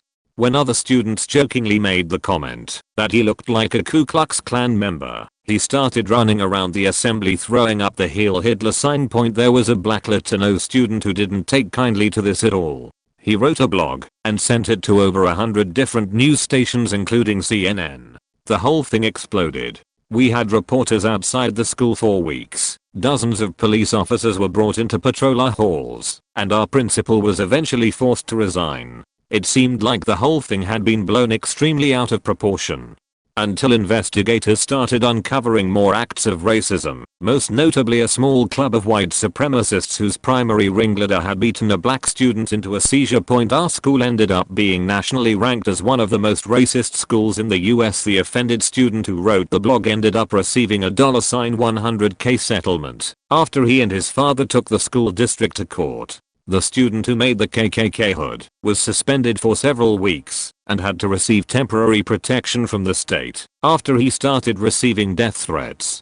The ringleader of the white supremacist group was expelled and had to walk with a class from a different high school. I actually grew up with this guy, and sadly he's always been a degenerate piece of shit from a family of poorly educated rednecks. I'm also fairly certain he has borderline personality disorder. He ended up getting arrested the following year for armed robbery, burglary, and assault and battery after he and some friends broke into a drug dealer's house, beat the shit out of him at gunpoint, and stole all of his drugs and cash. Yes, this all was a total shit show, but one thing you have to take into perspective is all of this happened in suburban Utah, where 99% of the people are white and most are ignorant, uncultured Mormons. Their extremely juvenile comprehension of cultures outside of the Mormon bubble was, and still very much is, slim to none, though that's starting to change as Salt Lake City grows and diversifies. Hopefully stupidity like this never happens in that area again. A sophomore joined the football team and the seniors decided, since the year hadn't started, he was still a freshman. And that meant freshman hazing. So I think it was the QB who had his cronies hold the kid down, and they shoved a straw up his butt. He pressed rap charges. The guy supposedly tried this plea that I haven't heard about or heard of, since that basically legally says I did it, but it wasn't against the law, and I know, because it was in the news, that his lawyer tried to say it wasn't rap, because it wasn't a business. You can imagine how well that went, but you don't have to. He did jail time. I think when I was in my 5th year of college he got out, so 0.8 years, and is a sex offender for life. I don't know what tier. I know he can't live near schools or parks. His 2 cronies got house arrest, community service, and only had to be on the sex offender registry for a few years. It's honestly a real shame that it happened. I'm sure a bunch of people will say he is a jock and not have sympathy for the guy who was violated, but honestly I knew him. He was in my grade. He was a great guy, the kind that everyone got along with. That whole thing really faked him up. Dude got hardcore into martial arts after that. And not football. People make jokes about straws not being allowed at Vegadon High all the time. I've had servers in the area ask me where I'm from, and when I told them they took the straw containers off the table. I really hope he didn't have to put up with shit like that. Well, a few things, and I was the perpetrator. In my Earth Space Science class my teacher hates me. I had her for 3 years, so it was my junior year. Anyways, I filled out my lab work, then had to take a dump, informed her I wanted to go across the hall and use the restroom. She told me no, and to finish my lab work I sat down for 10 minutes and came back up. Still no point. At that point I had to go so bad I just said okay fine, I'm gonna go use the toilet, because I'd rather not shit my pants in class. Write me up, give me detention, I don't faking care. The whole class heard cause I basically screamed it. I then took a dump and came back, and she took me straight to the principal's. I told him what happened. He let me off just telling me not to swear in class, but he understood. I. My second semester of senior year, we would go to lunch in the middle of my history class. The teacher would usually come back a few minutes after the students. I loaded my pockets with spoons from the lunchroom and would come back before the other students and place them all around the room. When everyone was back, the teacher would pull down the projector and a random spoon would fall to the ground. On his desk, a random spoon. You get the idea. There were nearly 100, and I know there's still one hidden today. There were kids with other classes in that room coming up to me telling me a spoon fell down in their class. About a group of 10 of us flew like 10 hours away to Amsterdam for like 10 days for fun. Half of that was like just chilling around Amsterdam. Had to see the teachers for about 20 minutes per day as a 15-year-old because the teachers were too busy having an affair. Then the male teacher was caught hanging out with the local Mayfair. Then a female teacher allowed one of the seniors to borrow her laptop.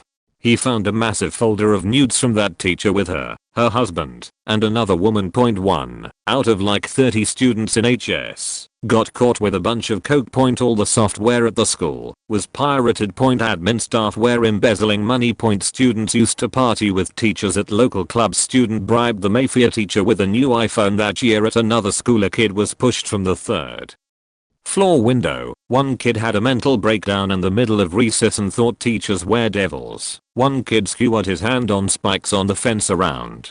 Then at another one, a bunch of cleaners and 2 teachers got falsely accused of rapping like a 6-year-old. 2 of the cleaners happened to die in police custody. The teachers both got 10 years for it, even though there was absolutely no evidence. The court ruling was based on a drug that has not been referenced to in any other document, except in the documents about the case. The kid's dad divorced the wife who was saying that the rap happened. Oh, and she claimed the school had underground tunnels and that's how the people traveled to rap her child in the middle of the office, which is 100% glass walls. My heart still bleeds for all the accused. But unfortunately, in a third world country, facts don't always win. The 2 teachers did counter-sue for slander in a different country and won, but didn't help them from getting out of prison. We had a full-blown riot my freshman year. School went out of control. Here is the story. I had a pretty good seat for this as me and my friends sat on bleachers facing the quad. It started off as a general race/semi-gang related fight. What I gathered after the incident, it was all about a girl. You know, someone screwed around with someone else's girl. I would like to point out, my high school was not a really racially charged school, but cliques and gangs were racially separated but socially intermingled. I myself am white. This was an extremely diverse high school. The interaction started as a simple altercation between the 2 guys involved. Trigger warning: this whole thing is heavily gonna turn race related. The 2 guys never came to blows, but racial slurs began to come out. One boy was Mexican and one was black. The shout match drew attention and 2 crowds began to form. One group of blacks, one group of Mexicans, each hurling racially charged insults. Some Pacific Islanders stepped between the 2 groups and tried to quell the fight. Some racially charged insults were thrown out from the Mexican side to the Islanders and they joined the black group. At this point, about 60% of the population had joined a side. Security was standing by, and I think police were called. Things were being thrown from one side to the other. Then the groups started to run at each other. No, this is not an over-exaggeration. Before the clash, the Mexican group turned to run. Chaos ensued. Blacks were chasing down Mexicans and jumping them. Small group fights popped out here and there. After lunch, the intercom system told kids to go back to class. Most did, but there were a couple of groups that stayed out to continue the fight. The black groups were pulling kids out of class and jumping them in the hall. This went on for a period, then the school was put on lockdown. But a fire was started in the school. Everyone was evacuated to the field, where the fights continued. Our principal on the megaphone told us all to go home because she could no longer protect us. It was 2 o'clock. I had no problem passing the lines of cops that had surrounded our school. That is the extent of knowledge as to what happened. No one died, but many people had broken bones. One girl was critically hospitalized with a cracked skull. That principal was fired. We have an annual day in our school every year. I went to an all-girls Catholic school in India. There's sports, marching, dances, drills and a huge celebration. In our 6th grade we had a Santa dance drill. All the students that were selected were really smart. 2 students and were pretty girls. They were the clique. Anyway, someone thought it was a smart idea to give the kids sparklers while I'm a can, dressed as Santa. In around 5 minutes the van was on fire and children were screaming. Everyone thought it was part of the show. Then someone smart broke the door of the van, which was locked from the outside, and the children were on fire. There was no fire truck around. The gates of the school were locked. The ambulances couldn't get there on time. A lot of dads picked up each burning child and rushed to a hospital that was less than a mile away. I wasn't there for the annual day that year, but my friend's parents told me that it was terrible. The entire hospital was filled with tweens and young teens screaming their lungs off in pain. Some collapsed in pain, woke up screaming, and would collapse again. It was the single most terrifying thing in life. Then you would think such a thing would humble people up and make them be nice. No, they were straight up beaches. They bullied me all through high school, forcing me to move schools. I don't feel sorry for them anymore. The school is in Court Fairfield County, so I'm still in high school, but this will be the incident I remember. So, Parkland had just happened and this was a few days after. I'm in 3rd period, and I'm just straight chillin' until we hear we have a shelter in place drill. For those that don't know, all it is a teacher locks the door and doesn't let anybody out of their classes. We had a sub and didn't have any work, so we were just hanging out. I was talking to my friends. A kid cursed out the sub, the usual. They usually last give or take 5 minutes, 10 minutes maximum.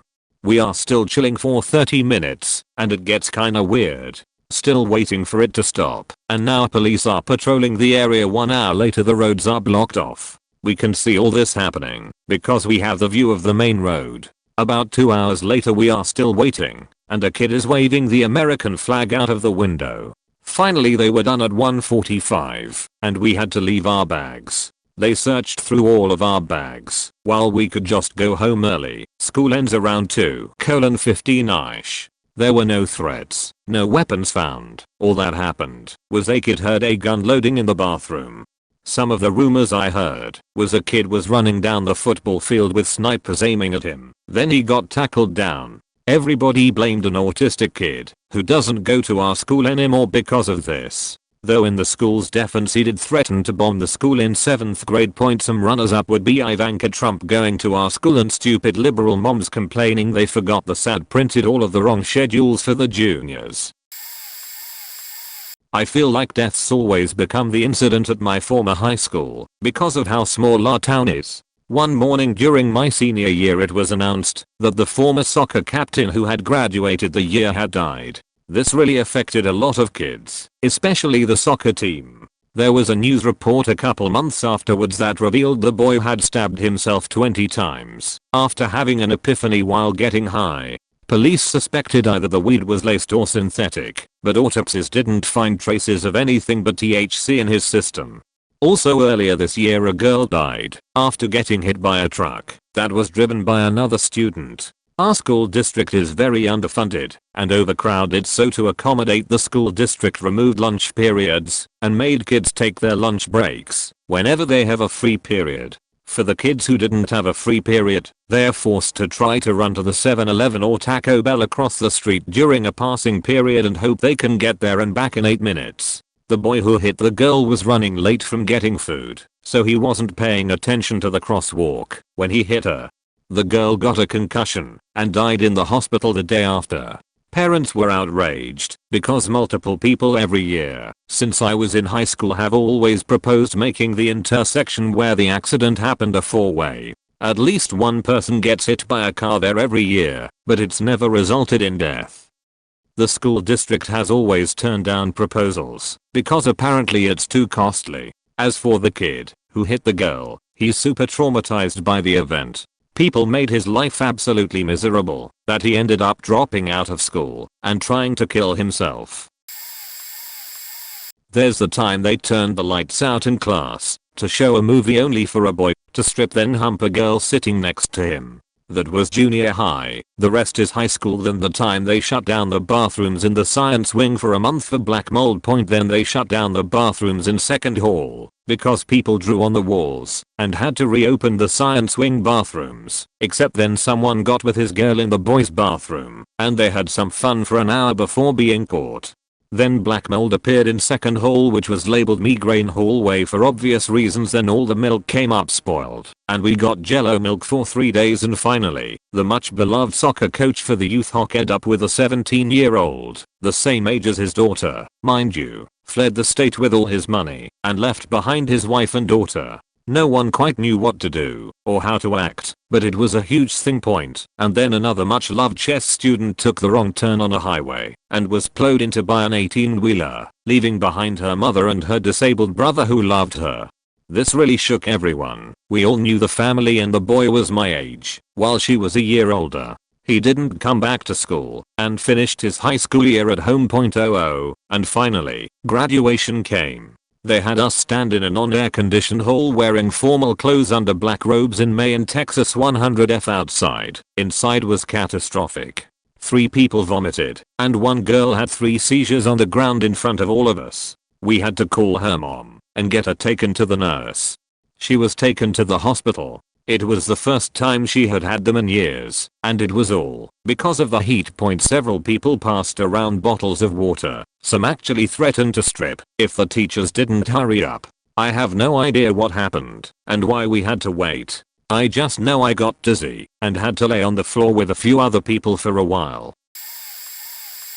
We had one every year I was there. Freshman year a kid got beaten to damn near death by some kids from a different school for his Jordans.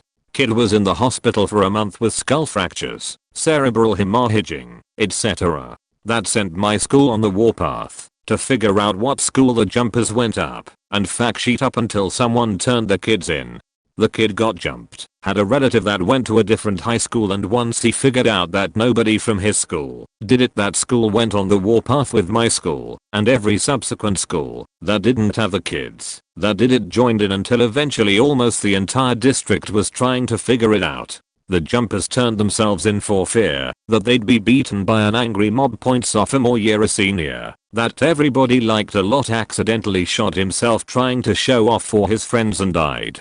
We ended up having cops come to the school to talk about gun safety, and they put metal detectors in the entrance to make sure nobody brought guns to school. And Watnet Point junior year a girl got killed in a drive-by and her boyfriend, who everyone assumed was the target, killed who he thought did it. Then senior year a girl faked the chemistry teacher and got pregnant and told everyone it was his baby, even though she couldn't be sure because she'd faked a lot of people. He obviously got fired and arrested and publicly shamed. So yeah, that's my 4 years. There was a trifecta of grim events my freshman year of high school. Call it an unholy trinity, if you will. December, chemistry teacher gets arrested for child born. Not just a little bit either, he had a ton and was involved in distributing it across state lines. He's doing something like 20 to 25 years in federal prison. This is the same guy who, when my brother vaguely told him he had a sporting event out of state, showed up without warning or invitation, and without having been given any specific information about the event, in the 2003 to 2005 range, mind you, before something like that would be easy to find on the internet. He also insisted on taking pictures of all the intramural sports. So needless to say, we weren't all that surprised. March, social studies teacher gets arrested on allegations of inappropriately touching the young sons of an ex-girlfriend. This guy was super nice, didn't strike anyone as creepy, so there was actually a group of students that rallied in his defense. The charges related to that incident were eventually dropped. He was close to being reinstated as a teacher when more people stepped forward with allegations. They eventually found that he had been involved in the production of child born with some of these accusers. Needless to say, he's serving significant jail time now. Many computer science teacher drops dead in his classroom of a brain hemorrhage shortly after classes ended for the day. A classmate of mine found the body slumped over the desk and ran up to grab the aid, but there was nothing he could do. That was a hell of a start to high school. We made the joke that there's nowhere to go but up from here. Rest of my 3 years, nothing remotely close to any of that happened at all. A lot of random little things happened in our school. Point kid who was super quiet and kept to himself. Yes, didn't have many friends. Killed himself by lighting charcoal in his room and covering all the airways. What's weird is I would walk home on opposite streets almost every day. One day it was raining like crazy and I remember seeing him start heading towards our route home. My parents got me a car that year, so I asked him if he needed a ride home. He said no and thanked me for the gesture. He killed himself a few days after. I'll never forget it. Since he was very quiet and many kids in our high school didn't even know he existed, the whole thing just blew over and by the next day no one was talking about it. I still remember and I wish I could done more. We had a huge SAT scandal. My school was very high in academics and parents put a lot of pressure on their kids to do well on their SATs. One year class of 06 came up with a plan. Our school ID cards were issued by the student body, ASB/USB, and they decided to make fake IDs. They would have smart kids come in and take photos with different names. Then the dumb kids would pay smart kids to take the SATs for them. Since we were young, using a school ID to verify your SAT test was normal. They eventually got caught and it was big news.